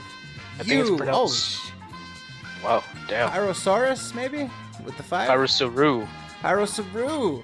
There you go. Have won. Wow, this motherfucker's pumped. Alright, I'm happy to see that. Pyrosaurus, see? Told you. Pyrosaurus. Pyrosaurus. Mr. Fizz is going to tell you what you've won. GTA Collection.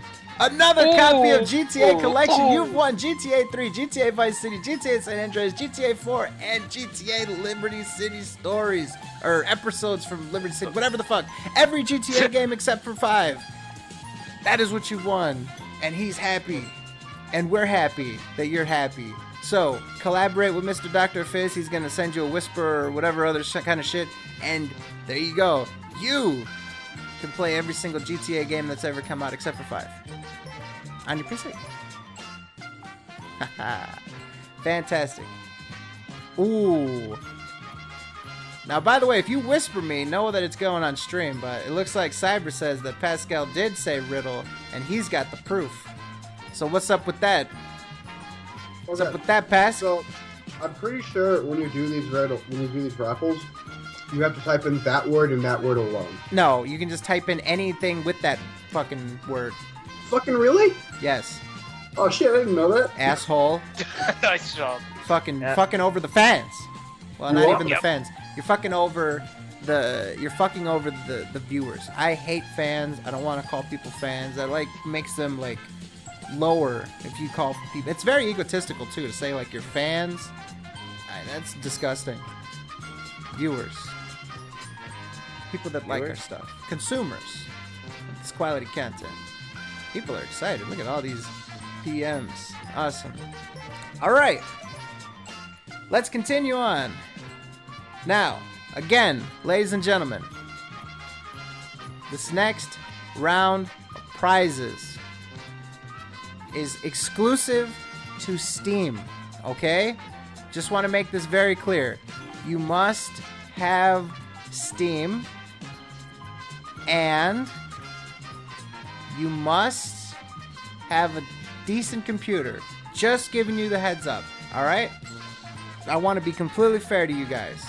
You gotta have Steam, you gotta have a decent computer. Alright? How many terabytes of RAM? 7. Damn, that's a lot of terabs. Alright. Are you ready? Actually, you know what? I want to save that. Oh, shit. I got 2 other prizes that we need to give away first. Before we do the Steam, before we do all that stuff, let's do something first. Because we've been doing a lot of Steam stuff. Let's give a shout out to our console gamers now. These next 2 prizes are exclusive. Alright? Exclusive to either Microsoft or Sony consoles. Okay? You must have either a PS3, a PS4, a PS Vita, an Xbox 360, or an Xbox One. Has to be a Sony or Microsoft console. Alright? That's the deal. No Steam, no PC, can't do Nintendo or anything like that. Xbox, Microsoft consoles, Sony consoles. Alright? So, first word is Sony. if you guys will enter Sony into your handy dandy chat. Again, this is Sony or Microsoft. Has to be Sony or Microsoft, and you'll understand why in just a second.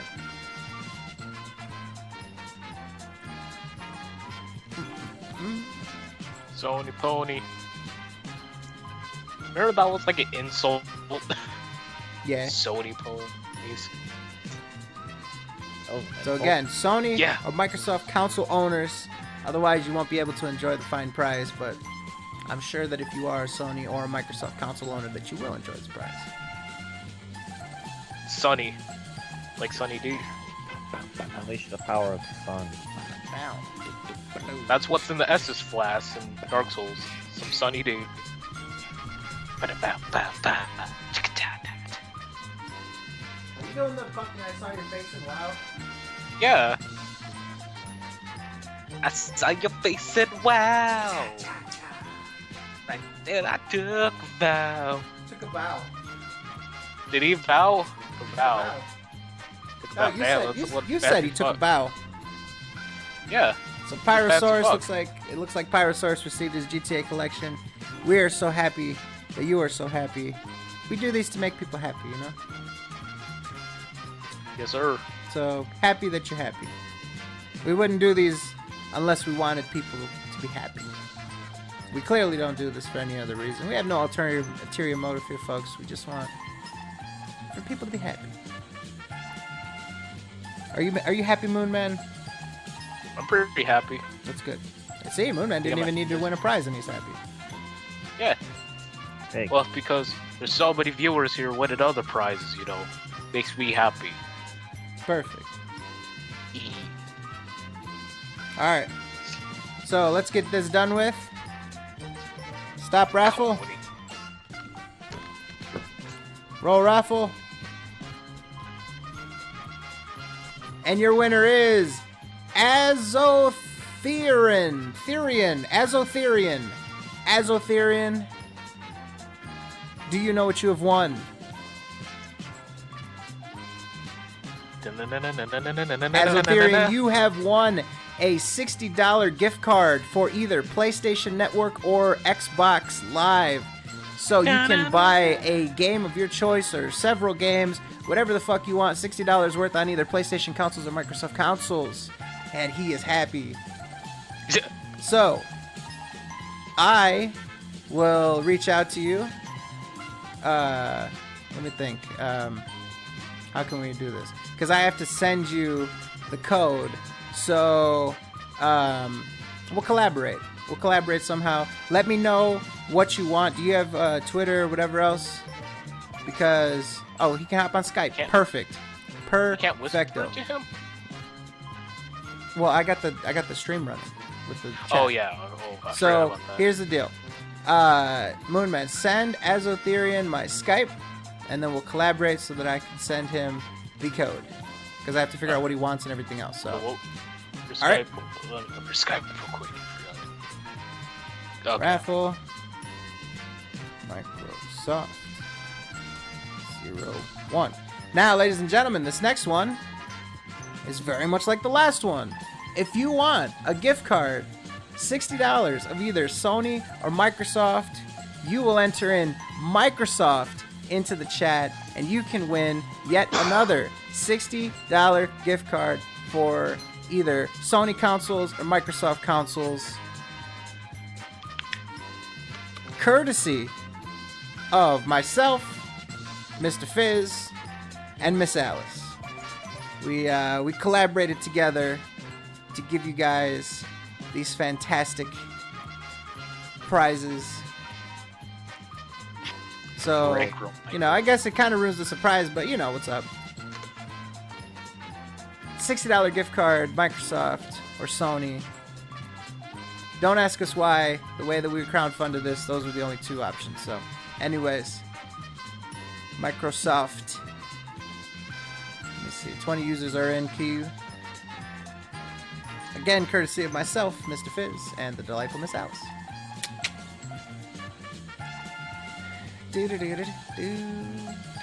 Sega does what Nintendo don't. Ooh. Ouch. I like how like both of those companies are basically dead now. Ba-na-ba-na. What the hell is that gift, Torres? Yeah, she looks like swag walking and shit. Jesus. Swig. Swag. She's making him suck his dick, humping him, and then she pimp walks away. That's pretty funny. Swag. Swag. Swug. Swig.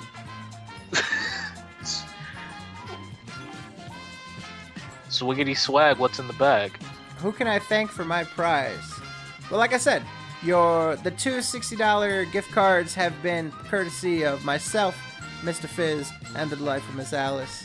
And I also like to give a shout out to Cy Briceblood. Cy Briceblood, me and Cyber had a basically like a bet, a gentleman's bet. And he lost the bet. He ended up coming through on a substantial amount of money, and I turned around and I used that to fund this giveaway. So I didn't feel as though it would be appropriate to, spend that money on myself. And we're always thinking about you guys. So special thank you to Cy Briceblood for a substantial amount of the money required to get these two $60 gift cards. I turned around, put that towards this, and Mr. Fizz and Life from Miss Alice also helped us out. So thank you very much. Let's stop the raffle.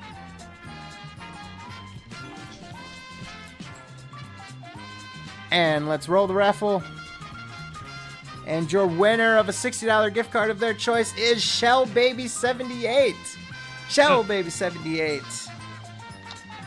So are you 78 years old, or were you born in 1978?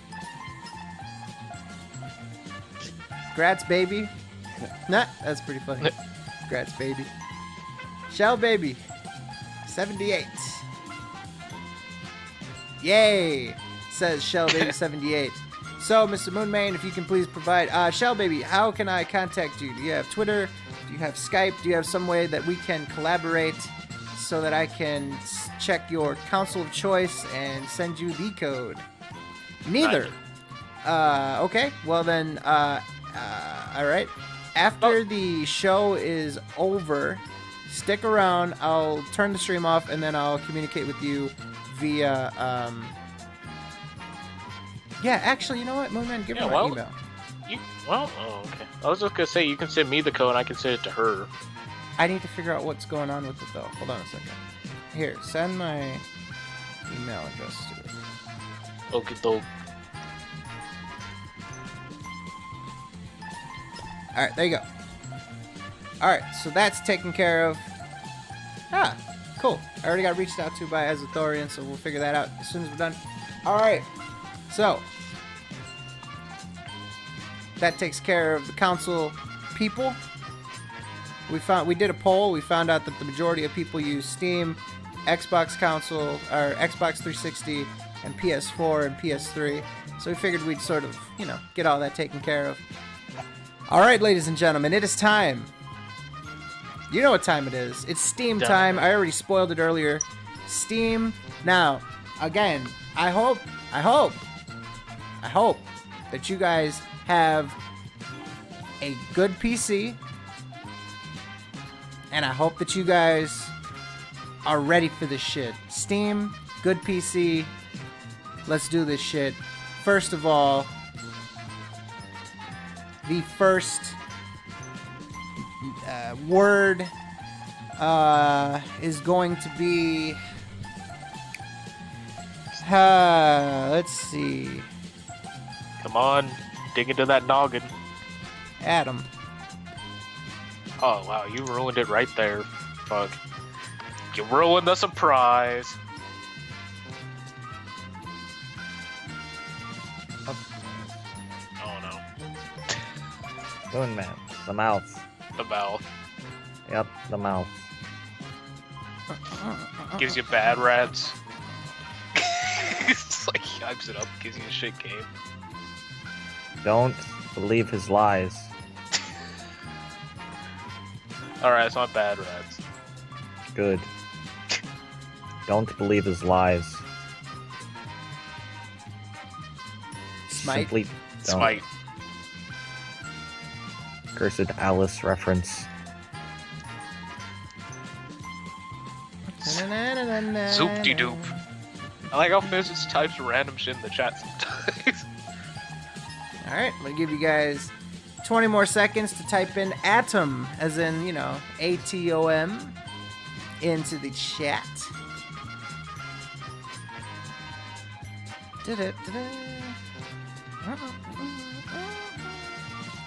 Alright. Stop the raffle. Let's roll the raffle. And your winner is Brilliance! Brilliance. Alright. Let me write this down real quick. Brilliance. Alright, I'm gonna keep this down. We're not done yet. Let's roll the raffle again.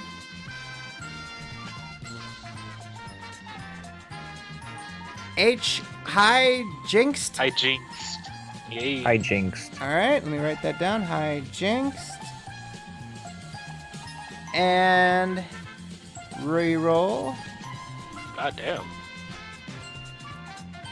Destiny Decade. Oh shit.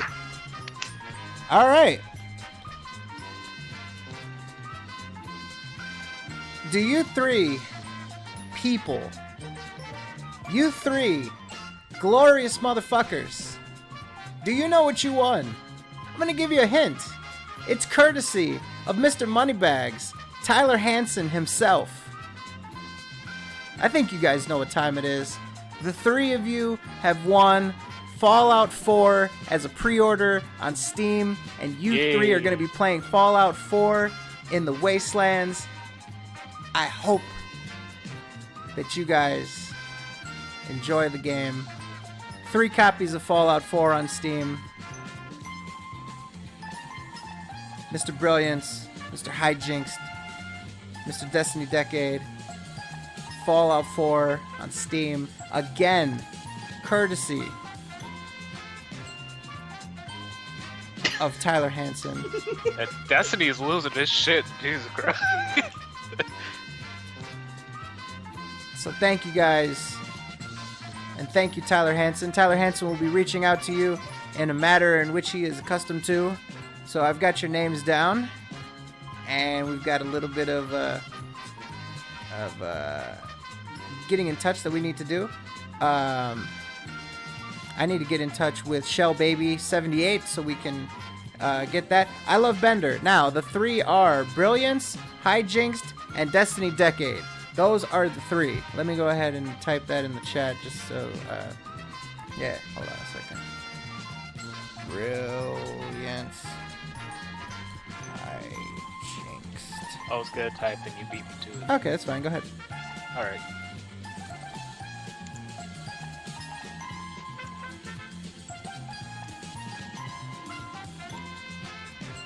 Now you can't trade Brilliance. Nap. Hopefully I spelled your guys' names right.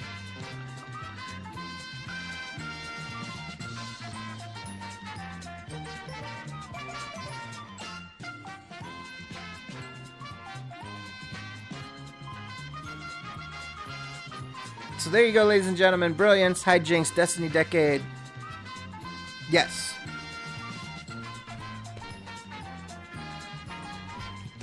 So there you go, ladies and gentlemen. Thank you again, Mr. I Love Bender in the chat, Mr. Tyler Hansen in real life. You are one glorious motherfucker for giving us 3 copies of Fallout 4 to give away on Steam. Hasn't even come out yet, goddammit. But he's doing his damn thing. Azultharian and ShellBaby78 have $60 gift cards of their choosing, either PlayStation or Microsoft. And we're out of here for tonight. Thank you guys all so much again. We wouldn't do these giveaways if we didn't appreciate you guys. We hope that you enjoy all these wonderful things, and better luck next time, because we're going to be doing giveaways in the future. Oh, quick heads up. If you guys ever have any spare games that you want us to give away, rest assured, if you ever donate a game to us, we are not going to take it for ourselves. We're not fucking scumbags. We're not disgusting, and we're not fucking beggars. If you give us anything that we can possibly give away, we will give it away. and we'll stockpile them and we'll use them on a future giveaway. So rest assured, if you ever donate anything to us, it's going straight back into the giveaway for some random winner to win. That's just how we roll. So anyways, to all the winners, congratulations. Shell Baby, stick around and I will message you the particulars. Oh wait, I think Moonman Whisper. Anyways, we'll figure that all out. We'll get everything taken care of. We'll get everybody taken care of. If you want to ever donate anything to me, DM me on Twitter. My Twitter is completely open to DMs. I can receive DMs from anybody. I don't have to be following you. You don't have to be following me. Just DM me on Twitter. That's it.